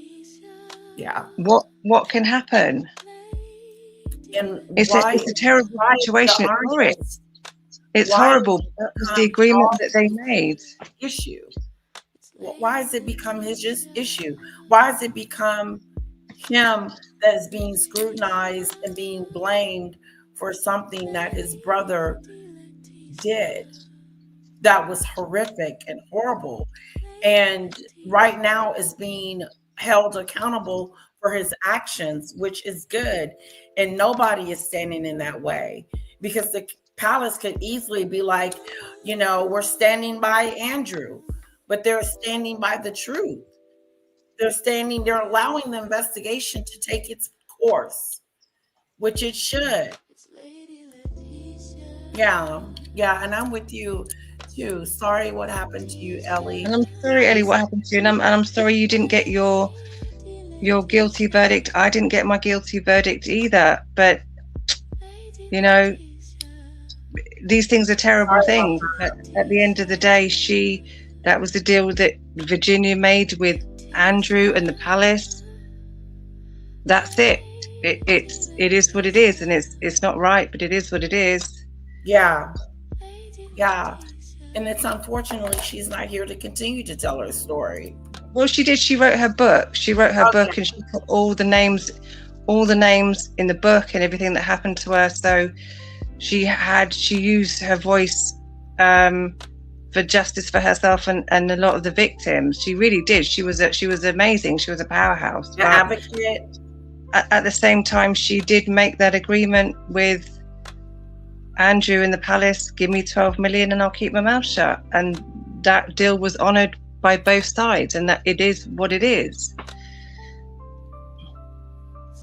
Yeah, I don't think that he needs to come out with another statement.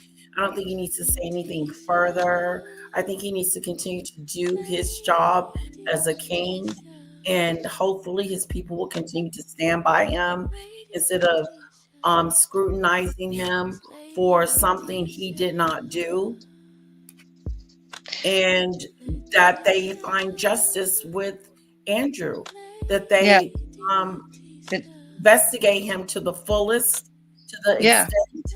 And also not just that, but I'm glad that they are doing something. Yeah, they are. But again, Ellie, Charles is obligated to tell the truth. How do you know he's not telling the truth? How do you know behind the scenes they stripped Andrew Mountbatten of everything? Charles has handed him over to the police, said, you do whatever you want with him. And Charles said, we are cooperating with the police. Charles, the police are all over his house, Royal Lodge. Charles is cooperating with everything that he can. You don't know that he's not.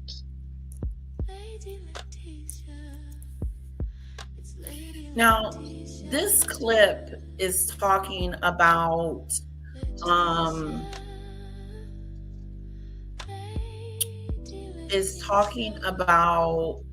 Harry and Meghan's titles being removed. What does this mean about Harry and Meghan?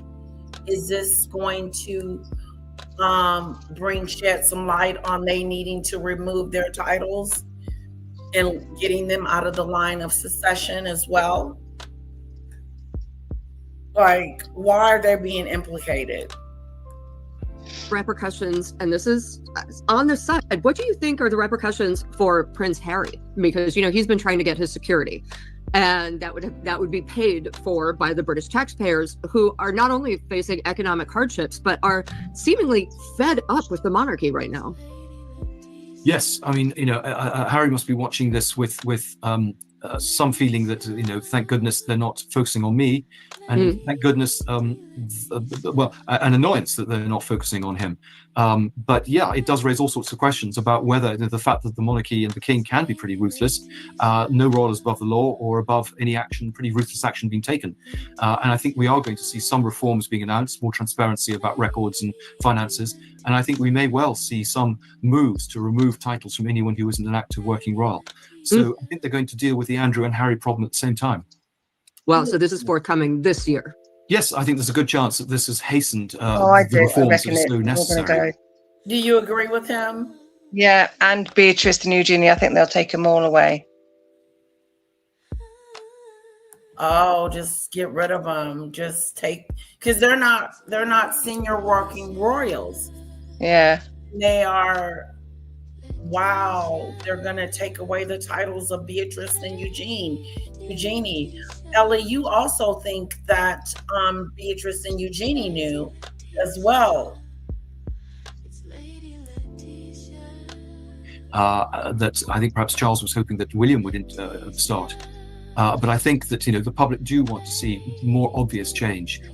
So I think those will be accelerated. So Harry and Meghan, in your opinion, and their children are likely to lose their titles. Now, he has said, his camp intimated at the beginning of this year that he was assured he would be getting royal security back. What do you think happens to that now? Well, I mean, it's very hard to justify royal security paid for by the taxpayer when you're no longer a working royal, and when many of the working royals don't have proper security, and when you have plenty of money that you could do your own security, and where you're going to countries which are far more dangerous than Britain, and not too worried, and not getting the security paid for by the British. So I think he's on a sticky wicket. I think the interesting question is what happens in the trial going on at the moment with the Mail. It could go, talking to people, it could go either way at the moment.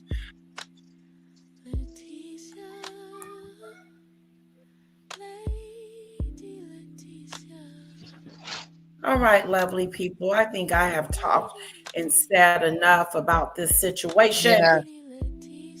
Okay, let's shut it down. Let's go home. Let's enjoy the rest of our day on Sunday. Thank you guys so much for participating and being a part of the Mimi show.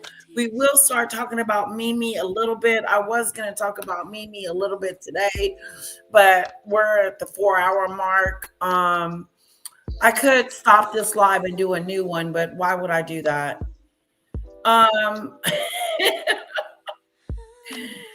So can I just say, Ellie, just take care of yourself. These things can be very triggering if you've been through it yourself. So just take care of yourself.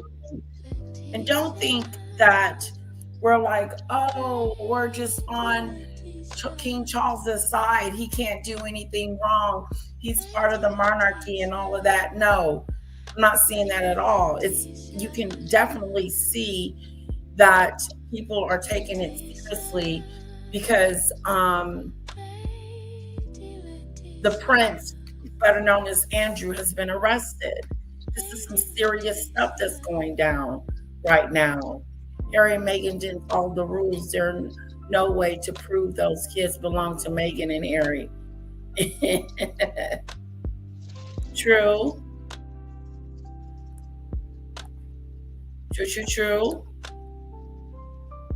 Oh, I know that's right. And you should never stop. Absolutely, Ellie. You should. Good for you. We all should. I'll stand next to you. Ellie, I'll come and stand next to you when you do it. For sure. Yeah. That's what it's about. It's about the victims. And hopefully they get justice more than what they've been getting. Thank you, highly sensitive. Fergie took both girls to lunch with Epstein after he was released from jail. I did have a video of where is Fergie.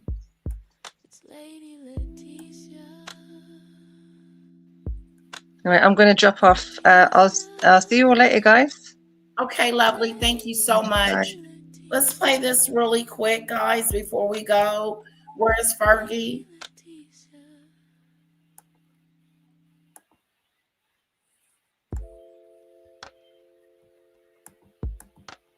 imprisonment, there's no sign of his ex-wife. Why haven't we seen her, and how is she taking all of this? According to reports, Fergie is laying low on the other side of the world in the United Arab Emirates. She packed her bags and started to go visit friends all over the world, and she's trying to stay under the radar. Fergie has not been accused of any wrongdoing, but Epstein was her financial advisor and helped finance her lifestyle. Fergie is probably legally in the clear, but when it comes to public perception, she's never going to be able to work again. Today, Andrew is reportedly back at the farmhouse in the countryside where he lives with his 7 dogs, including the 2 corgis he inherited when his mother, Queen Elizabeth, died. That photograph of him looking shell-shocked and yeah, he does. He looks shell-shocked. He looks like he has saw the light. I wanted to do a video on one of the victims. Maybe we can do Sean Atwood. He's spoken with some of the victims. So maybe we can do a video on one of them. It's going to be trigger warning because we're going to find out some things about them. I went on there earlier today to try to find a video. Sean Atwood. I didn't see anything. Let's look at this real quick. I'm going to do live. He's live right now. Okay, I don't see it.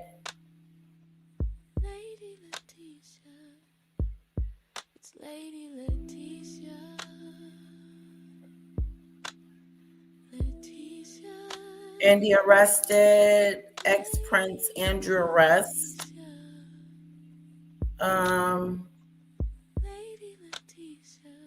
I don't see Epstein files Britney Spears.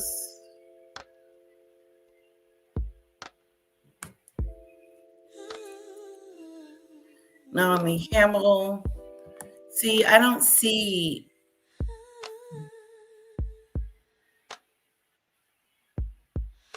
I don't see anything right now.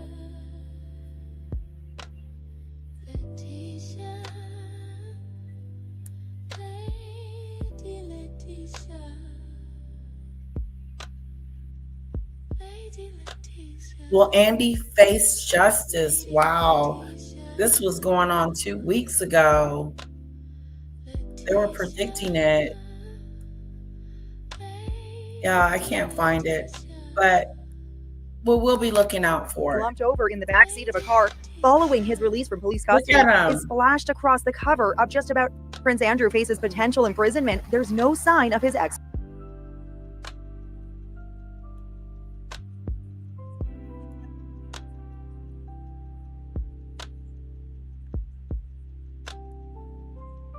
Radar. Fergie has not been accused of.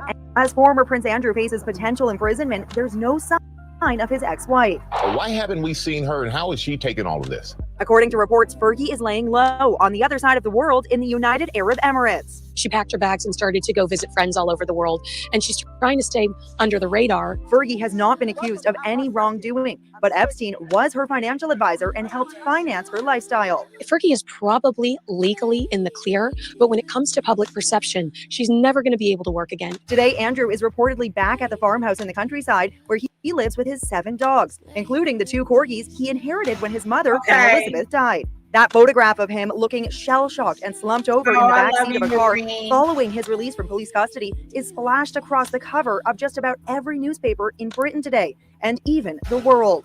Andrew arrested, downfall. Now he's sweating. We've learned that he was fingerprinted and was subjected to a DNA swab. His mugshot was also taken, like a common criminal, according to one report. The conditions there were very basic, unlike anything he's ever experienced in his life, and is certainly something that he will not want to experience again. He was finally released from custody after enduring 11 hours of questioning. The photographer who took that now iconic photograph is speaking out. He says he had seconds to react as the SUV taking Andrew home left the police station. He clicked 6 times as the car sped past. The result, a snapshot that will go down in history. Yeah.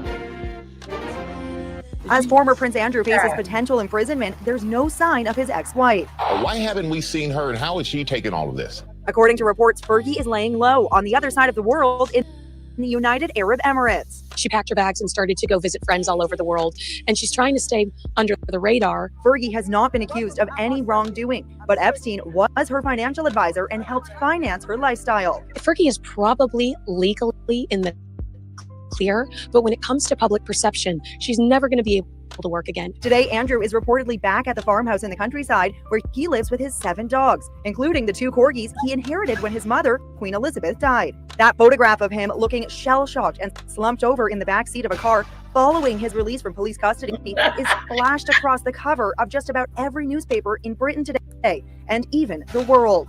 Andrew arrested, downfall, now he's sweating. We've learned that he was fingerprinted and was subjected to a DNA swab. His mugshot was also taken, like a common criminal, according to one report. The conditions there were very basic, unlike anything he's ever experienced in his life. And it's certainly something that he will not want to experience again. He was finally released from custody after enduring 11 hours of questioning. The photographer who took that now iconic photograph is speaking out. He says he had seconds to react as the SUV taking Andrew home left the police station. He clicked 6 times as the car sped past. The result, a snapshot that will go down in history. Wow, a snapshot that will go down in history, guys. This was a lovely live. Thank you so much. We will take a look at Naomi Campbell. I heard about her being friends with Epstein for quite some time. I heard she was on the list as well, highly sensitive. Tyra Banks isn't innocent either. I've heard some stuff about her.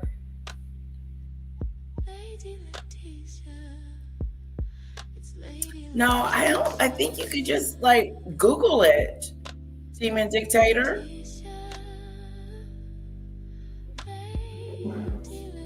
I know, right, Debbie? I know. It wasn't just men. The madam, the lady of the Maxwell was the corporate behind this whole Sadu. You know? I'm with you on that, Debbie. Exactly. Exactly. There is more to this story than meets the eye. Let me show you. I got one more. That was Fergie. Then they want to know, could this be the end for Andrew? Well, hell yeah. Listen to this.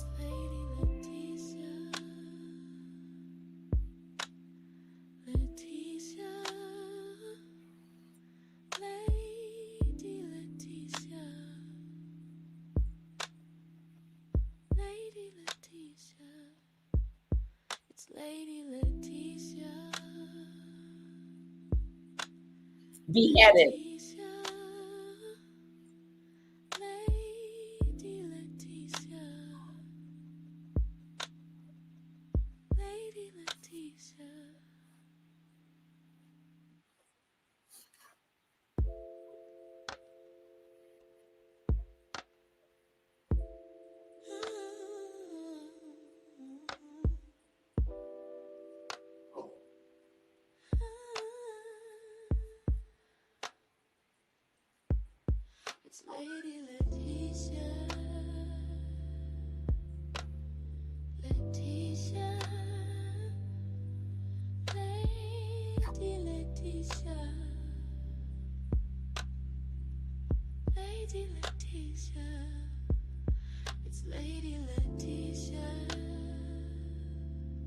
Oh.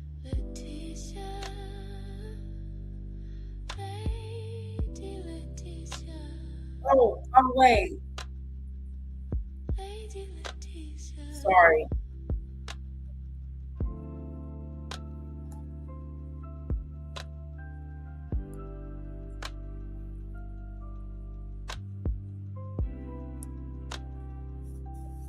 You would certainly do with a royal or even a former Prince Andrew. Doesn't have to worry about that fate. But the person who should be most worried beyond Andrew about what happened is Donald Trump. And I want to explain why.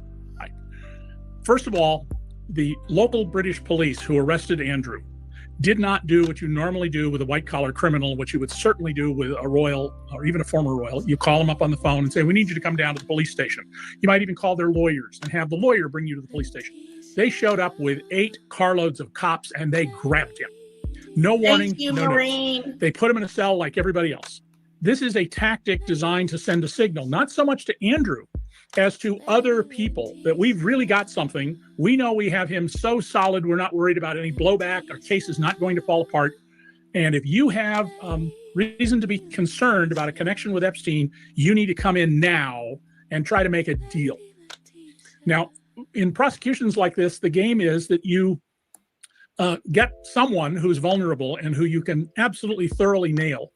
And that's going to bring me to security guards in a moment. And you lean on them for somebody higher up. And of course, what's the biggest fish in the world? It's Donald Trump. Now, the British may not care about getting Donald Trump. We don't know what level is going on here. But these arrests were not made without the king having said no one is above the law regarding his brother, and issuing a statement after the arrest, a very brief statement that ended with the phrase popularized by Elizabeth, who assumed the throne, remember, as a very young woman in 1952. And that's our job is service and duty. So you make such a good point about the way in which he was brought in. That's and the message that it sends. He took so many pictures. In the Epstein file release, the one clear thing is that they're hanging a lot of stuff on Andrew. And I'm wondering if it's a distraction from sort of what you're suggesting, which is that there are other very powerful people who probably were in every bit as deep as Andrew, and maybe including. That's why I brought up the security guards. Okay. So if you're a security guard, whether it's the U.S. Secret Service or the British Service, your assignment is not to interfere in misconduct by the protectee, as they're called. So if your assignment is the grandchild of President Trump and the kid goes to a rave and is using drugs, none of your business. You're not there to enforce the law. You are there to protect. However, people in those jobs, like everybody else in law enforcement, they have to file reports. They have to keep logs where they were and what happened and who was around. And I would say there's an extremely high likelihood that the security details of Andrew, particularly when he was made a government employee as part of a trade mission, which is what the charges are about. They're not about sex trafficking. They're not about child rape. They are about official misconduct by disclosing state secrets connected to trade negotiations, and specifically disclosing them to Jeffrey Epstein. My guess is the security details have already been interviewed. And if you're on those security details and you fudge the entry in a log in order to disguise or hide Prince Andrew being with some 13-year-old girl, government now has leverage over you. One of the things I always tell my students and fellow journalists, never do a single thing that will let anybody get leverage over you, and your life will be a lot better. Nothing may ever happen to you, but nobody can get leverage over you if you don't ever engage in misconduct. So the security people will know who was around him, where he was, when he was. The British authorities may be interested here in national security matters that go beyond this.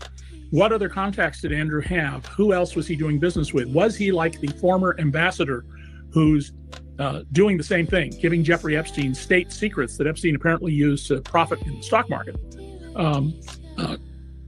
Is this going to be a threat, a further threat to other people? And that's why I think the way this was done is the Crown prosecutors who had to approve this were sending a message. You think you might be in trouble? You need to come in now. You need to reduce our workload.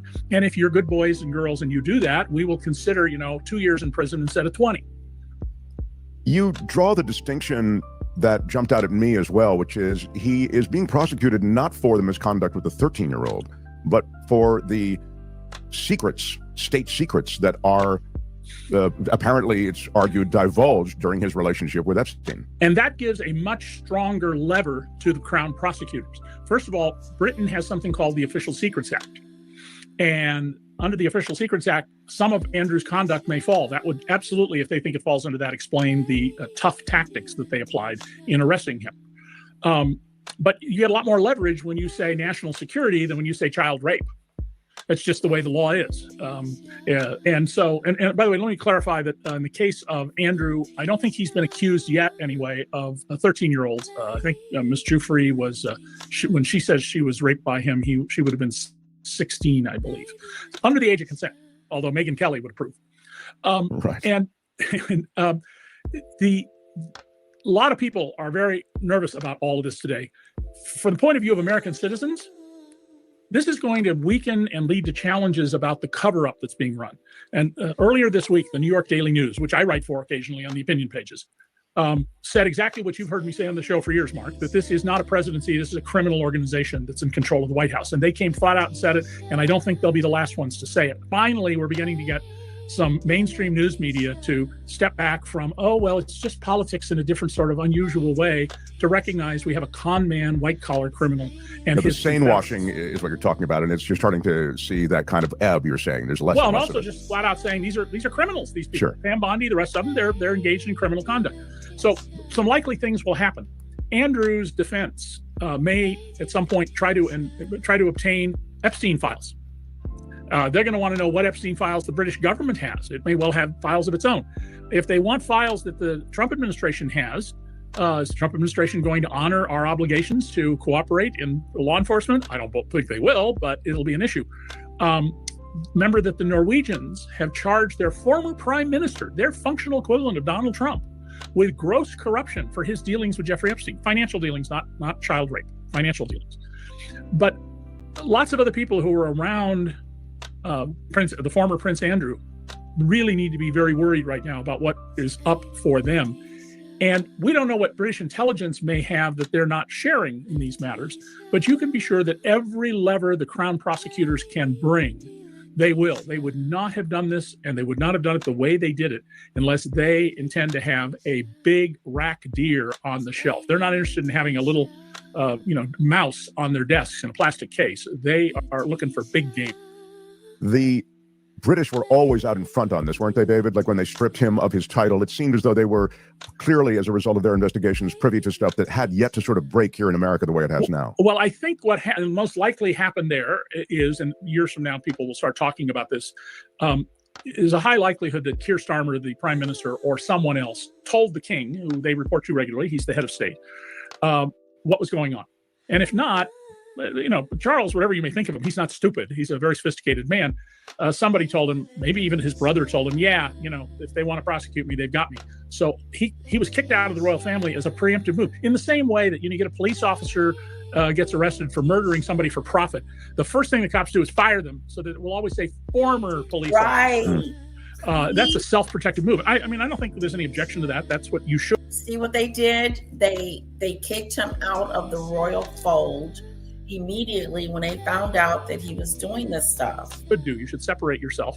And his statement today, what they were doing. The king's statement, or I guess technically it was the monarchy's statement, it doesn't offer a single word of sympathy or support for Andrew. They have just left him out to dry. Well, as I was saying, there's so many compromising photographs. I mean, it's like you could just, you can see it. Yeah. And, in his case, we have a bunch of photographs that per se don't indicate anything that's a crime, but they sure smell.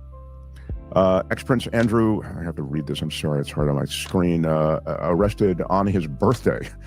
Trump tweeting witch hunt while dodging the same Epstein spotlight. Oh, wow. Royals fall, billionaires stall is what Wes in Florida is saying. Yeah. Mark, what can Donald do at this point? He has made his line in the sand. Originally, I'm going to make everything public. I'll do that. And then he backs up and says, well, I don't want to embarrass my friends. Now his position is it's all a hoax. It's a witch hunt. It never happened.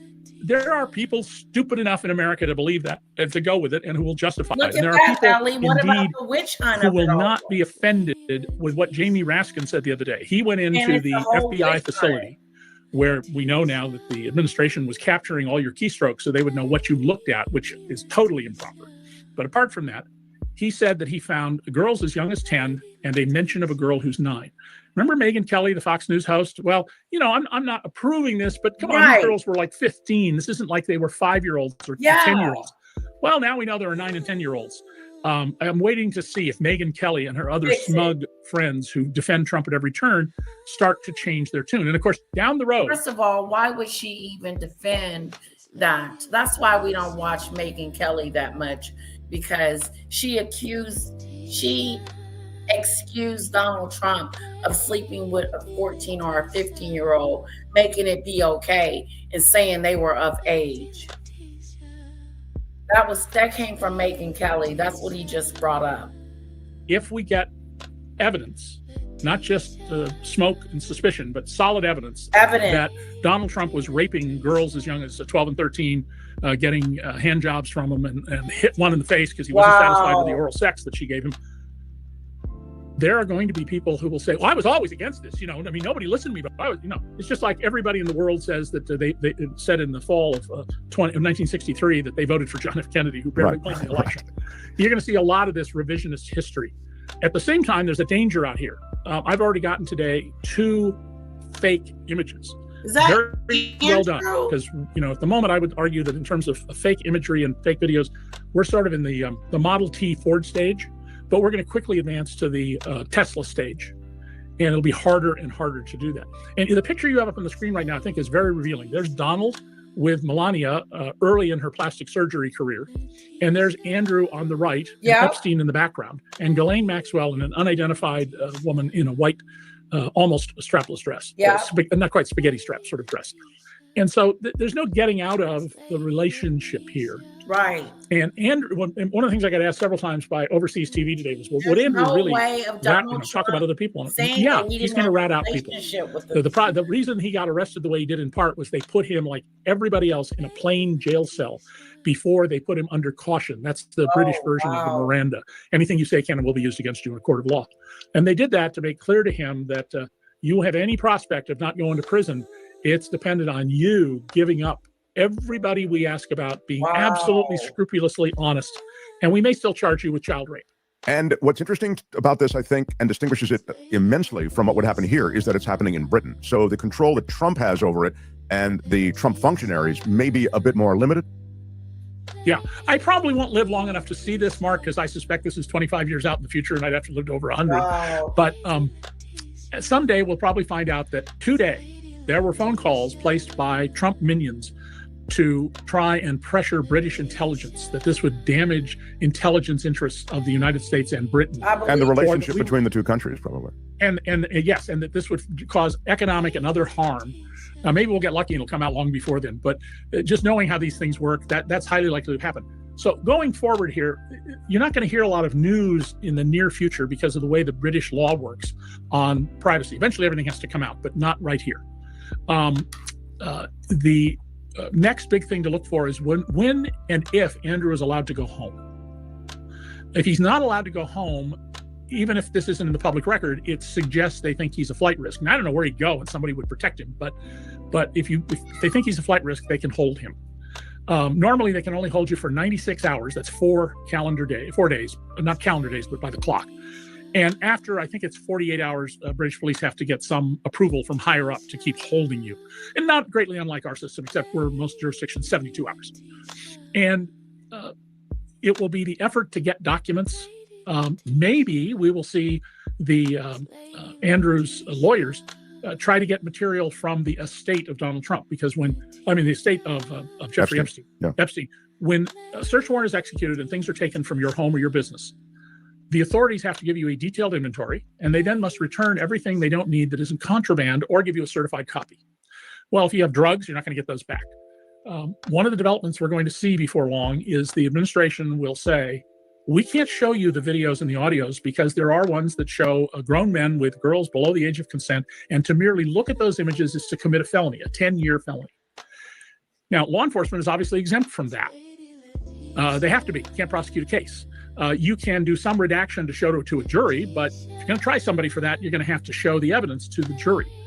But Congress oversees the president. We talk about them as co-equal branches, but Congress makes the rules, Congress appropriates the money, Congress passes the laws, and the executive's position is to essentially be the errand boy of Congress. We've allowed presidents more and more and more power, but at the end of the day, the Constitution is very clear. The president is the commander-in-chief of the military and the errand boy of Congress.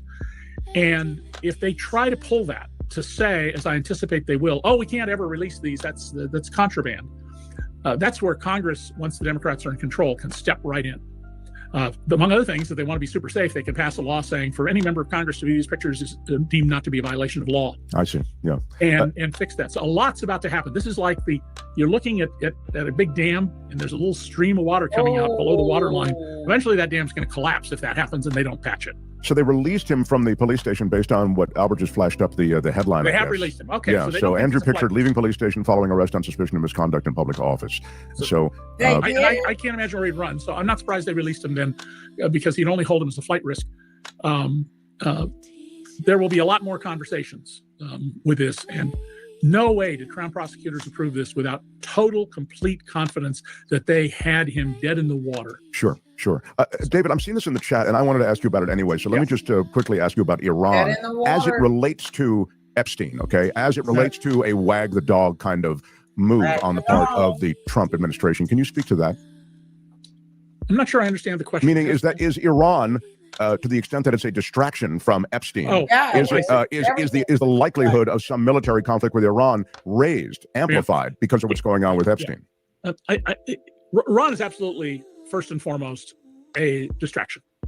Now, Prime Minister Netanyahu has been to the U.S. basically every couple of weeks since Trump returned to office, and he is deeply concerned and wants us to be the muscle to go after Iran. Trump has put more ships in the area, but we do not have ground troops to make an assault. Those ships are not full of hundreds of thousands of Marines, and the Iranians have 1 million people who either are active on duty or have been trained as a military. They have battle-hardened troops.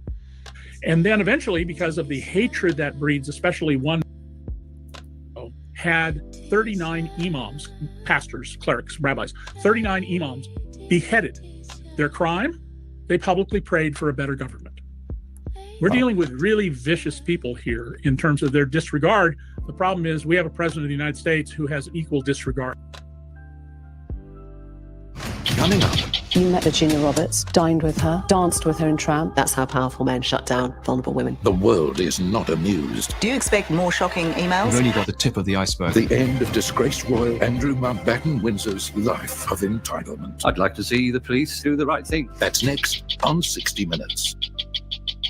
What shame Andrew Mountbatten Windsor has brought upon the royal family. His association with now dead billionaire pedophile Jeffrey Epstein and accomplice Ghislaine Maxwell was clearly beyond the pale.